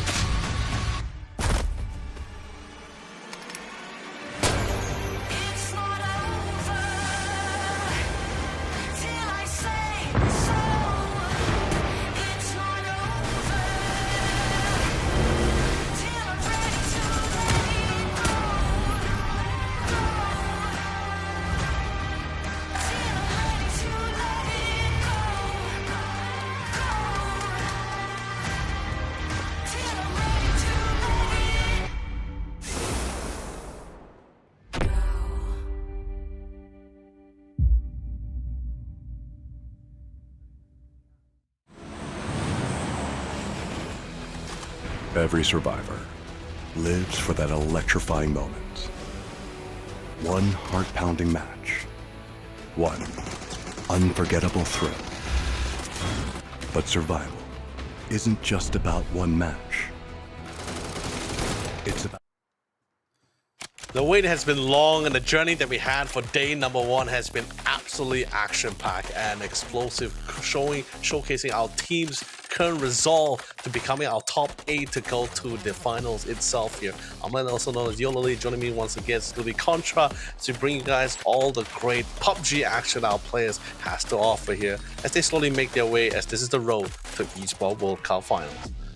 That's right, millions of prize pool awaits them if they can land themselves in the grandest of stage. So we'll definitely take a close glimpse onto the entire field with the leaderboards. Miramar United so far have clinched the top 1 spot since map 2, and they've not released it to anybody else. But Savage Men, after 2 glorious chicken dinners back to back, now they are tying the knots with Roy Esports, both settling for 45 points. Of course, when it comes down to the placement points, they do get that priority. So Roy Esports kind of got to work a little harder than that in order to get themselves back over onto that second position. So another good game for either one of these parties. We'll see them overtake Miramar United, as well as BRU kind of really have a little bit of a tough ordeal to deal with inside Miramar. But look at the rest of the field, it's been rather competitive as well. So still plenty more opportunities here for the likes of Manny, but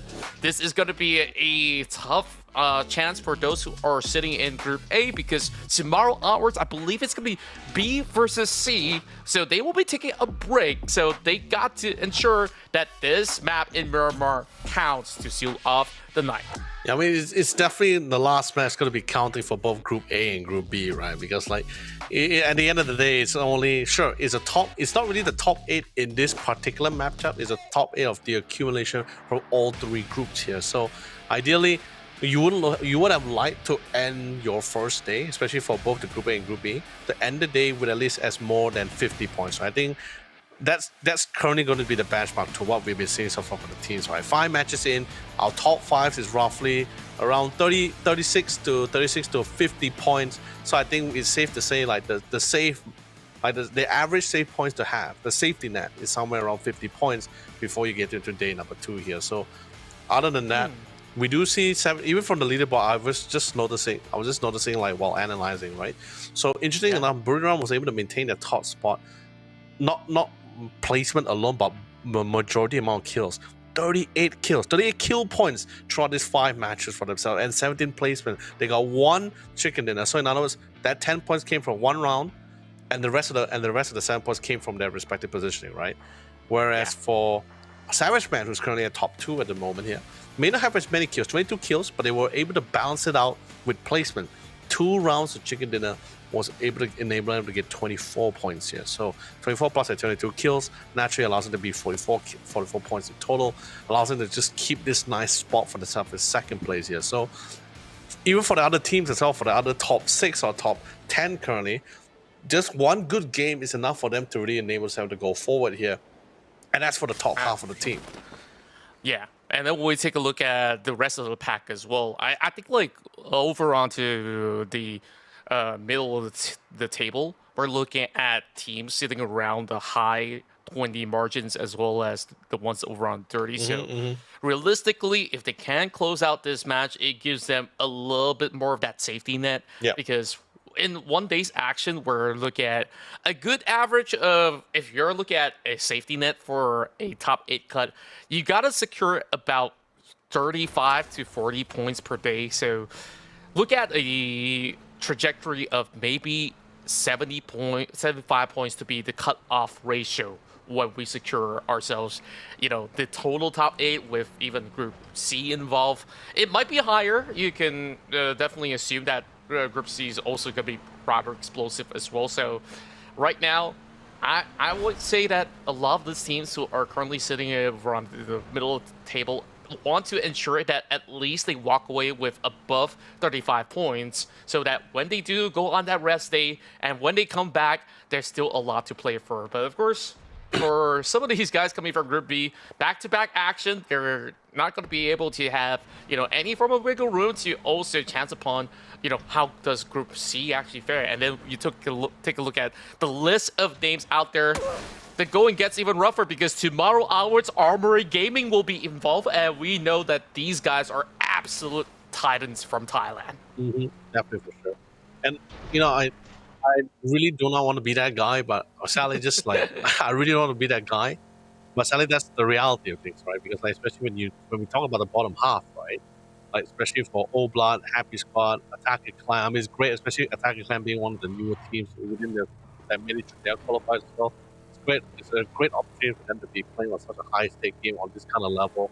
Not all the titles that were existing titles that we have in the PUBG scene here, but with those points that they currently have, with 8 to 18 points, or even maybe coming from Mercenary 19 points, it's to end. If you don't earn enough points to at least get to the 20s, then I don't think there's going to be a fighting chance for you when you get towards day number 2, right? Because don't get me wrong, I have seen teams, like particularly for rest of APAC, if you recall, Contra, a Monk particularly, day 1 they were underperforming and only had 18 points. 18 points in core. On the second day, at both placement and kill, and racked up a total of 80 points to get to top 3. Now, like, outstanding.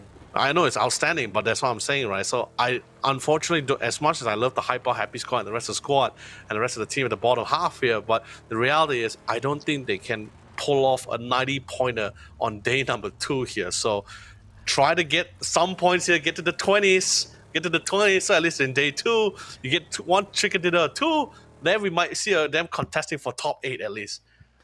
Yeah, I think like it definitely is a brutal fact that you brought up at the very same time. I mean, surely they can go full-on explosive when they come back and understand what kind of pressure that they're being put under, and then perhaps they will just come in with a mentality that, you know what, let's give it a shot. Where you snooze, you still lose anyway, so might as well, be a little bit more aggressive, or perhaps play a little bit more tactically in the sense that you prioritize the zone and then look for those late game skirmishes instead. But understandably as well, I think like traditionally when you're playing in Oceania, whether if you're in New Zealand or in Australia, there's another enemy that has been the bane for their performance in a sense, and it's no fault on their skill set, but sometimes the ping differences can actually hurt as well. You gotta consider. I mean, I talked to some of these guys. It's like they're working with like sometimes above 100 ping on a good day, but on a normal day it's like above 200. But they've grown accustomed. They played in scrims in even NA, sometimes in Europe as well. And it's kind of insane. Like, imagine if they were all being pit on an offline stage. You will see big results yielded from Oceanic teams. And of course, speaking of big results, BRU once again delivering, this time catching on to UB. And that last round, UB did not manage to get all too much going for them. And because of the huge rally coming in from the side of the X-Men, they're slowly being sent over onto the 6th position. Now, losing one member so early is not a death sentence in Miramar, for sure, but it definitely dents a little bit of that firepower. Still not the best notion, but then again, when you have 3 teams, or even 2, in fact, currently pit against each other, Saka trying to find a way to just squeeze past those players, but Setmas gets dropped out. Great shot coming from Mata from that lower ground hillside, as they absolutely have this immense choke point being set up to really deny any form of a cutoff coming in from TSK. Yeah.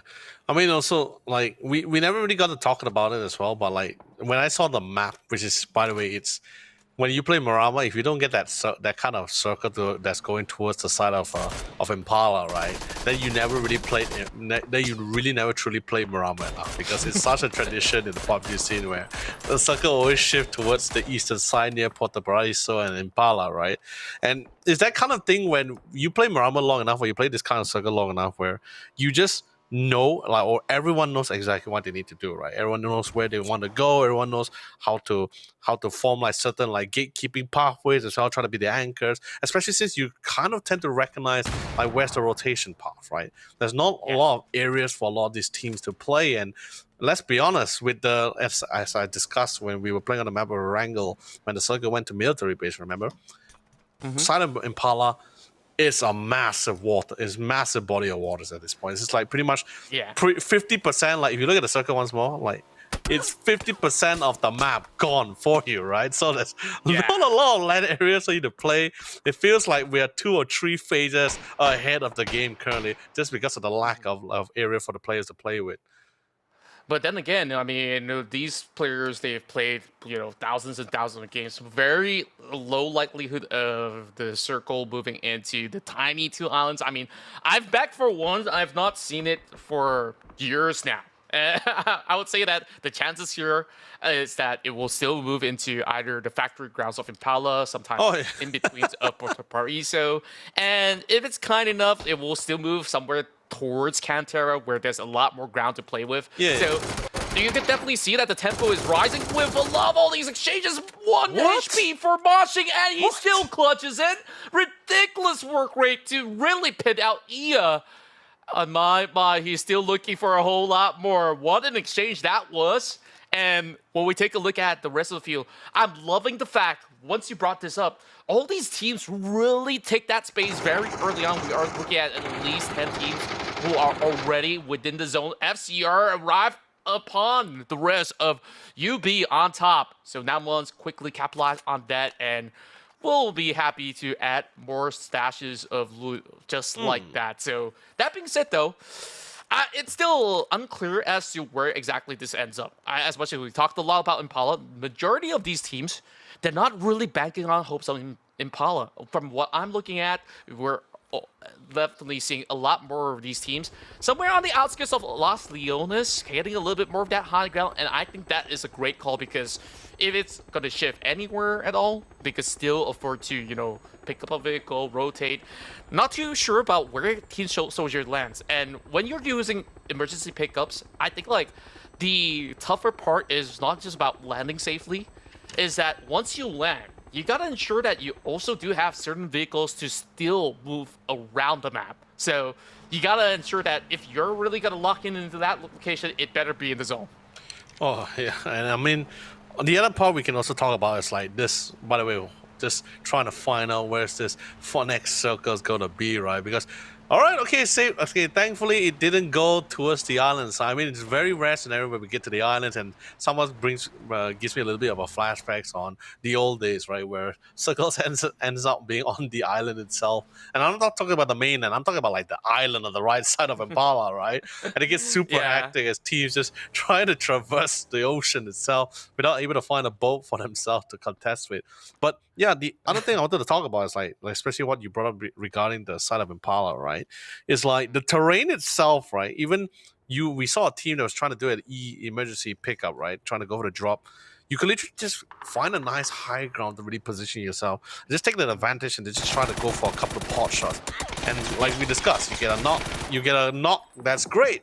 You can convert it to a kill like this, like what Hoa is doing is even better. Of course, naturally. Wow. But we do see... swing! Oh no!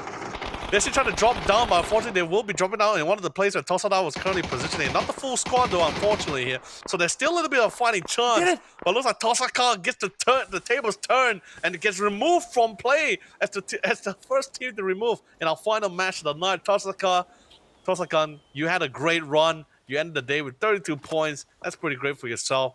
But day two, you have a lot of grounds to cover for sure.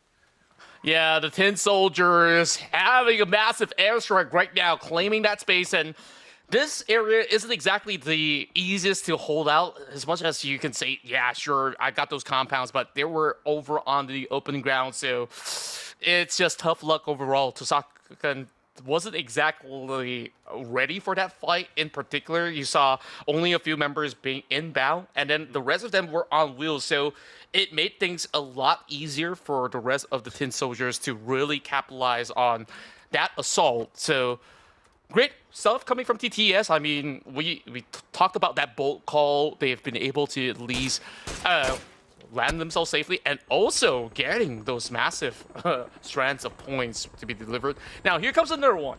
Mile, where exactly are they going? So enough about Impala, because this zone does not fully cover towards those grounds. A lot of the high ground that we talked about is not going to be up for grabs. So Mile definitely have to make deep consideration. Are they going to look towards docking into the city of Puerto Paraiso? It seems to be the case, and is it going to be for the warehouse? Because there is one member right underneath, and Mercenary is going to be lying there in the way. They should be able to see this one coming through. Smell, he's going to take charge. He's already swinging at it. Sudden damage being done, and the res have arrived on scene. Mile will now flush the position away. Smell has got to get the heck out of there. Oh man, we are talking about a guy who's been absolutely on point with those grenades lobbing. So he's been getting 2Ks. I believe I saw a potential third K, but of course not from a single nade, but all from grenades alone. He's doing a phenomenal job. Trying to see if he can connect a couple of few. He lobs a couple in, but it's currently being bombarded himself. So it's too many nades here. It has to go for the first 8 kid to try to sustain. The rest of the team did manage to drop down within a more safer vicinity here. We'll try to relocate or reposition themselves to support Smell as much as possible, because they are intending to seize this background here. But it gets flanked by DT for the sidelines. Yeah, Mel Gaming finds an opportunity to find 2 in the process here, and that's going to be punishing the Mercenary squad quite heavily. Yeah, they did not manage to sniff out his position. Great lurk coming in, and right now Mile really striking very, very well. And just like that, the rest of Mercenaries, they lose that position.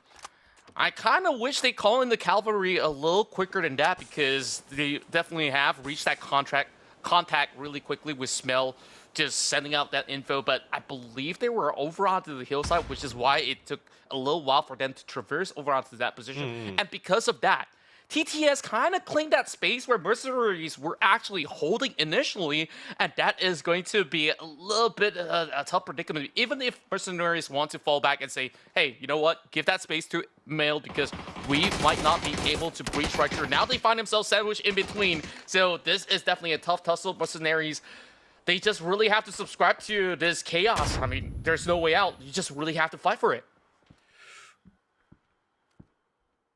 Still biding their time, Janku. I mean, this is not too surprising, right? This is just one of the few things when it's phase 3. It's currently phase 3 now. We're slowly going midway. Water spray coming in from Kurt. This is by the way, this is the very same menace who's been been farming kills on the map of Rondo and Tego, being the last man squad here. Pangs, on the other hand, the last remaining member of NRG, definitely had a more better vision in mind for closing out the final match of the night as well. But being the last man standing, didn't expect to see him currently being this desperate, having his back against the wall. He's in the 1v2. He goes for the drop down. Pretty sure they heard him dropping down as well. Trying to play with the small corners. Unfortunately, I was a little bit lucky on the timing of the curves. And we'll be able to find and remove an RG, putting them down the bed, tucked in nice and tight and comfortably. The Tosakala and RG should be able to have a good rest and prep for tomorrow or maybe day 3. Yeah, great angles working out for the side of Hoi An, and this is another full send coming out. The rest of the Tin Soldiers arrive on side to challenge the rest of BRU. I say the rest is only going to be Khan up here. Well, I believe he came in with the emergency pickup as well, which is how he lands up here. No realistic way for you to actually move over onto the rooftops other than that. So that kind of signals for a call for the rest of BRU with a full 360 setup, I would say, up against the rest of ATK. So I don't think that they actually suspect all too much because Khan hasn't really made too much of a noise. So right now, the rest of BRU are just slowly looking for those big angles. Smoke to be pummeled into the fight as well, while we are looking at big tags coming from the hillside towards the rest of these members of Z. Taodao being knocked. Namus tries to draw an exchange, but how much can he actually do right now? No reprieve for Taodao whatsoever. Quickly being taken off the list. Well, look at this position from Elgin Bots. He's got those godly angles, but this is a very tough tag, even with the Mark 12 right now. They look like ants from right above that high ground.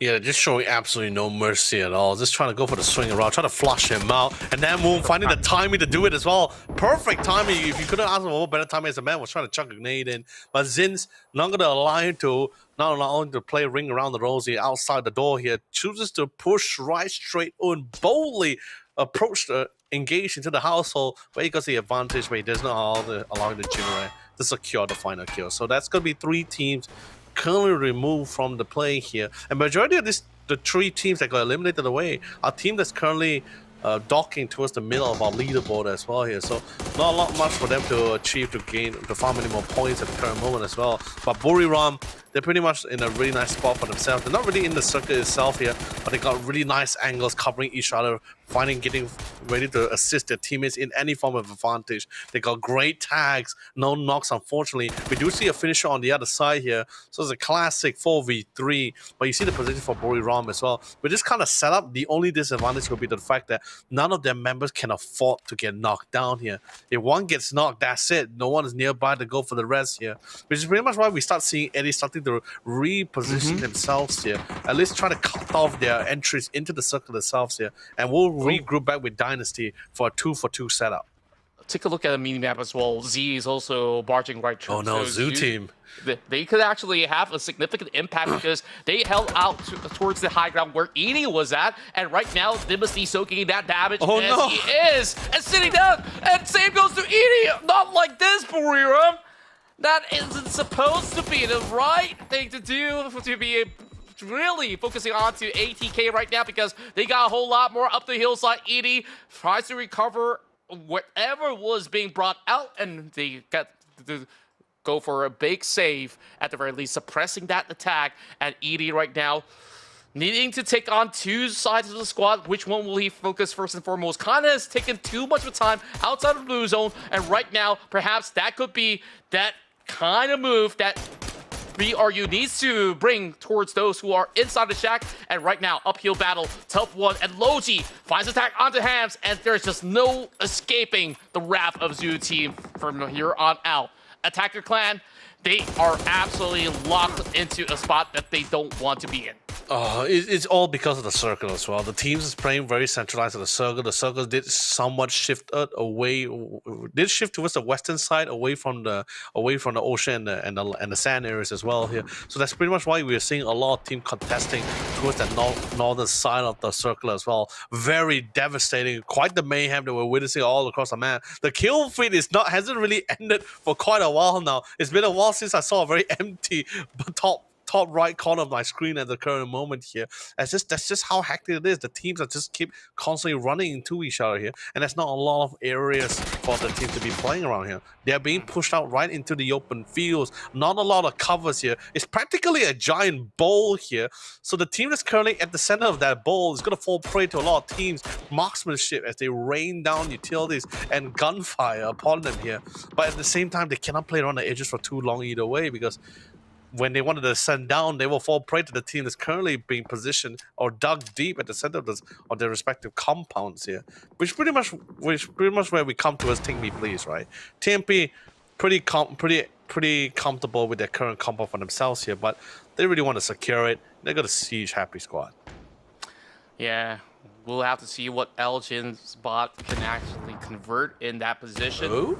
TMP just lobbing nades after nades, trying to seek them out, and this is just gonna be a couple of cotton clouds that they really have to look through in order to find any members of Happy Squad right at this moment, and this could actually pay for servant surprise engagements, but that's not too much of a surprising attempt coming in for that member of Happy Squad, quickly being negated with the presence of Mega to be able to suppress them. Still holding firm though, but it's barely enough cover. And take a look at the rest of OBS there, arriving from the high end of the hills.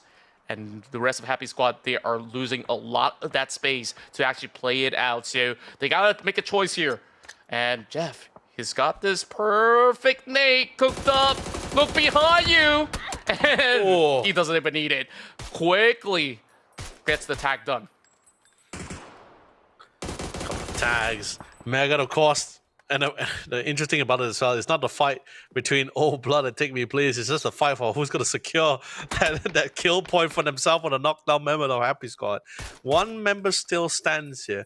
Jeff has been, Old Blood's been having a really tough round for this one. Seriously, like, even from the rest of APAC qualifiers, I think that I had really high hopes as being like, by the way, for the first time in the rest of APAC, it was the first time for me to see 4 Oceania teams participating in a single qualifier. It's usually like 1 or 2, never 4. So I was very excited for some of the teams that was participating.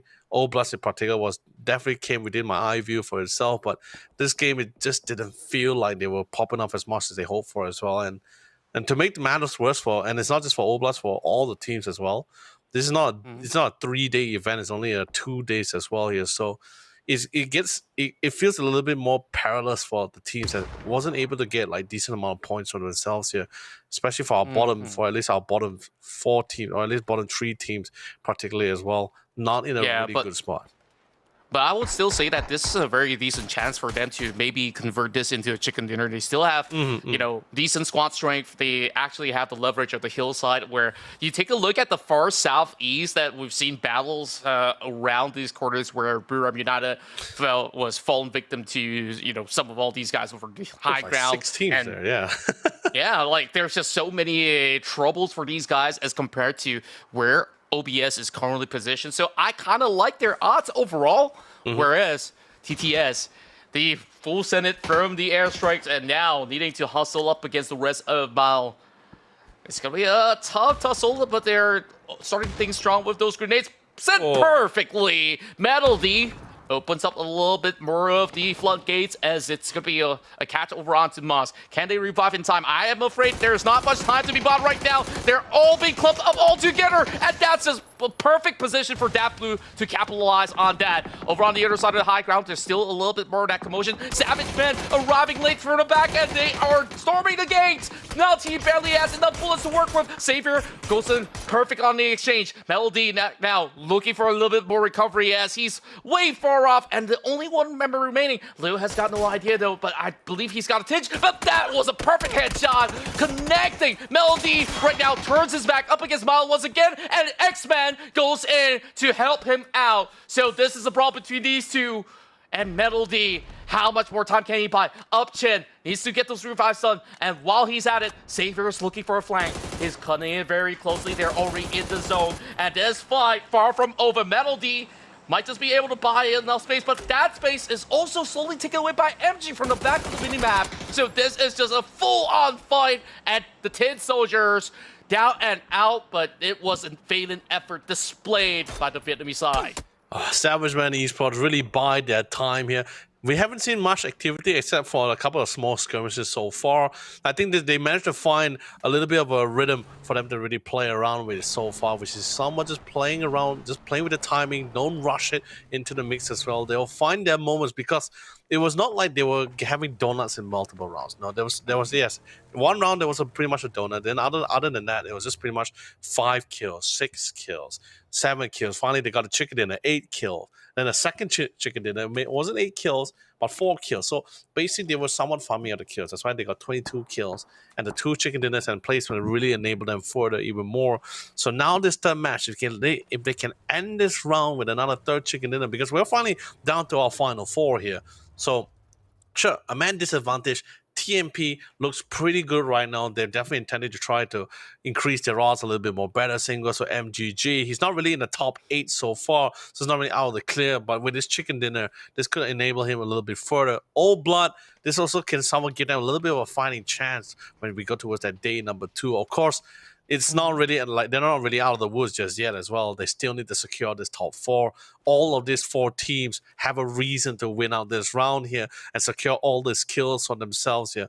But we do see when a nice crit comes in, this will be quite good for a team who, at least one of the members who currently has a busted vest or a helmet. Particularly like Saber, his vest is almost good to go at this point. Yeah.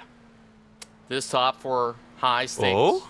Nobody wants to make mistakes, and here comes a full set. Just like that, rampaging through, Jeff. You can't do that, man, like that. Oh, just like that, MG Gaming loses one. A very brutal truth that he just have to endure. And just like that, 2 members down from the tunnel, and MG Gaming is slowly watering down. Only Stan L left. He's hiding deep within the outskirts, and you just see this onslaught happening because OBS, they know that there's barely enough space for them to play over in the far west because it's just flat ground terrains, which is why they are just full sending it, joining the rest of the party over onto the far east. And now Mega, he catches the twins on Rondo Lundlund, and this is going to be a tough call. Where exactly is he going to push? Upchin does actually find a grenade. It does suppress one member down from the side of TMP. No time to even go for a backup. Savior now in the mix, but he's bringing an SLR into close combat. It's not exactly the safest ordeal for him to actually draw and exchange. The rest of Savage Men right now popping a couple of nades. Will be having it lop a little bit too far wide, while the rest of Savage Men so far looking impeccable. Ever since they found their first chicken dinner, they are just going for one after another, and this is where Oblast, they take their chances while these couple of teams are drawn into against each other. They're just finding opportunities from the outskirts, and they're denying a lot of that space from being taken away. So take me, please. They can only afford to hold by their respective vehicles. Honestly, at first I thought, like, especially since they missed an opportunity to get rid of Savior, I felt like that was pretty detrimental for TMP, because that would have probably just set the pace for the side of a Savage Man Esports here. But with Savior being able to survive from his wounds, now they know for the fact that, okay, TMP, where's their roughly their positioning. That's why you see like Lun and Upchen getting ready for this body system to seize that high ground here, but they're not going to be pushing up just yet here. They want to see what's going to be the plan coming from Old Blood here. Apparently, they tried to go for the peak battle here. Haven't found much success against TMP. TMP still having the high ground here. A little bit of a more better vantage, right? And then hopes, I guess TMP being this silent is probably in hopes of the fact that Old Blood actually might turn their attention to a Savage Man here. But I'm not sure whether they have the angles for it. Most likely Jeff and Momo Shing most likely have a higher chance in at least picking out Savior, who's trying to go for the long angles, picking here with the marksmanship here. But Savior is currently prone down, slowly crawling his way forward here. Looks like he was able to loot out the crate too to get that level 3 vest. A great restock for now. coming in at the right time, but Chen's looking too much of the brunt of the damage, down to 5 HP, and Saber goes in, exchanging, taking down Moshing. This could be a chance. Once again, triple ticket dinner could be the biggest possibility right now to close off the night, but Reebok gets snipped out. And it is TMP hoping to draw a certain exchange up against Savage Men. Now down to one member only, Lunlun. How much can he actually hold on to? Because Saber is a little too far off. He's not going to be safe whatsoever, so down to the chance of this grenade. Flop too far wide. Mega finds him, and the streak will be broken. TMP, solid chance. 3-man against 2. Or is it going to be the little boys? Find it. Oh, Bloods now got them all punched out by that quarter of that compound, and there's not much that they can work with for cover. Only that broken vehicle. Jeff, he's got to make the call alongside with Speedy. They're looking for a wide angle swing. Can they find it though? It's going to be a big question right now. Bring up against TMP, and now damage being done over the side of Skirk. Mega Repo tries to go in for a little bit more reset before they bring the Famas into play. 2 AU just as well as the Famas. Great damage output from all angles. And right now, they're feeling a little bit more confident to try to push up against these 2 members of OBS. Oh man, this is absolutely insane coming between the 2 teams. And it seems like TMP still has the better positioning as well with the compound, the lone compound that they have for themselves here. It just matters to try to flush them out here. I love them to try to group that as much as possible, not trying to focus on covering more angles here, but rather trying to stick together as quickly as possible. They did set up an offensive smoke trail as they try to close in the gaps here. And Mega has been the bane for a lot of this team with a flanking maneuver as well. A beautiful spray comes in. They find the 2K, secure it, and it's gonna be a winner chicken dinner for TMP. They were pretty much juggling in the middle of the ranking of the leaderboard, but this at least will allow to enable them to get to that top 3. If my math is not wrong, really. Beautiful finish coming in from TMP as we take a look through our final matchup of the day.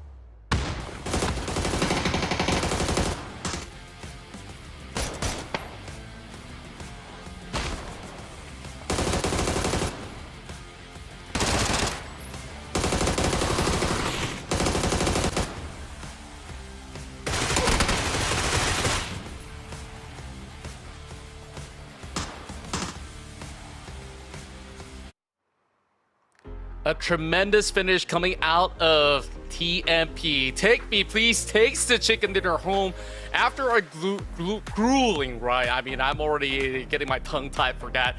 We saw that hustle over on the far corner, and so many teams would punch up against each other, and there was immense pressure coming in from those members of Savage Men, right? Yeah. They were pretty much locked in, looking to take them down, and then of course OBS came in and actually put a little bit of a struggle up against some of these guys out there. But once TMP have secured their entire south side, they know that it's go time. They full send it, and very decisive in order to really claim this last win, giving them high hopes, perhaps, in order to make that top 8 finish for the finals. Yeah, I mean, it was a really good round. They knew exactly what needed to go down. They just really played their cards right, especially the part where TMP started not being so aggressively pushing forward or doing any pot shots. Sure, they were doing a couple of peeks, but really keeping their intention pretty silent. That allowed Old Blood to move forward, because the entire plan was just to give Old Blood the idea where, okay, should give us a chance to try to flank. They could have flanked from the north side. It's that flat hill, downhill, scaling down. There's nobody going to go there. They had to go to the right, which is pretty much where Savage Man Esports was currently positioned as well, in that ditch here. So naturally, Savage Man had no choice but to take the fight head on to Old Blood, allowing TMP, the third party. And next, you know, that pretty much the rest is history. So that round was really well thought out. It really came down to hoping where a team allowed it to enable them the third party, but other than that, pretty well done from Take Me Please here. They were like what, in the top 8, but they weren't in the top 3. So maybe with these points they should be able to elevate themselves to top 3. I could be wrong because we really didn't do the final math, but it feels like they really got to that top 3. Not second place, but third place. Yeah, and there's definitely plenty to talk about, right? Well, we definitely highlighted TMP's successful finish, but at the very same time, what on earth went on? Savage Men, overall, for the final 3 games, they just went absolutely mayhem onto everybody out there. And look at that. 29 placement points, 29 kills at the very same time. Sees them tying the knot with BRU at the top of the table with their ultra consistent run so far. So these two teams are definitely poised for that top 8 finish. At the moment, we'll have to see on their next run whether they can maintain this form of pace. Well, Take Me Please, with that chicken dinner, they're currently just touching that podium spot on number 3, 1 point above Roy Esports. Well, 41 points for both Mile as well as for Crazy Rabbits. The top 8 looking rather good, but we're also looking at Tosakan team slowly dipping in the form of performance. I felt like when it comes down to the bigger maps, they start to lose a little bit more of that jostle control where they love those close range team fights a little bit far too much. While those that are around the 20-point margin are looking rather good. Old Bloods now climbs a couple of positions, now above Happy Squad with 18 points. I do think that there is a chance that they could still fight really hard for those placements, but mathematically, it definitely is a little bit of a challenge. But hey, all hope is not lost just yet. So, of course, we might still see more names coming from the Oceanic region, whether if they're from Australia or New Zealand. So, that being said, I mean, what a day, Yoli. I mean, tomorrow, we're also having the other big boys to come into the mix as well. So I can't wait to see what unfolds from here on. It's a very strong ending for the side of Savage Man as well. I mean, the same applies for Miramar Esports, right? Both of them ending it with 58 points. Savage Man on the Esports, on the other hand, they were able to get a really nice balance of placement and kills. 29 on each side. That feels pretty great. Miramar on the other hand, they got a lot of kills, but I think if they're able to balance it out with their placement points, because sure, they got second place, but their placement points in total was 17 points, which is a far cry compared to their kill points, which is like 47. I'm like, whoa, that's like the highest kill in the entire lobby, man.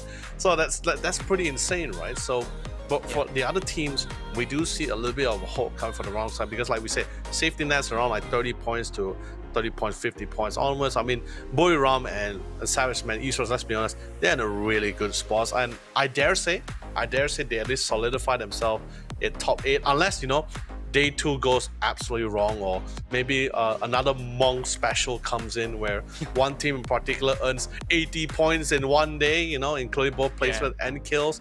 But, you know, those kind of thing doesn't happen all the time. And at the same time, you know, we must also see the roster or the team that's currently trying to pull off that kind of miracle for themselves here. If they have the capability, by all means, do it, man. Prove me wrong. I dare you. I don't mind being proven wrong. But I mean, from what we've seen so far, track record wise as well, we haven't seen that kind of explosive run here. So definitely a little bit of an uphill climb for our bottom teams, like especially for Happy Squad. Old Blood, fantastic final round for themselves, really ended it on a good note. Happy Squad has a lot of things to work on, especially Happy Squad, and I believe one other team as well. Was it Mercenaries or was it Mail Game? No, most likely Mercenaries as well. These two teams, so bottom 3 teams, has a lot of ground for them to cover, especially for that second day. But anyway, like you said, today is Group A and Group B. Tomorrow's going to be Group A and Group C. Group B is going to be on the bench, but Group C, they got a lot of intel from today.